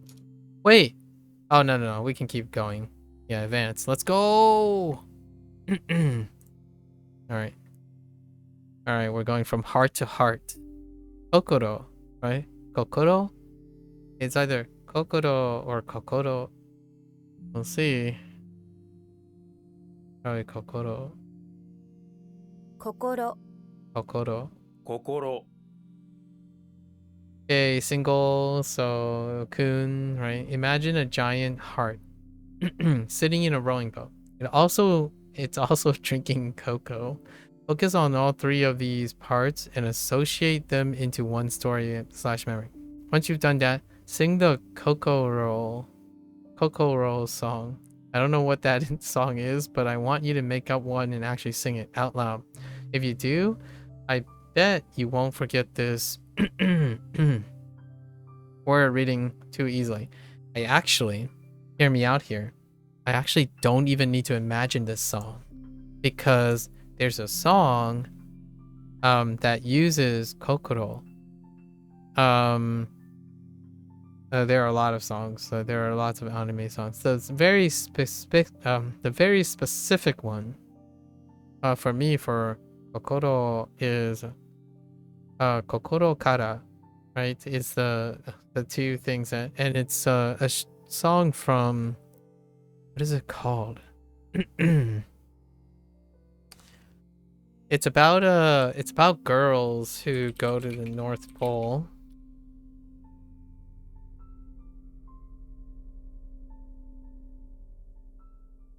A place further than the universe is what the translation is. Sora yori mo toi basho. Yeah. Sora yori mo toi basho. there's a song in there that deals with following your heart. So, or I just talked about this in the sports anime. Kokoro no basket, right? Basket, which is that I don't even know why it's called that. Kokoro no basket. Oh, no. It's a kuroko no basket, which reminds me of Kokoro. Not that it has anything to do with heart, but Kuroko is the name of the character. The main character, I think. Right? No, maybe it's not.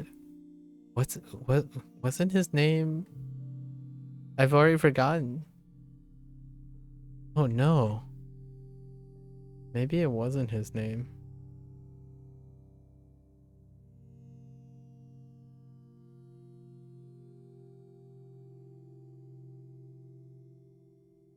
Was it the name of the team? No, it is the main character's name.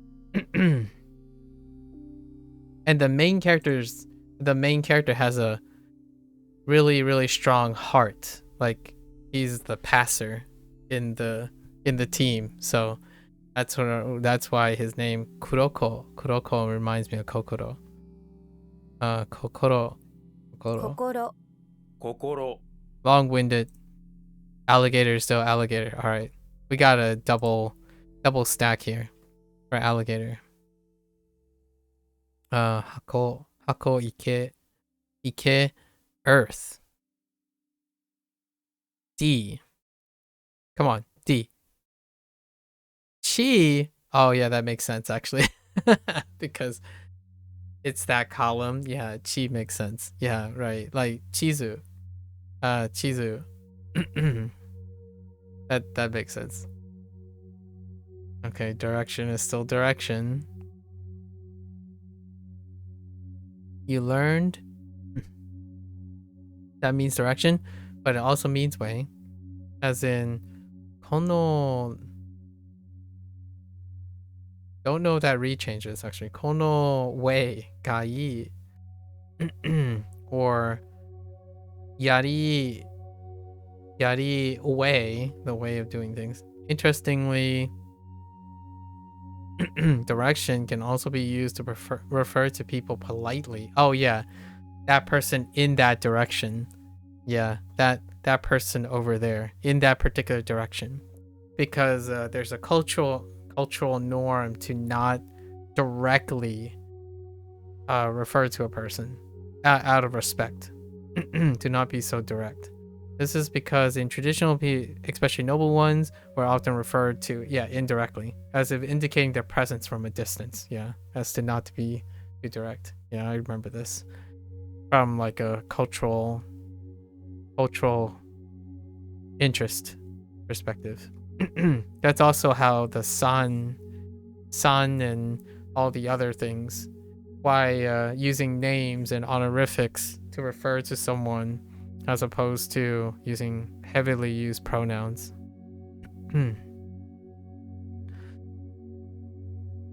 Oh no. Oh, and kata. Okay, so we still got the home thing. That's fine, right? You can always remember which direction you're home. So this word is made of a single, but it can use both un or on, okay, based on context, right? So the on is still whole. We keep that. And the best way to get there is with a catapult. The direction home, and the best way to get there is with a catapult. Okay, catapult. Just climb the catapult and launch yourself there. It's the best. Yari kata? Yari kata. Interesting. Wait, but how do we know which? Not enough context. ほう ほう 型 Kata. 型 Okay.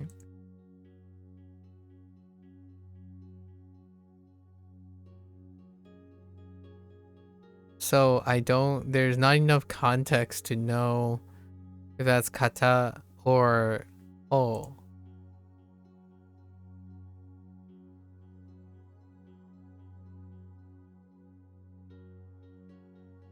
Oh, unless you're referring to direction versus way.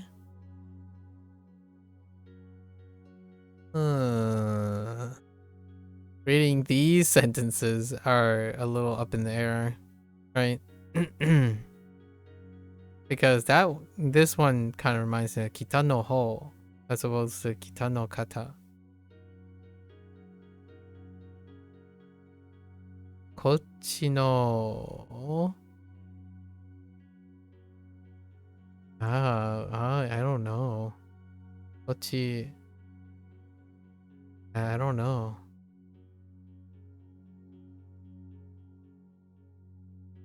Well, there's not enough. Not enough. I'll read about this myself, I suppose. Huh. Actually, let's just plug and chug this in. Kata? Oh, that's kata. Okay. There's default to kata as well. What the heck? Kata? What about you?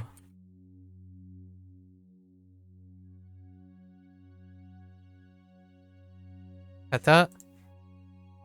Are all these kata?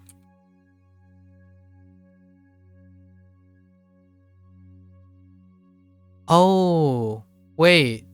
No, those are alone.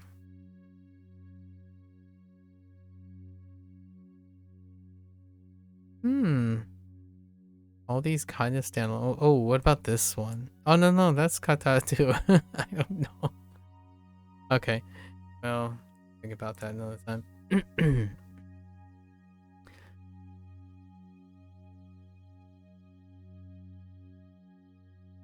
Just han all day, right? This word is made, yes. But there are no useful kunyomi reading for this kanji, so even the single kanji uses the onyomi, which you've already learned. Okay, yeah. Han. Han. I can't think of any other read at the moment. Remembering all the exceptions is kind of rough. I think we're gonna have to abandon the standalone thing. Maybe occasionally on weak ones. A ceremony.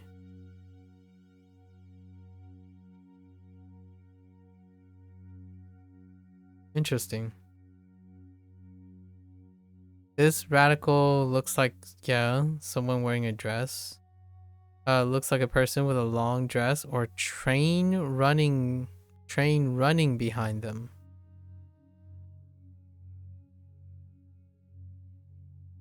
A long dress or train running behind them.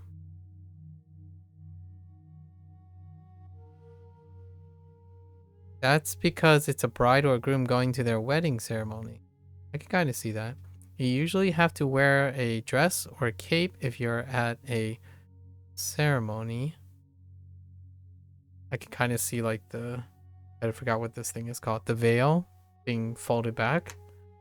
So when you see this radical, think of all the different ceremonies you might have gone to in your life and what you need to wear. Okay.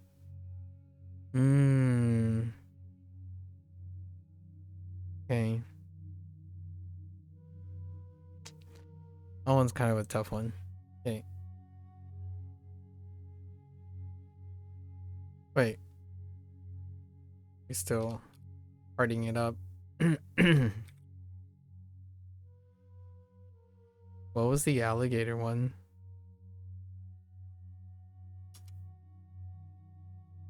I don't remember the alligator one. It's fine. We're relying on our Hanzo hero at this point. They overlap.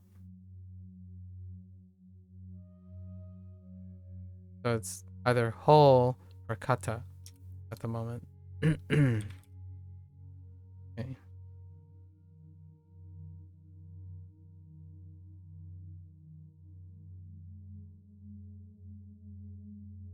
Did we have an alternative for this? We did.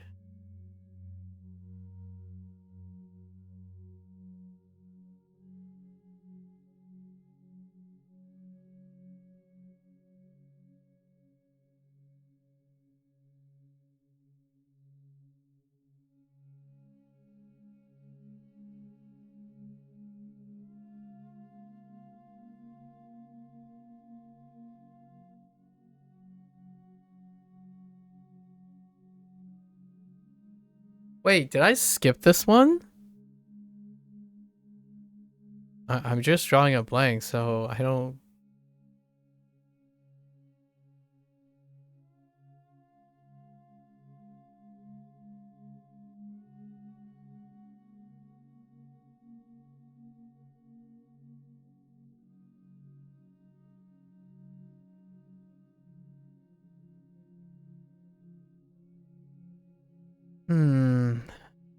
Do I have an example of this? Oh, I do know. Do I have an example of this being used as a kunyomi?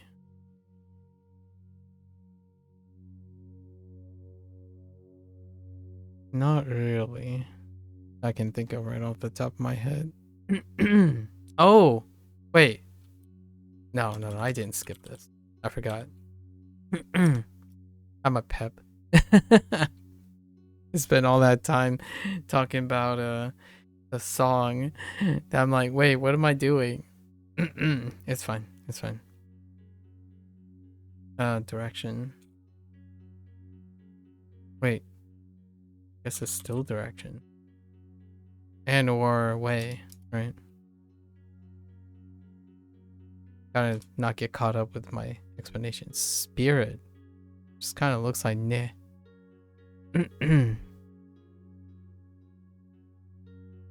Yeah, this looks like the katakana character for ne. Ne for necromancer. Oh, okay. That makes this a spirit brought back from the grave. All right. That one's a little tough. Spirit, huh?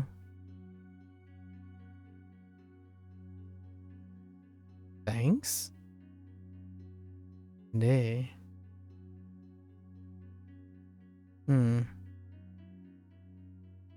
Sha?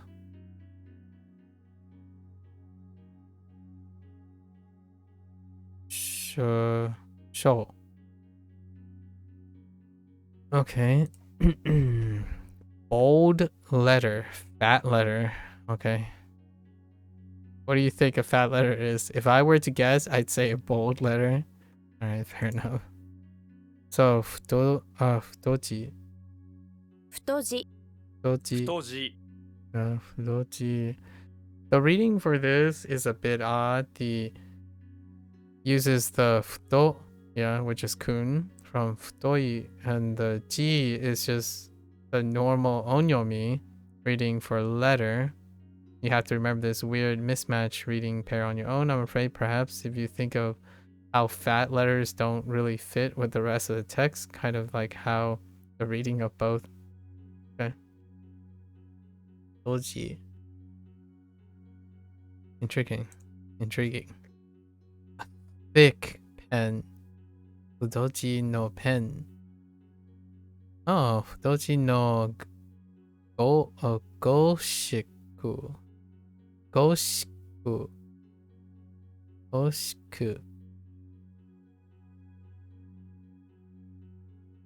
Alright. Next one. A branch. Okay. We have a cross on top of a stool. There's a cross growing out of this stool. It's branching off of it, if you will. Fair enough. The tree that this stool is made of is coming back to life in the form of a branch. Fair enough. Skin. E. Support sheet. Okay. E. Okay, branch. a gun, ground, and a canopy? A reverse canopy? The rackle is shaped kind of like a dam. I see that actually. Oh wow, that's actually really good. Yeah, see the wall and the water pushing over the top? And this rackle is a dam, then it must create a ton of energy. Alright. Hydroelectric. You can see the and it flows off down here.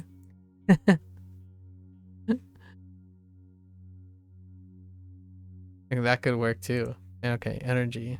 Fair enough. Steam. Interesting. It's still key. Arrow is arrow. But is it still ya? Because ya is kunyomi. So if it's standalone, it's ya. Okay. や Yeah. Ya. Alright, we're fine.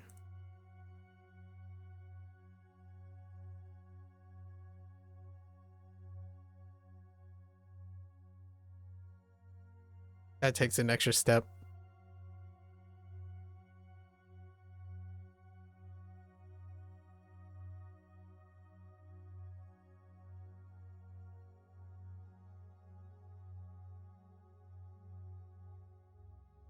Okay. Oops.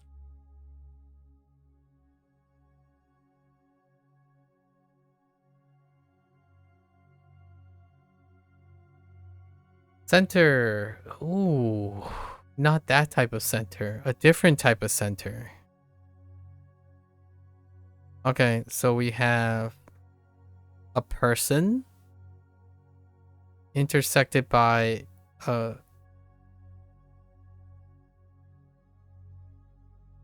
if someone has a big head.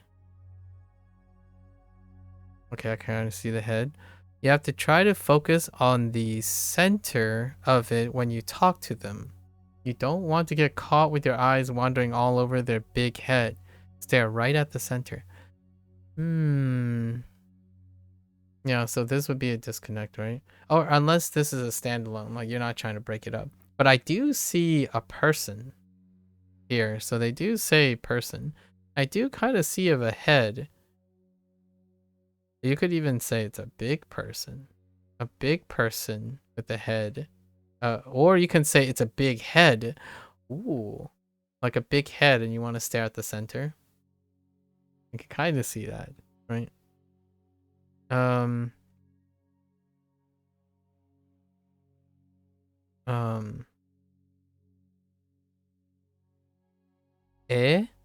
Ne?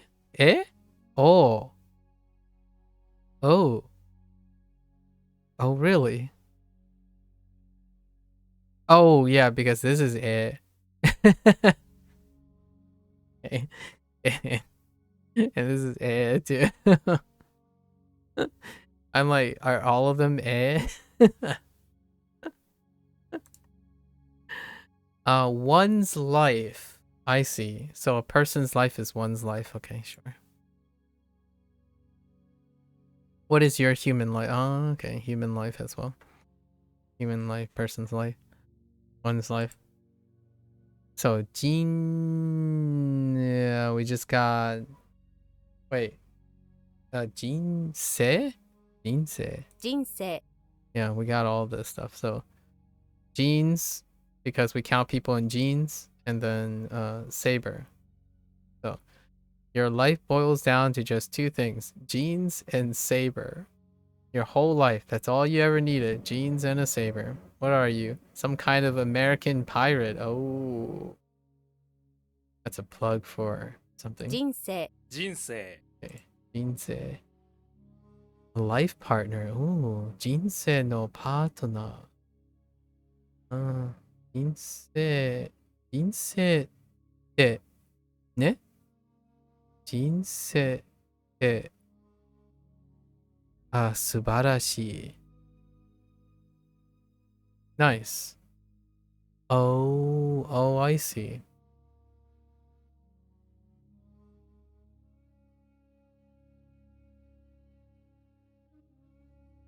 All right. uh, world. Oh, that's a breakup on the bottom of Kotoba. Okay, so there is no circle. There are no circles in kanji, remember? So imagine that. Oh, it's just like a globe. Angles are really circle. A little circle in a big circle with a line running through it. Why, it's the world.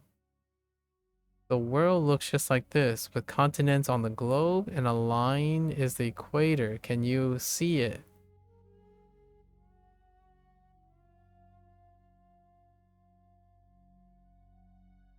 I mean, I would have taken something like, right, to add some angles. And this would be like a globe, right? A globe on a stand. A globe on a stand. So the globe represents the world to some people. To some people, right? That's fine. Still same difference. Plate. I was gonna say Sada, but this is a plate drying on a rack. They're stacked together in a line. Oh, okay. Fair enough. Is this pun? Can't be pun. Sada. Oh, it's just Sada. Okay, they just go straight to Sada. Atata? On? On? On.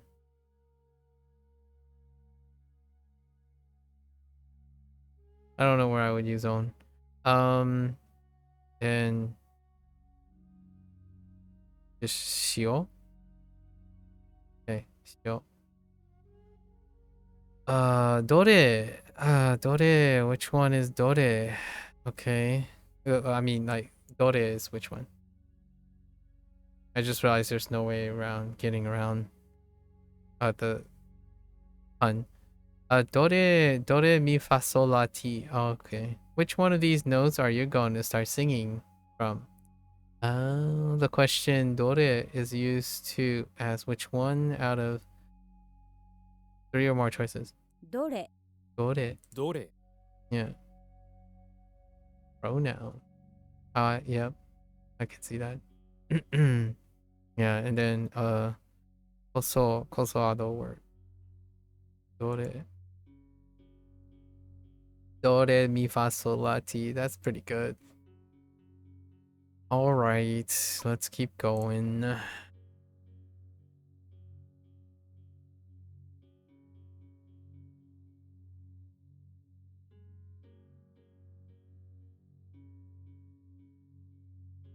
The moment I looked at this, I realized why they added the mnemonic, because it could have been Neen. It could have been Neen, but it's not. Like Ninse as opposed to Jinse. So that mnemonic was necessary.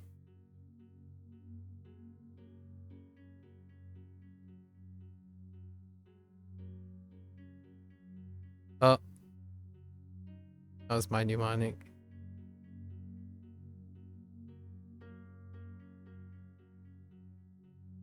You went for a bit, but you're back now. Welcome back.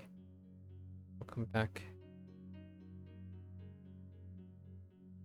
Do I have to write which one or just which? I think I have to write which one. Okay. Noto. Okay. It's shortened form of the notebook. Okay, alright, okay. ノート ノー Noto. ト Noto. Alright, that's self-explanatory. We're fine. Throw in some katakana every once in a while, right? Bamboo. Ooh, that's kind of a tough sell. You've been at the pub and thought this would be a good stream to watch? Wait, you're at the pub right now? Oh, you were at the pub at that time. And now you're back from the pub, yeah?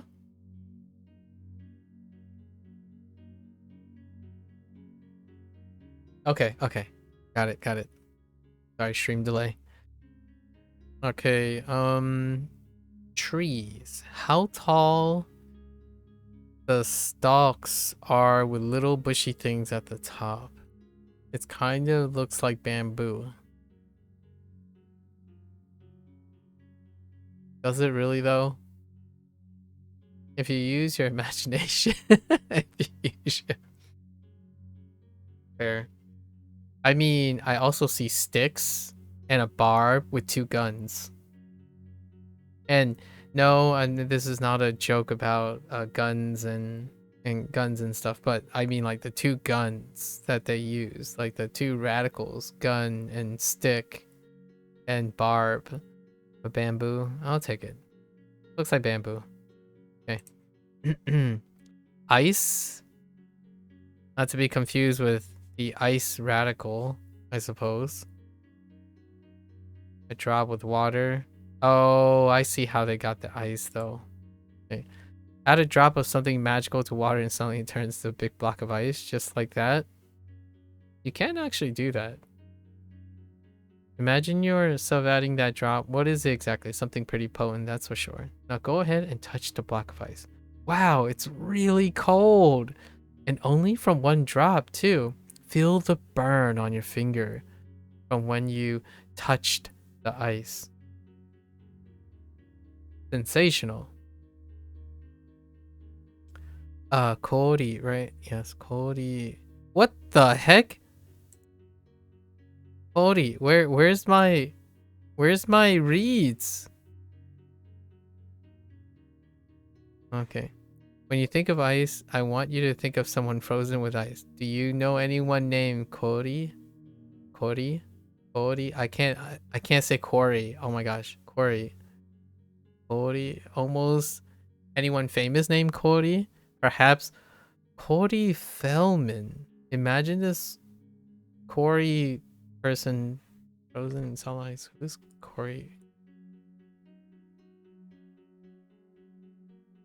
I need a face. Ooh, that's very unrelatable. That is very unrelatable.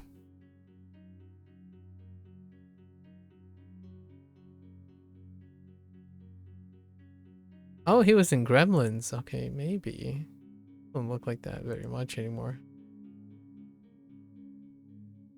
Oh, I do remember him. Okay. Corey Feldman, huh? Alright. Thread. Thread, for sure. Poop. We have poop and small. There is something small in some poop. You lean in, carefully pull it out, and realize it's a thread. Why is there some thread in this small poop? You may wonder. Because it's cat poop. And cats love to eat thread when you aren't looking. And floss, and hoodie strings, and mouse tails. But this poop just has thread in it. I feel like Ko is most definitely a cat owner. And has some prior experience. This seems a little passive aggressive. And floss, and hoodie strings. Hoodie strings seem to be awfully specific. Actually, floss as well. Okay. I feel like Ko is trying to tell me something. Yeah, thread is thread. It helps. Ito. What is this? Pepper. Oh no, paper. Sorry, kami. I was thinking pepper. Kami. Kami. Kami. Yeah, kami. Group is Sumi? Sumi? Ne? Oh, Kumi. Oh yeah, that's Kumi. My bad. Not Sumi. I'm thinking of something else. Kumi. Okay. Goodbye. Sayonara. Sayonara. Sayonara. Sayonara. さようなら I saw your nada, but I then had to say goodbye. It was just a short trip, but at least I saw your nada. Sayonara is a formal way to say goodbye, so a good way to use with colleagues and teachers. A quick tip before I say goodbye: sayonara often drops It's yeah, yeah. It drops as u and becomes sayonara. Yeah, which I typically say sayonara as opposed to sayonara. Nara. Fair enough.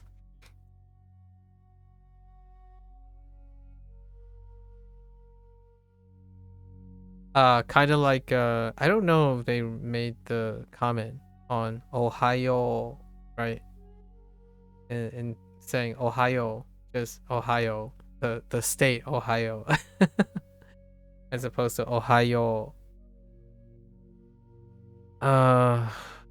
In before lots of grumbling about Tokyo instead of Tokyo. Okay, okay. We don't want to emphasize this type of thing too often because it's a common thread comment in WaniKani when people talk about like the difference between yo and yo, right? Or sho and sho.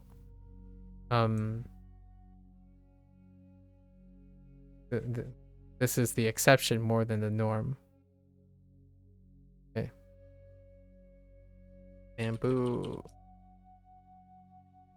Oops. Notebook.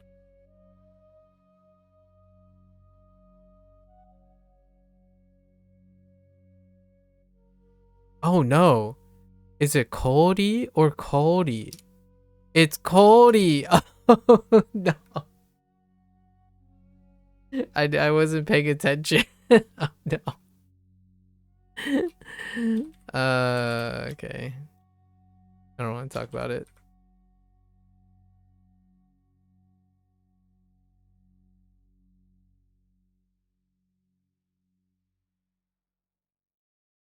All right. Ear. Okay, we got the ear. How do you describe ear? This raccoon is a bit more elaborate than the eye, though similar. In fact, if you go blind, your ears become one of your new senses, which is why this is another somewhat modified eye. You even notice. All right, fair enough. Okay, I got you. Ki? Ne? Oh, it's a spoon in onyomi. Sho? Ne? Sai. Oh yeah, sai. Sorry, I was thinking of sai sho, but sai. That's my prototypic sai. Konbanwa. Konbanwa. Konbanwa. こんばんは。 Konbanwa. Do they end up dropping? No. Just okay. So how do you describe this? Guys and just says good evening. There's a report on the evening news about a konban. Yes, that's a ban on conning people. A kanban. A kanban. Konban. Konban. You can use konbanwa, konbanwa as a greeting from around 5 p.m. or 6 p.m. in both formal and informal situations. Watch out for that wa on the end or ha on the end, which is pronounced wa here.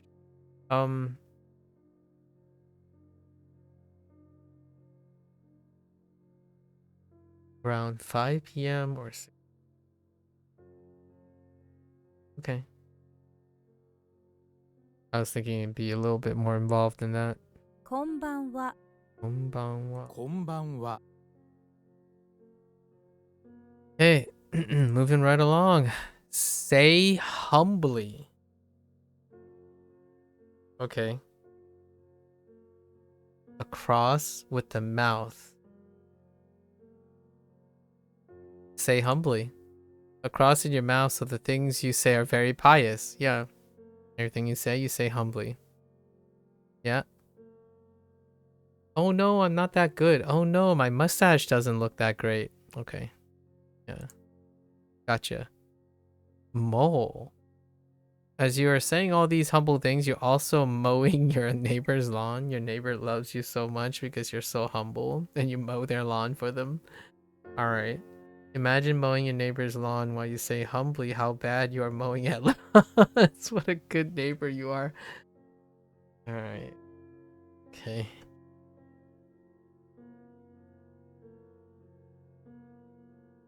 This is a kunyomi. What is it? Oh no, it says mo. Wait, is this a kun? Mo is kun. Then I think I've screwed something up. If mo is kun, then I've been mislabeling fur as onyomi. I'll have to double check now. Excuse me? Moshi mo. Oh, moshi moshi. That makes sense. Moshi moshi. Moshi moshi. Oh, that's interesting. I didn't realize it's mo. Okay. Moshi moshi. Something move. It kind of looks like hide, but it's not. Is it still hide though? No. Ko. Omu.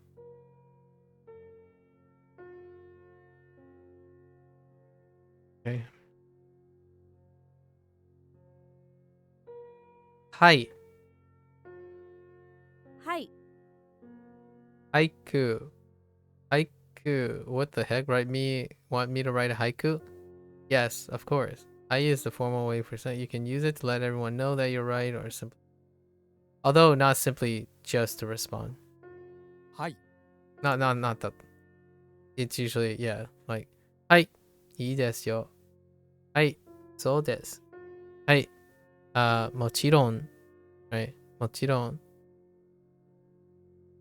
Just got, yeah, or the person's name. That's fine too. gotta be accounting. Be accompanied by something. Insect is still insect. I like it. Does this look like an insect? Is that what you're doing? There is something private. I see the private in your mouth. You keep it private because you don't want other people to judge you. Why? Because it's an insect. Oh, they didn't go with this looks like an insect. You like to eat insects, but society's thing seems to think it's wrong. Don't worry, friend. Someday the rest of the world will embrace eating insects like you have. Don't really. There are already places in the world that embrace eating insects, actually. Culture.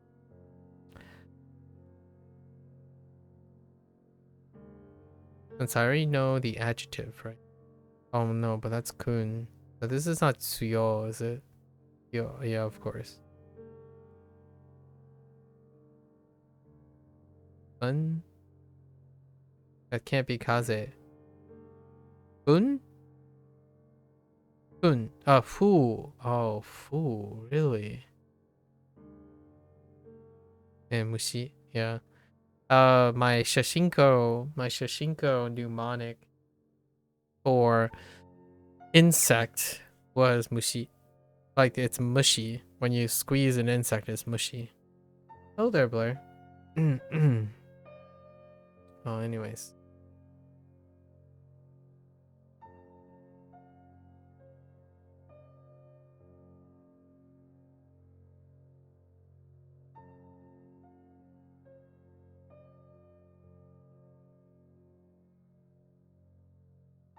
Ah! My T-bun double actuates. It's fine.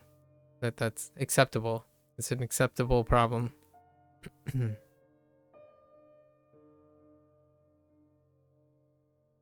I just realized, did I even read what the read was on this? Oh, right. I'm so bad at mowing. Oh, flowers is still flowers. Only this time it's connected. Okay.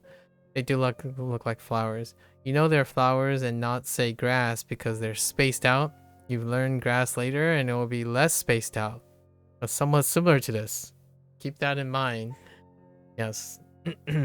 Flowers.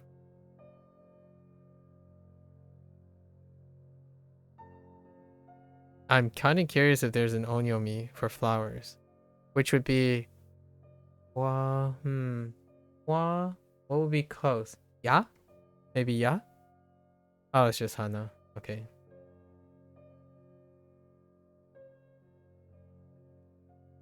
Duo? Wait, what happened? Why did you type duo twice?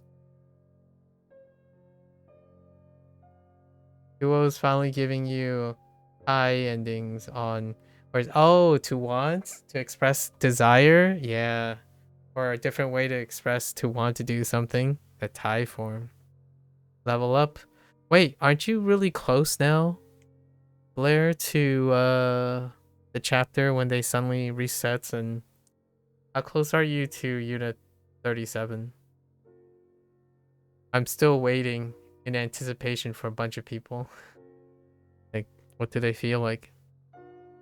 Oh, there's grass. Kuchi, kutsa. Oh, yeah, kutsa. Why does it kuchi? Kutsa, cha? Cha. Many units? Only on... Oh, you're on unit 4.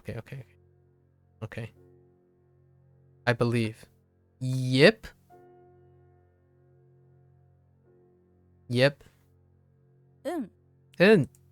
I've seen this before. But I haven't used it personally myself. Want to play Uno? Yep. Of course I do. I always want to play Uno. You take that back, Ko. There are times and places where you want to play Uno. Don't ever say you always want to play Uno. It's like saying you always want to play Settlers of Catan. Sometimes that ruins friendships. You take that back.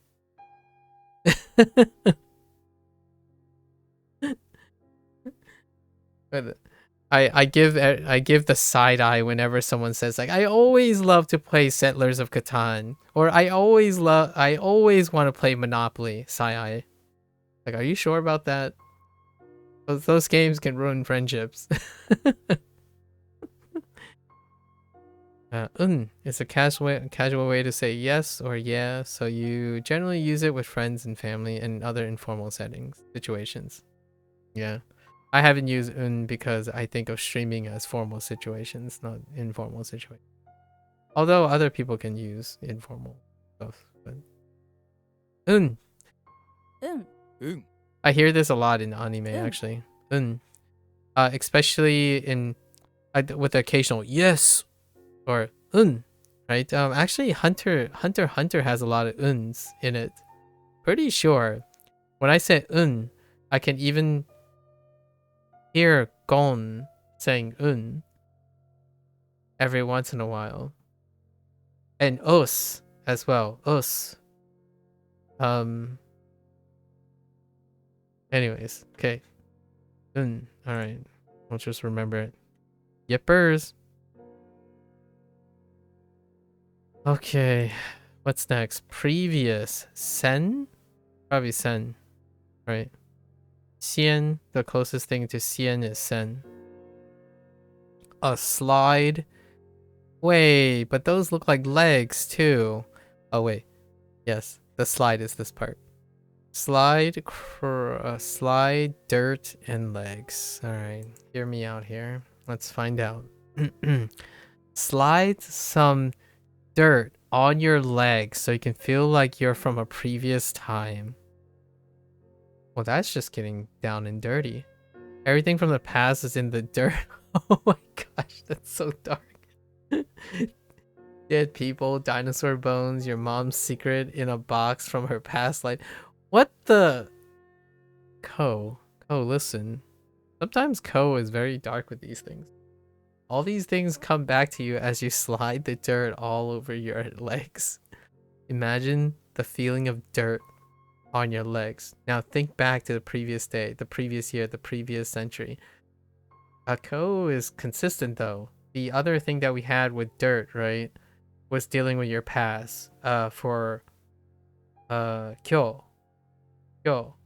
Also, he talked about the dirt, private dirt, things from the past. Okay. Sen, yeah. As you sit there pretending you're in a previous time, you see a centaur. That's right. Centaurs are from way in the past. Centaurs were definitely real in the past. Don't let anyone tell you otherwise. They're just afraid of the truth. There is a fan theory, like a suspicion about centaurs actually, and it came I think I like the fan theory of the one archer guy that I like to watch, who talks about archery. It's because of depictions of I can't draw horses, don't at me. Right? So of like you know, people, right? People on horseback, right? People on horseback. People on horseback with arrows. So like archers on horsebacks. Horseback peeps. And at some point there was this idea like, well, if someone, they're very common, they're depicted, but what happens if you had the body of a horse but the dexterity of a human? And that was the idea of combining the thing. I like that theory. The guy then went on to think about it's like, well, let's think about it from a biological standpoint. And I really like this one, or a psychological standpoint. We know that humans are not that great at quote unquote multitasking. In fact, the prevailing theory for the moment is that you're switching between things very quickly, and it may seem like multitasking. So imagine if a centaur did exist. How often would they trip over things while trying to aim at things? And he was talking about the idea like what type of coordination required and focus that's required to like aiming in archery.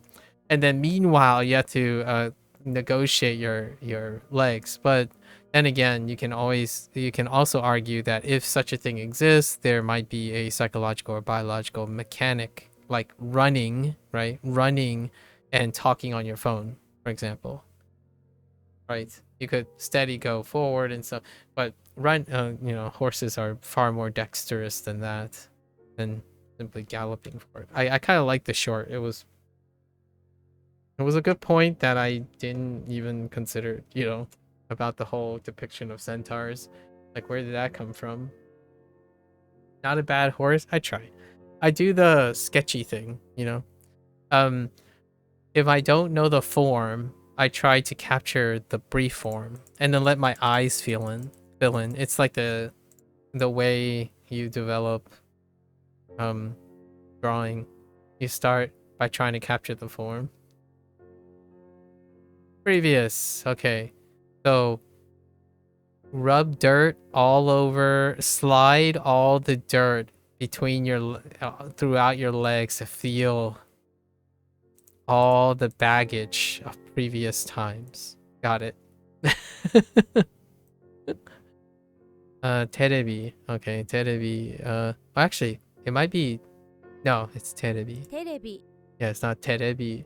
テレビ Right? Terebi versus terebi. Terebi. Yes, okay. Yes, we don't need to go over this.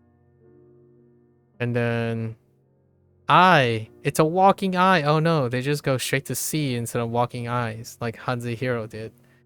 This is a walking eyeball. Eyeball with legs.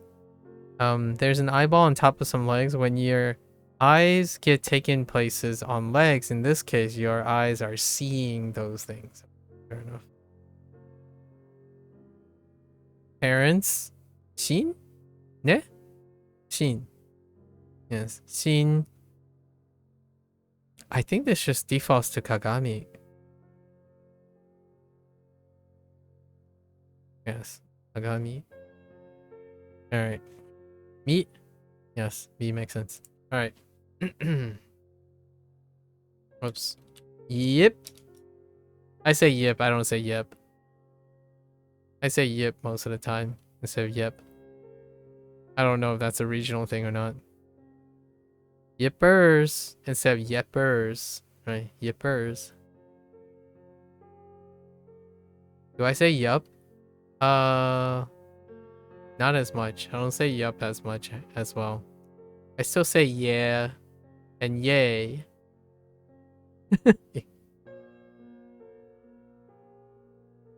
I'm thinking of like when Japanese have all those versions of doing the same thing. And meanwhile in English you just get every permutation of 3-letter words starting with the same letter.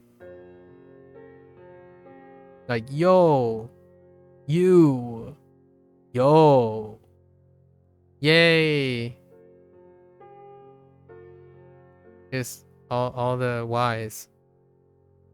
Why is that actually? Why is that? Ah, I cracked myself up. I'm kidding. That was after the fact. I just realized I made a pun.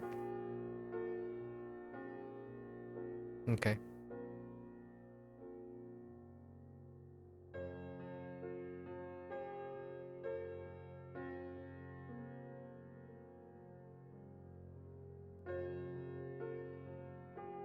I just type TV. Yes. Makes sense. Another patch. Let's go. Letter of the alphabet. 文字. Wen zi. Just kidding. Ji and bun. Bunji. Okay. Writing letter is simply a letter. Oh yeah, I forgot. That's they went with letter. You're writing bunji or han. Wait, is it bunji or is it han? No. Is it kan? Wait. That's not how that's done. No, that's not. I know the kan. I know the kan character. The bunji. No, moji. Ooh. This is different. Oh wait, is bun? Oh, bun is the. Oh, I'm a doofus.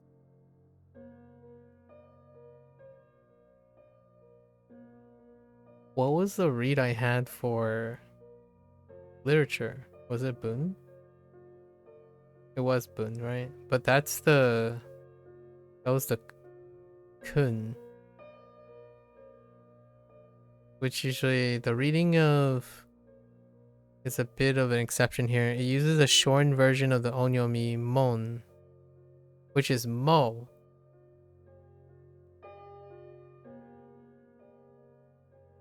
Oh, bun and mon. Okay, yeah. So they went with mon, but they shortened it to mo.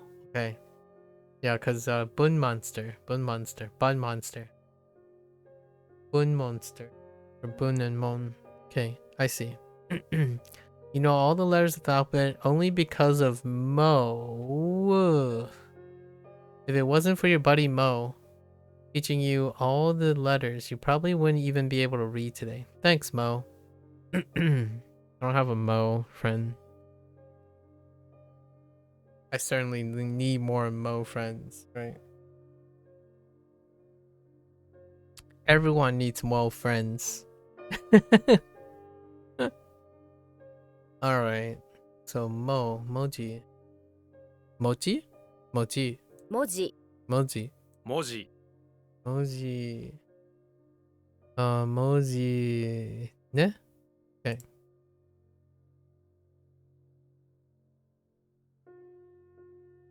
Z is very close. There's a lot more buzzing in the D than I thought. 文字 Moji. 文字 Moji. Interesting.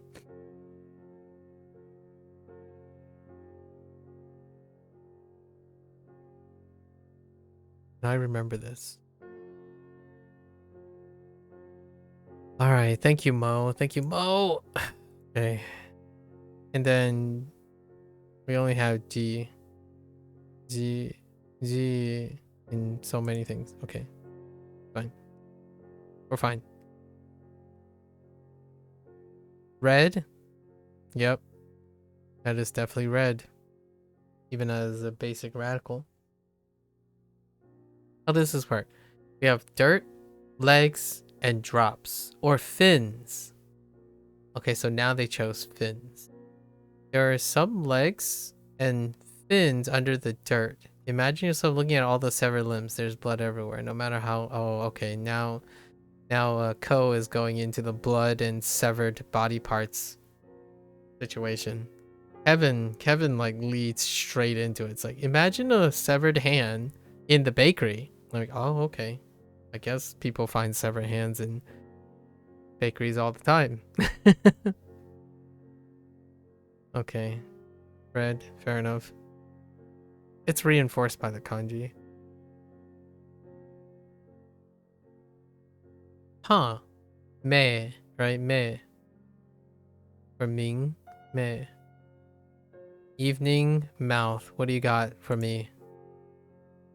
Coincidentally, we had this yesterday in Hansa Hero. What is the evening mouth? Imagine a mouth that ends up in the night sky. It's just there, talking, and only comes out at night. It only appears in one area of the world. What area would you choose? Imagine yourself going to a place to see the night mouth. And appears only 1 month out of the year? More on this in a second. 1 month in the year. The evening mouth is the most famous thing in the... Oh, I see where they're going with famous. In the U area? This area you choose. Okay, sure. U area is what I would go with. Yume, or famous. He's so famous that everyone knows his name, Evening Mouth. Okay. Imagine going to an area you choose and watching Evening Mouth speak. There are thousands of others there wanting to see the giant floating mouth in the night sky. That's kind of weird. Evening Mouth then says, "Everyone, what's my name?" And everyone shouts back Evening Mouth in unison. Evening Mouth has certainly gotten really famous.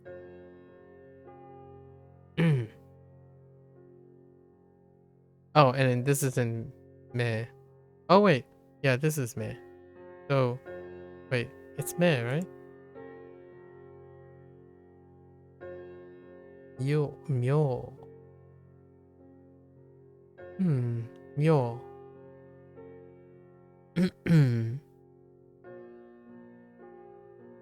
I don't think I remember Mule use. So when does Evening Mouth appear? Turns out Evening Mouth only comes out to talk in May.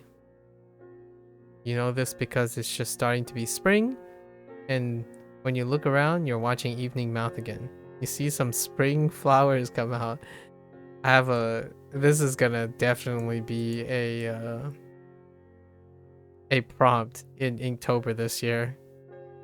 Evening Mouth is definitely gonna be a prompt because it deals with the time of day and a year, and it deals with spring and flowers. I have to draw those things at some point.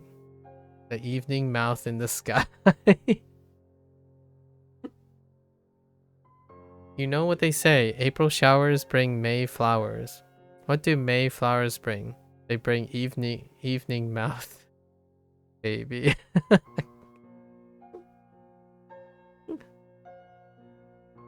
Oh boy. May, okay. Myo. Meijin? Or Byoji? Oh, Meijin. Really? Meijin. Meijin. Meiji. Oh, Myoji. Myoji sounds nicer. We don't know the use case for those two yet. Famous music.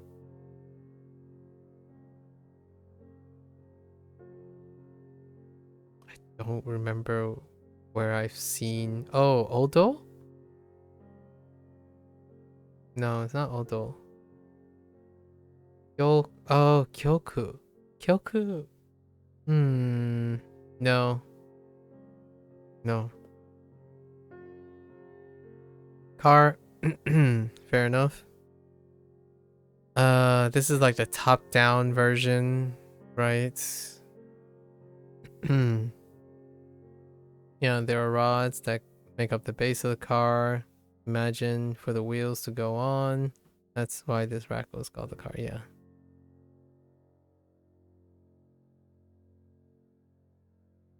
Revolve. Maru, but not 10. Okay. The onyomi.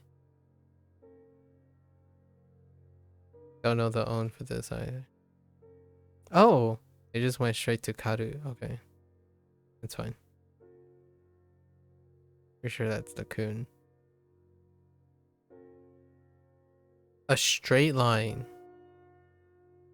Ichi? Ichimoji? Ichimoji. When you write, when you have one writing letter, what do you have? Here's a hint. There's one kanji in this word that consists of one writing letter, aka a straight line. One, yeah. Ichimonji. Oh, and then now it goes straight to monji. Dang. Ichimonji. Ichimonji. Since has to, yeah. So now they went to mon and instead of abbreviating it. I see. Ichimonji. Ichimonji.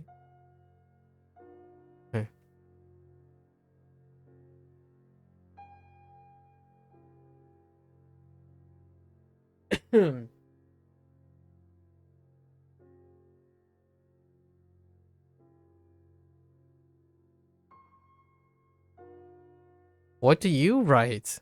Letter in parentheses? Okay, we're just gonna write letter. We're just gonna write letter. Fine.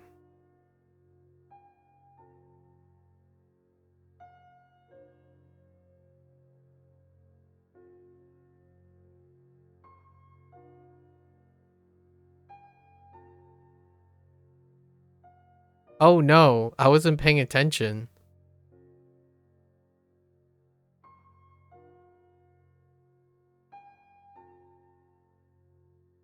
One straight letter? I wasn't paying attention. What did I want? Oh, just a straight line. Boy, howdy. Boy, howdy.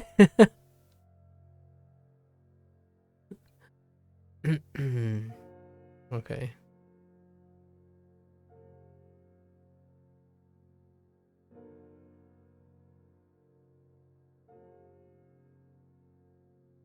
Okay. A calf. Okay. Wait. So Kogyu. No, not Ko. Shigyu? Gyu what? Oh, I think I'm gonna need some help here. It could be Koichi. Like kind of like Koinu situation, right? So they just do the kunyomi. Child cow is a calf. Koichi. Okay. So you have the readings of the word child and yeah. Yeah, you should be able to read this even though it's using kun. Okay. Koushi. Koushi. Koichi. I'm using Koinu and Koneko as the prototypic for this. They stick with a kun as opposed to doing a onyomi. Shellfish. Okay. There's a giant eye on top of fins, which makes it kind of like shellfish. Yeah, I gotcha. Gotcha. Okay. Gun and cow. Where are you going with this with gun and cow? You have a gun and a cow, which must mean it's that time of year. Okay. Every year on New Year's Eve, you get asked to shoot a cow as per tradition. The heck? Oh. Oops. You really don't want to though, so you deliberately miss every time. All right. Last year was a close call and you ended up shooting the cow's horns. So what? Which is the cow radical looks a little bit strange. Oh, okay.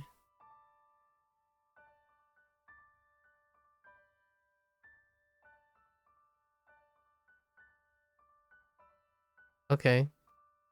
Can you see how the cow radical fits underneath the gun? Yeah. All right. Nen or Nian, right? Nen. Seems like everyone's calling the fact that you deliberately miss every year. So this year you made a Nendoroid decoy in the shape of a cow. Jeez. Congrats on day 5, Omni. Congrats on day 5. What did you do today, Omni? Nendoroids are Japanese plastic figurines. Look them up if you need to, and yes, there are cow Nendoroids. It probably won't be easy to make a cow-sized Nendoroid this year, but better than having to shoot a real one. All right. What? Oh, 2011. That is not a coincidence. 2011 is the year WaniKani was launched. Not an arbitrary. Not do a self-destructive behavior. Nice.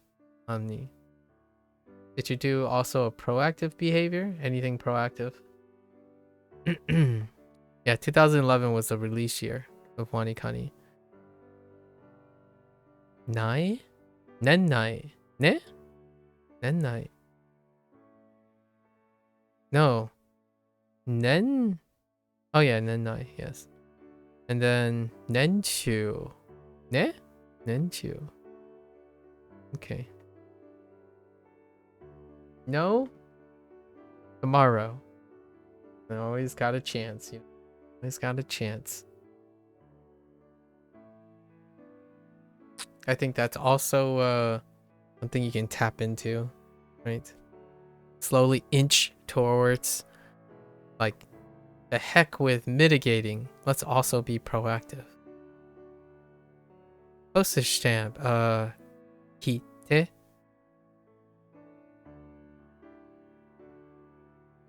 still had key, right? Key still works, but key. Key and te. These are special reads put together. This is a pretty old word. And in the olden days, everything was cut by hand, including postage stamps. Oh, having to cut thousands of stamps each day by hand sounds incredibly laborious. So maybe that's why this word came to be associated specifically with stamps. Interesting. Yeah, kite.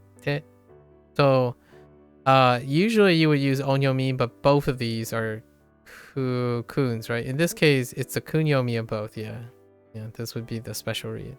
And then there would be also a tsu in this.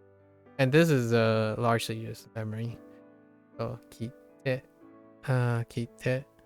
Actually, this is from Duolingo. So. 切手 切手 Kite. Next to kipu. Oh, kidoki. Oh, we're gonna keep going here. No time to write.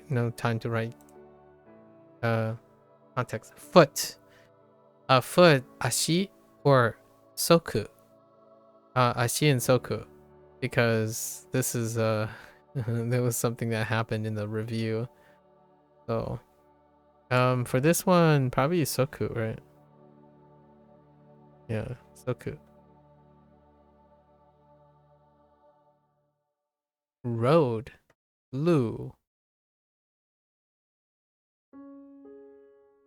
What could Japanese lu be? Du. Do. Oh, dang it, it's a do.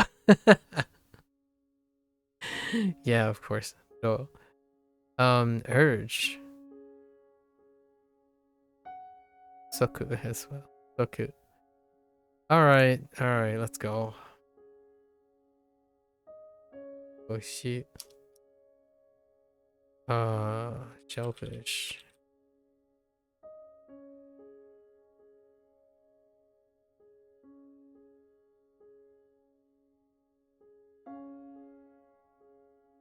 For a moment there, I was like, what the heck is a baby cow?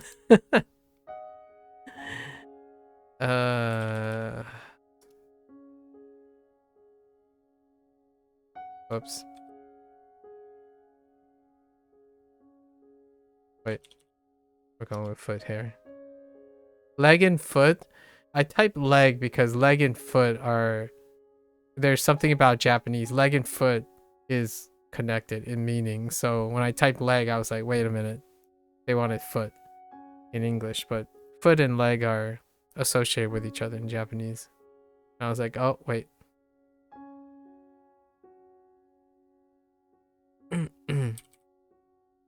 Eat it. Alright. Shiroi. Alright, Shiroi is a freebie.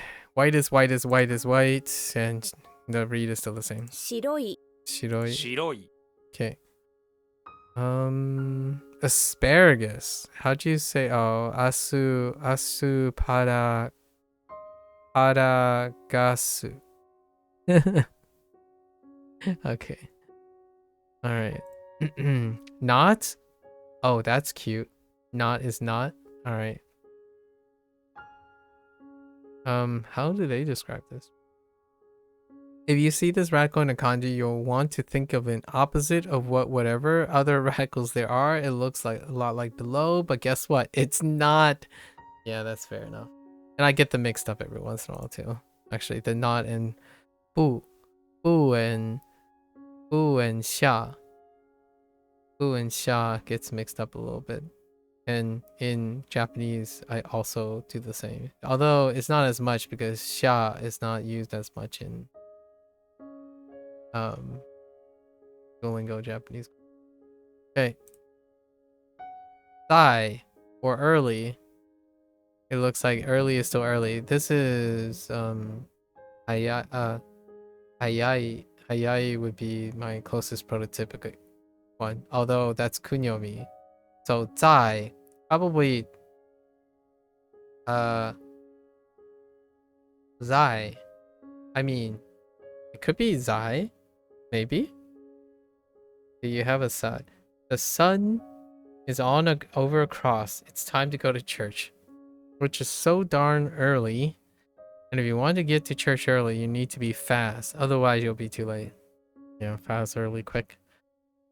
Imagine the sun coming up slowly over the horizon. It then lines up with the cross, and at the moment your alarm goes off, waking you up. You check the alarm, and instead of displaying the time, it just says early and fast on it. Flashing. Okay. Soul. Really? Soul. Remember the soul reading, we use the word soul. When you're forced to get up fast and early, you can feel it in your soul. You're so tired and so early, your soul cries out, please don't make me go this fast this early. I'm gonna leave your body if you keep it keep this up. But you get your soul up early, head to the church fast anyway, because you're doing all this work for your soul in the first place for the church. Okay. I was thinking maybe it did die, like something close to die or early for Mandarin. But soul, interesting. Soul. Before your cert. Okay, I gotta think of the sun over the cross. For early waking. Okay, soul. Okay. Got it. 20th day. Are they gonna go with Atsuka? Or Nichi? I don't know. That sounds so weird. Okay. Yep. 20 times 10 days is 20 days. Hatsuka. Okay, Hatsuka. 20日 20日 It's an exception, yeah. It's a special day, Hatsuka. If you make one hat for 20 days, you'll have hatsu, hatsu, hatsu to fill your ka completely. That's a lot of days and a lot of hats. I probably, to be earnest, it's probably going to be difficult to remember this mnemonic, but it'll be used as a reminder of Hatsuka. Because Hatsuka is a very important day. It's not too... It's like Tanjobi, right? Tanjobi is a very important thing. And Hatsuka is also a very important thing. So is Hadachi. Hadachi is also a very important thing too. Or it's related to Hadachi, really. That's how I remember it, but fine. Hatsuka. I don't know. Did they explain it? The reading of Niju are exceptions when N picks the kunyomi. Here's a... Oh wait, do I have the kunyomi? No, I don't have the kun for these. What goes with which? Oh, a ka here, but wait, this isn't kun though. This is ka instead of he, right? But these become kun. But I don't... No, I don't have examples yet. It's fine. Samurai. Is this the headpiece on top? Looks like a dirt radical, but the top stroke is longer because he's holding sword. Okay. Dirt can't really hold anything because its arms are too short. So when you see this radical, think long arms or some long swords. That's a samurai. All right. All right. All right. I got you. Doing? She. Boy. And then. Bye. Okay. I think I got this. All right, we're good.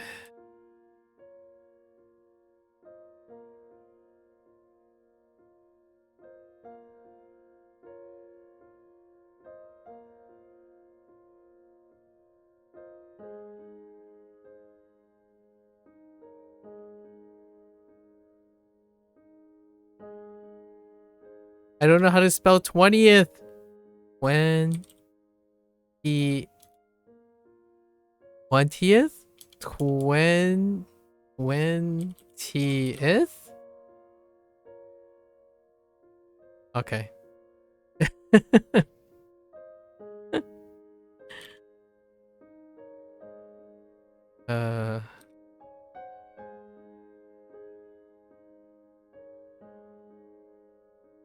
Okay. In its entirety. So maru is maru. So marukoto. Marukoto. Interesting. So circle koto. Goto. Sorry, marukoto. How would we do this? If you go to goto, a circle. If you go to goto, a circle, you need to go to its entirety. In its entirety. Oh, okay. That means you have to circle around the whole thing. Otherwise, it isn't even a circle. It's like a line with a squiggle or something. Okay. Got it. You often hear this word when talking about food, like when biting into a whole apple or accidentally swallowing a grape without chewing. But it's not just for food. You can also use to talk about memorizing a whole book from beginning to end, for example. Marugoto.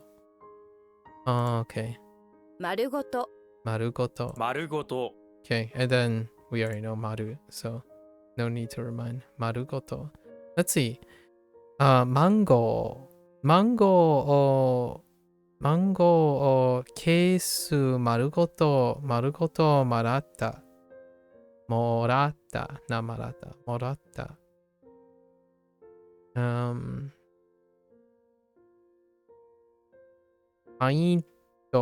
Painto no aisu o marugoto, marugoto hitori de tabeta. Ate a whole pint of ice cream by myself. Okay, rice. Rice is still rice. Not to be confused with a rice patty, yes. Rice patty, grains growing out. Yeah, okay. The stalk, yes, got it. Rice to be rice. Hundreds. A leaf and a sun. Where are you going with 100? There's a leaf growing out of the sun.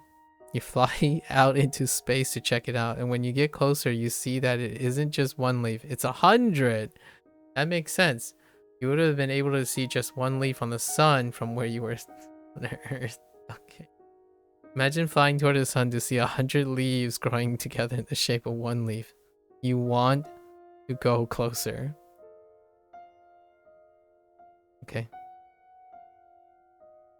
100 is just 100, right? 100.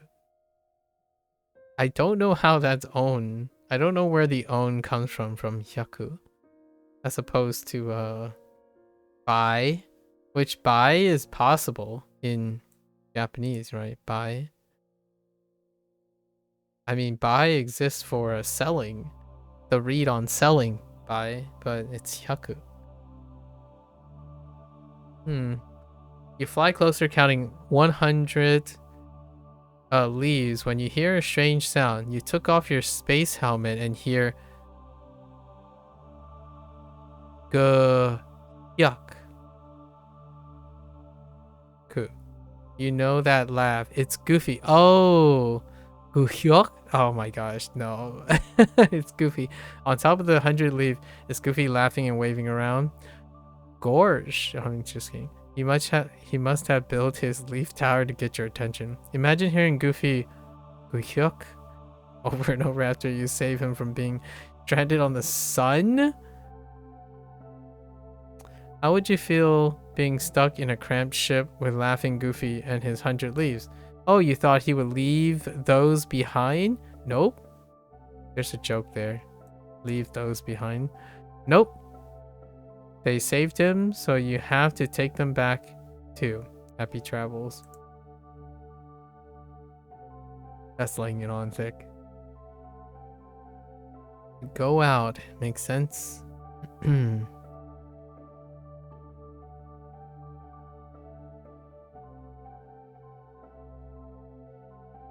I only have de. It's still de. No, I have de because most of them are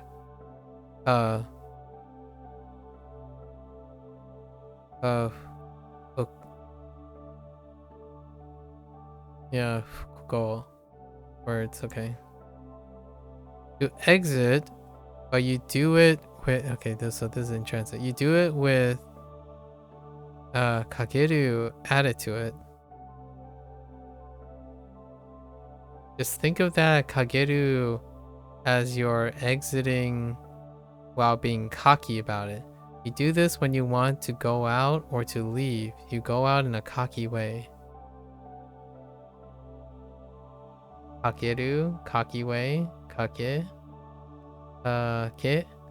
This word can only be used for a person going out. You can't say a train.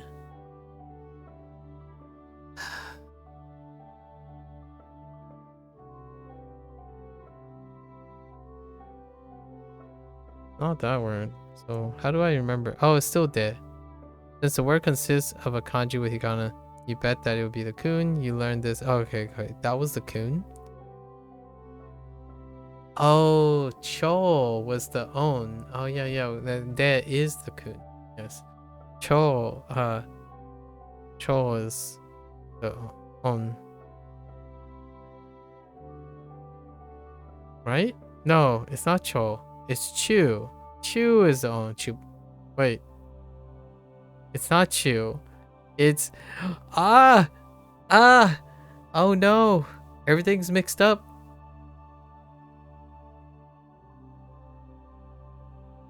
What was happening at the shutsu. Yeah, shutsu. Shutsu is the shutsu. Okay. 出かける Dekakeru. Oh, dekakeru. 出 Yeah. かける That is a really early one.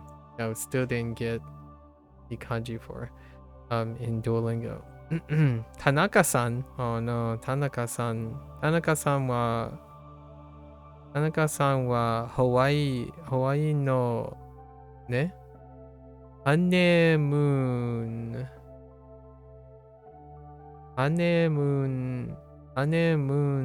ni dekakemashita yo. Okay. A loiter? Okay, now you're just getting carried away. The leader radical has a little something extra on top of him, holding him down, holding him back. It's causing him to wait. It's causing him to loiter. Okay. All right, I got you. Okay, I got you.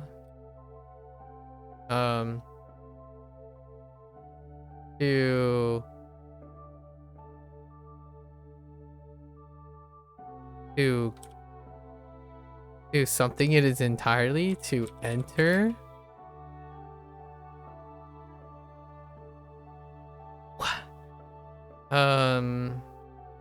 We'll just say whole in its entirety. Oh my gosh, okay. Oh, they accept entirety. Okay. I'm like, what kind of prepositional phrase did it use? In its entirety. Okay. Yaku. Goofy. Oh, this is getting too much. We got too much. Maruko.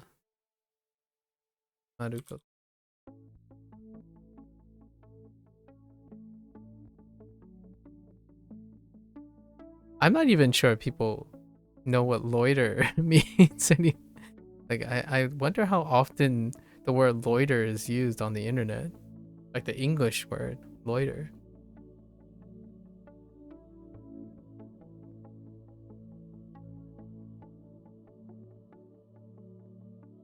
Kaki exit.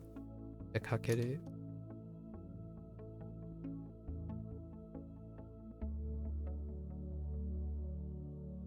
A bed. Oh no. Okay, let's see. Bed. I see the bed with a little like little side. You have to complete the line on the right. Okay. Yeah, you see the pillow. Yes. Okay, I do. Oh, beast. What the heck? E? Bundle. Huh. Okay. Kuchi? There's no way that's kuchi ni suru. Oh yeah, that's actually kuchi ni suru. Dimension. Interesting. To do by mouth. To do by... Yes. Okay. To say, to eat, to drink. Oh yeah, that too. Yes, because suru modifies, yes. Most things by mouth. You've already learned that, yes, kuchi means mouth, and here is followed by the particle ni, which pinpoints a location. The verb suru means to do, so you're doing something to your mouth. Logically enough, the expression is used to describe lots of actions that you do with your mouth. It's often used to mean, to mention, or to say, but with an added descriptive nuance that you say something accidentally or that you said something accidentally or unexpected, maybe something you shouldn't have said. I see. Interesting. It can also mean other things done with mouth, like to eat and to drink unexpectedly or accidentally. Oh, that's why I don't see it. Okay. Yeah. Kuchi ni suru. 口にする Kuchi ni suru. 口にする Okidoki. Yeah, to eat consciously. Cautiously. Ooh.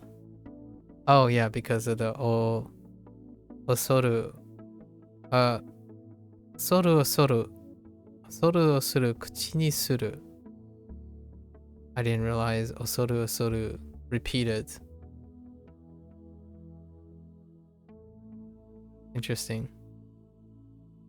Ukkari kuchi ni suru. Ukkari to be excellent. Okay.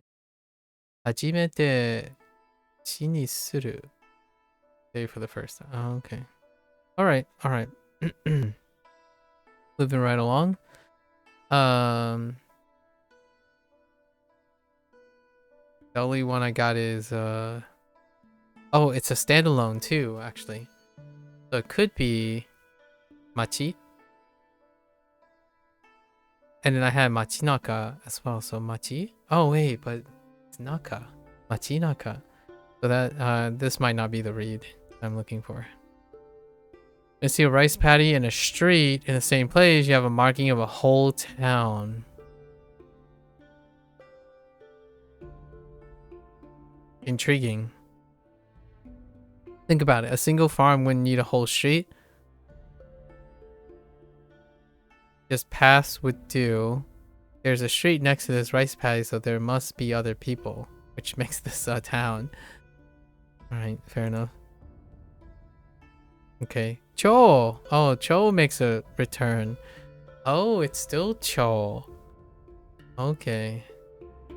You go to visit the nice little town, but then there she is. Every time you walk down the street woman, Mrs. Cho, arrives to ruin your decade. Remember, imagining Mrs. Cho is great detail in level 2. Time for some work to come to fruition. Imagine Mrs. Cho walking down the street of the town towards you, ready to make your day bad. She breaks things as she walks towards you, then knock you down for walking in her town. She says, wherever there's a street, you'll find Mrs. Cho. Then spits you. Okay. At your back is she. Alright. So, Cho is coming back. So. And then of course the kun is machi.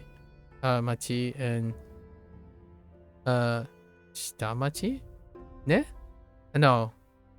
It's not. Because onyomi. So cho.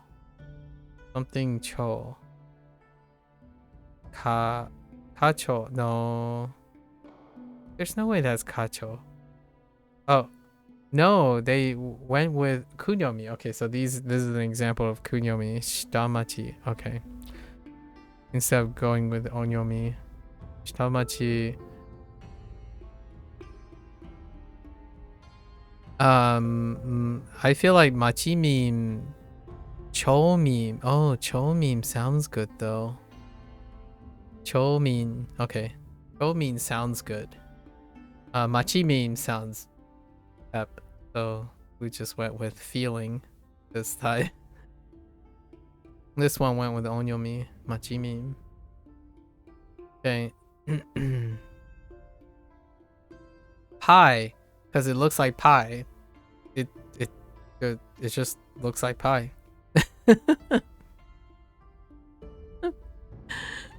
I did not make that connection, but that's fine. Okay, pie is pie. To live. Yes, this is what I was expecting, right? After born, typically live. I said soon really early on because of to live as opposed to what was the born se? Yeah, they were using se. Wait.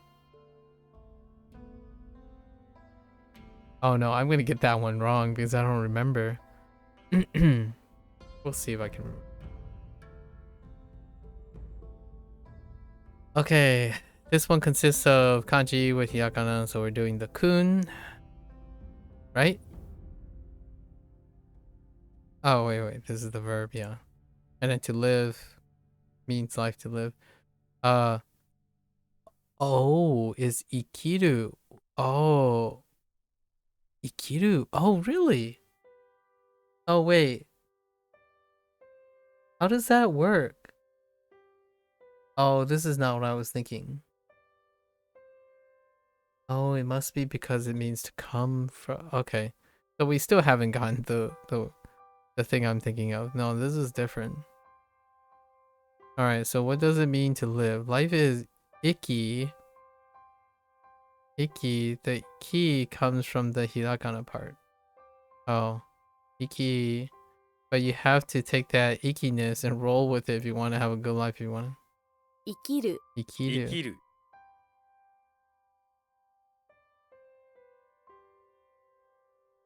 I'm thinking of a different character, probably. That's why.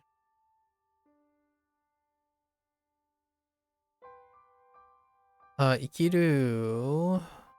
I'm thinking of a different character. That's why. A different character entirely. Nope. It's a mix-up. Okay.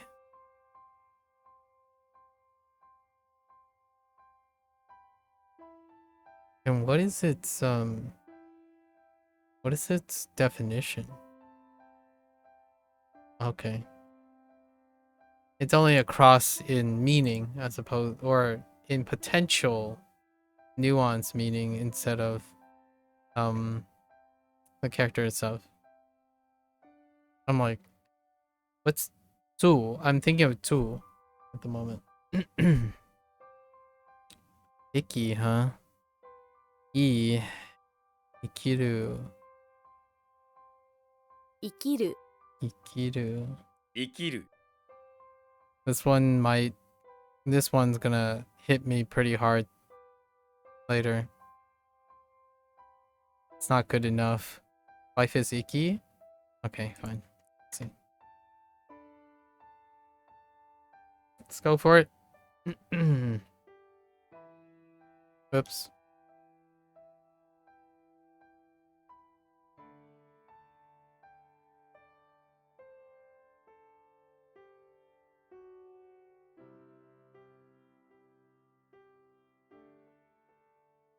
Okay. Wait.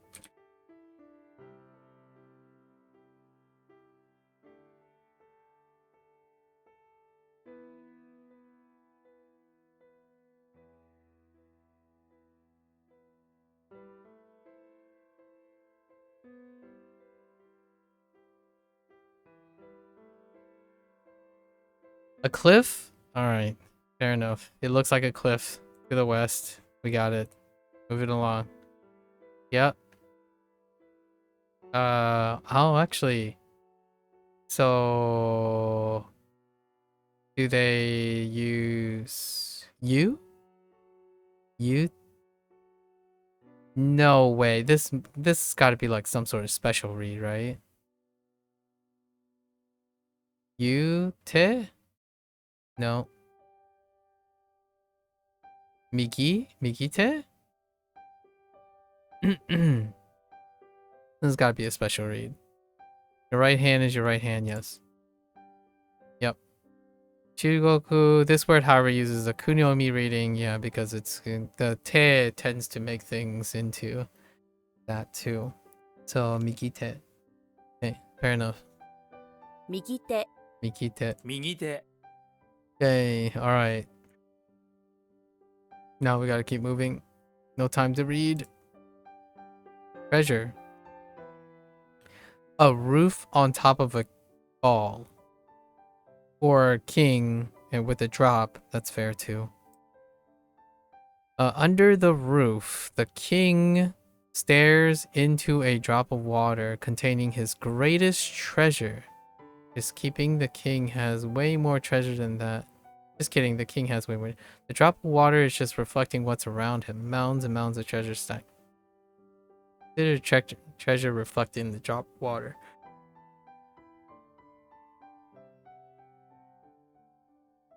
Okay.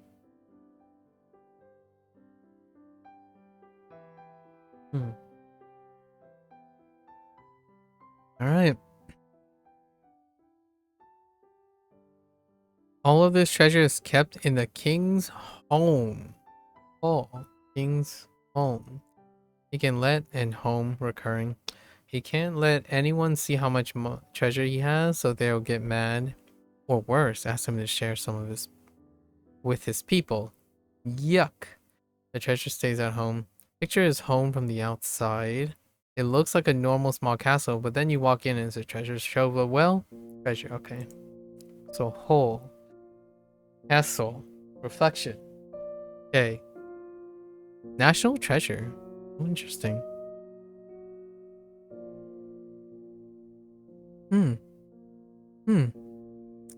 Ah, treasure stone.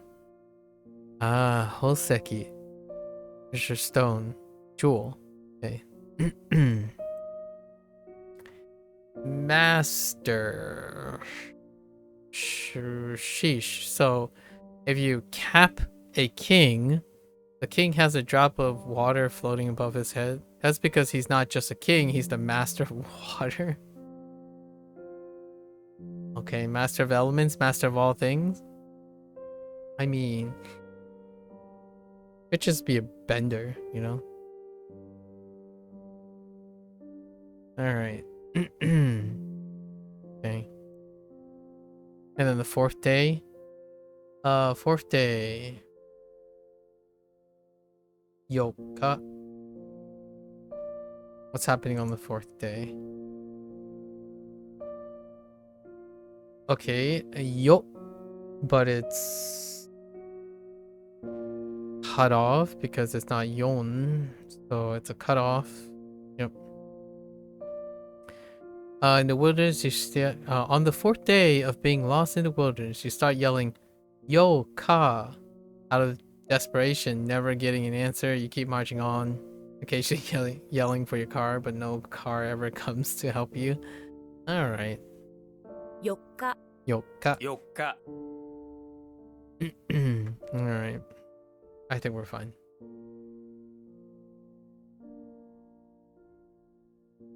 Oops.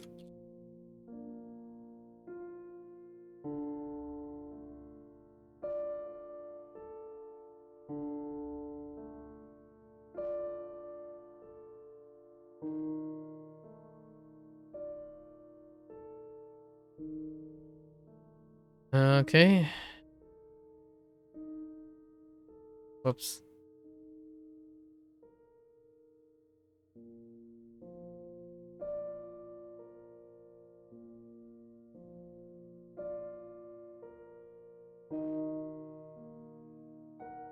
Oh boy. Yotsu. Just pass it on. Pass it on? Yes, pass it on. 4つ 4つ Okay.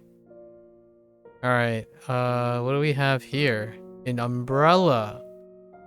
Oh, really? Do you know the bottom of umbrella? So an umbrella handle?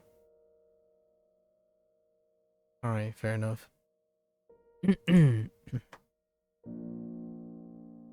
Stone? Stone is stone. Which is stone. Seki. Sexy?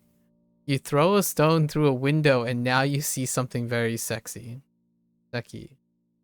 Really? Whoops, maybe you shouldn't throw stones through windows or you'll see people's sexy time.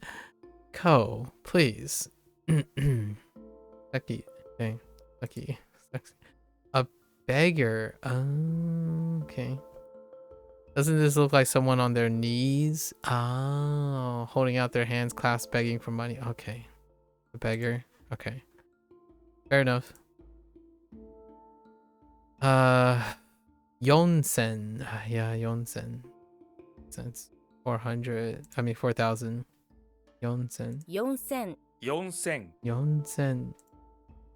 Okay. Alright, we're good. The umbrella is a stretch.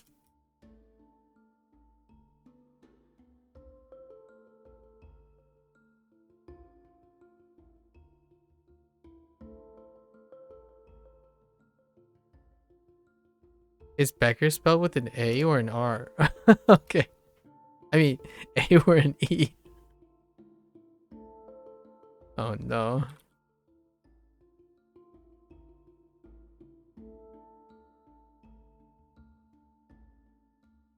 Let's keep going.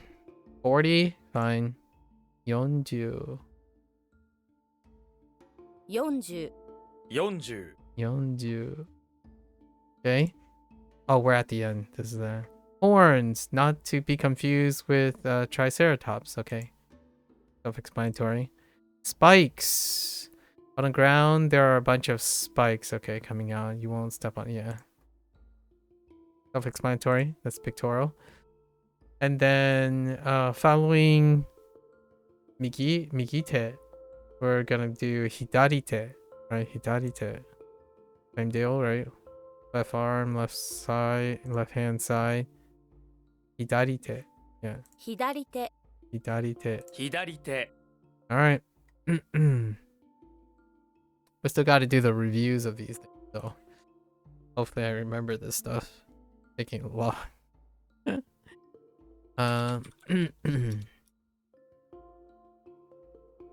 Oh, horns. Well, at least it didn't penalize me for that too. It says spikes. Okay. All right.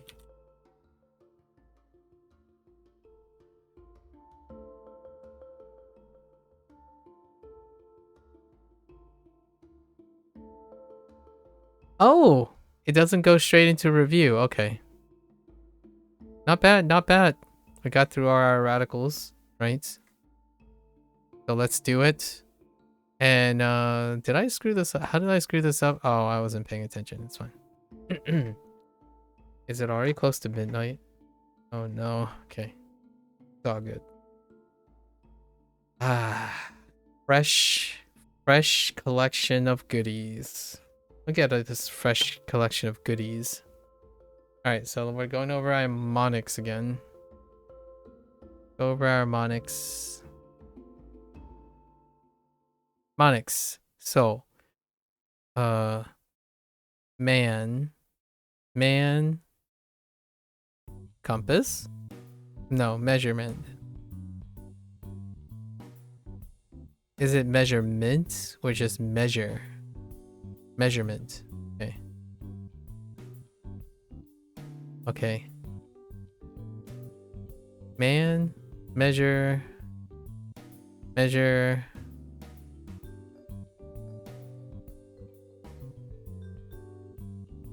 2 legs. Origin, hole, leader, forehead, alligator, ceremony, spirit, branch, energy, center, world, plate, bamboo, thread, ear, insect, flower, sea, red, car, shellfish, leg, or not actually foot, knot, samurai, rice, loiter, bed, eye, cliff, master, umbrella, beggar, horn, spike. Right? Okay. Now let's do our read. So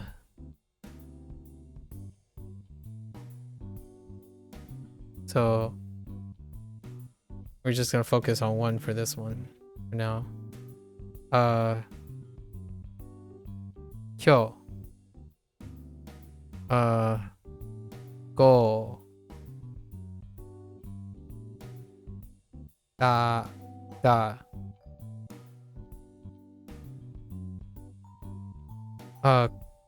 Kori. Mo. Oh, wait. Yeah, we have to double check on Mo because this is Kun. So I think I made an error before on Mo for fur. Right? So Mo, I remember that. Gonna stop on that. Sen. Sen. Me. Nen. Right? Yes. Then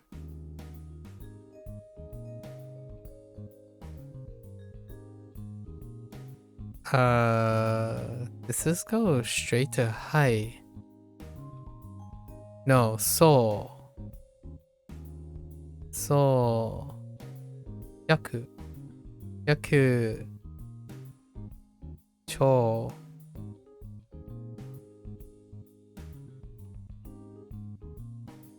Oh. Seki. Pretty sure Seki is. Kun.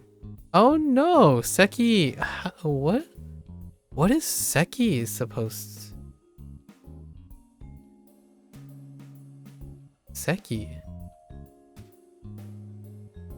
What is that close to?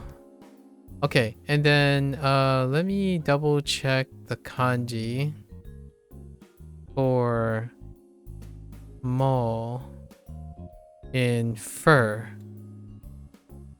Mo is onyomi. Oh, interesting. No. So it's not exclusive to the reed itself. So I don't know. That's so interesting. This is the first instant that's happened. Mo is labeled as onyomi for fur. But oh wait. Did I screw up? No, because Mo is kun. Oh no. That means I can't stick to the way I was doing it. No, it doesn't work that way. Oh no. It doesn't work that way. The reeds are not identified by their sound. So they're not. Oh no. Kun and on are not separated by their sounds. That is so weird. Oh no. Maybe this is not going to do. This is probably not going to do well moving forward. This would be the first instance that I noticed that there's the same reed. The same sound. But one is kun and one is on. Actually, let's look then.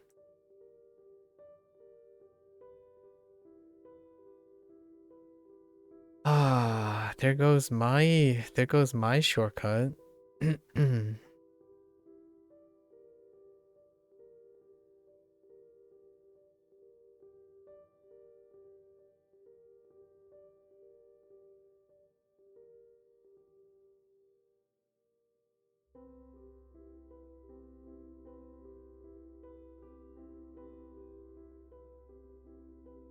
Okay, I'll have to look up maybe some other stuff in the future. Yeah, so that's the first time that has happened that I noticed. All right. Is there anything else I'm kind of fishy on?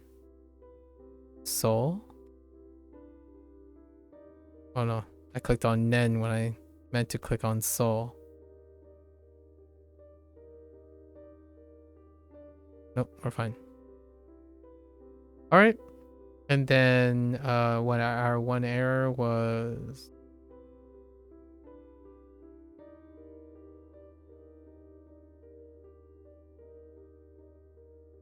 how did I screw this up? Oh, I focused on one character only. So this is doorway. I wrote door because I was looking at door. Doorway. Go away. And that's it. I guess we'll find out tomorrow. It'll be kind of tough right after because there are so many of these. However, most of these are radicals in the beginning. And radicals are really, really fast. I don't know why. There's something about radicals that you're associating one word. And I guess I rely more on rote memory. Rote memory is definitely a lot faster. I don't have a name for... Okay, which ones I have a name for? So, mnemonics that I have already instilled. This one? That's one. This is coming from Hanza Hero.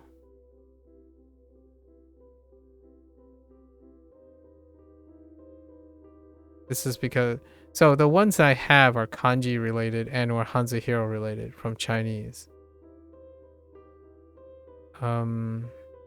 Or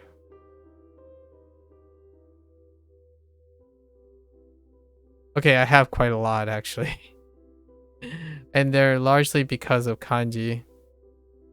All right, that's why it's so fast.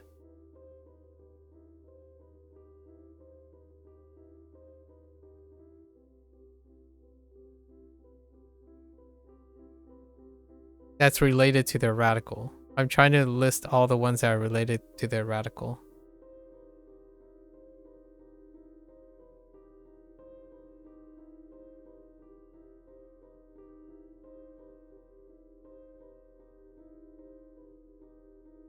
Yeah, so there are 14. So over almost half of them are related to a kanji that I already know and or a hanzi that I already know. So that's why it looks like it's so much easier or so much quicker to translate.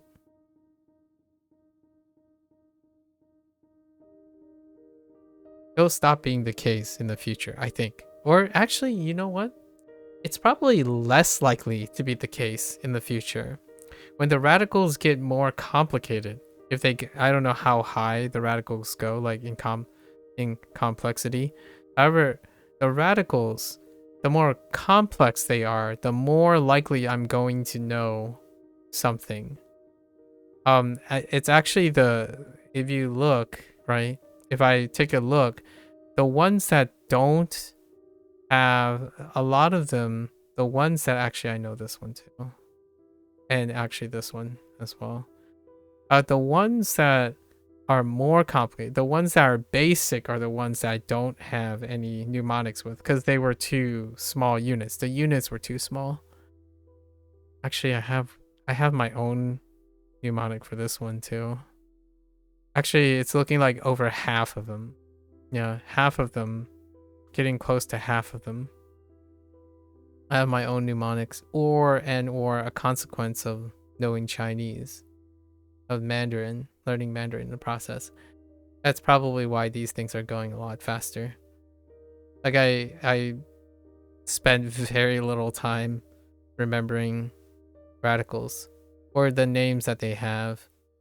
And it leads to my earlier discussion today with Gecko about how do I get lid? If I'm saying lid, not get confused with roof, which not get confused with forehead. I'm like, it's probably a combination of like Hanzuhiro and existing things that I don't get them mixed up. I didn't think about it very clearly why when I say lid, I'm also thinking roof. And now I was waiting for forehead, basically. I didn't know what they were going to call this, right? And when they're associated, these are clustered together. So I tend to cluster things that look alike together by happenstance. And I kind of like that they're doing it this way too. You know, like leader is attached to loiter. So they are doing between radicals as well. Although I think Hanzuhiro does this deliberately, so it's part of the design. And that does the thing I already do. So Kevin is definitely a lot closer to the way I group radicals and association. Ko is a little bit more separate. There's a lot more moving parts, and it shows because I'm still having problems because kun, the thing that's disjointed for me between that makes this transition very difficult is because of the kun and the on, right? And in Chinese, Kevin doesn't necessarily have this problem. Kevin, to a lesser extent, because it's more the exception than the rule to have different reads.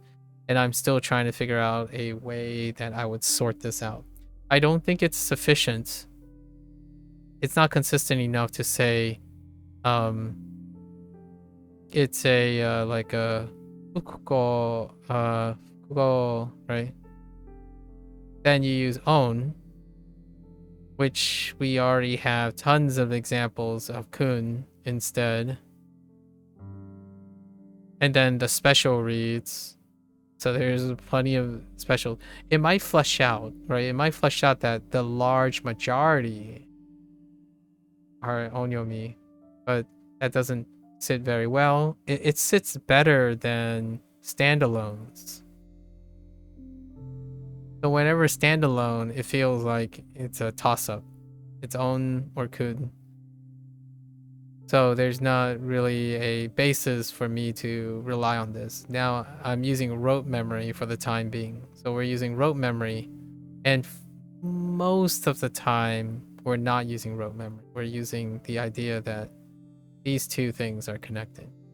Rote memory is still being used for kunyomi in special cases when there are two characters next to each other, two kanji next to each other. In terms of, and it's not complete as well for when something has okurigana, right? When they have kana, hirakana following, hirakana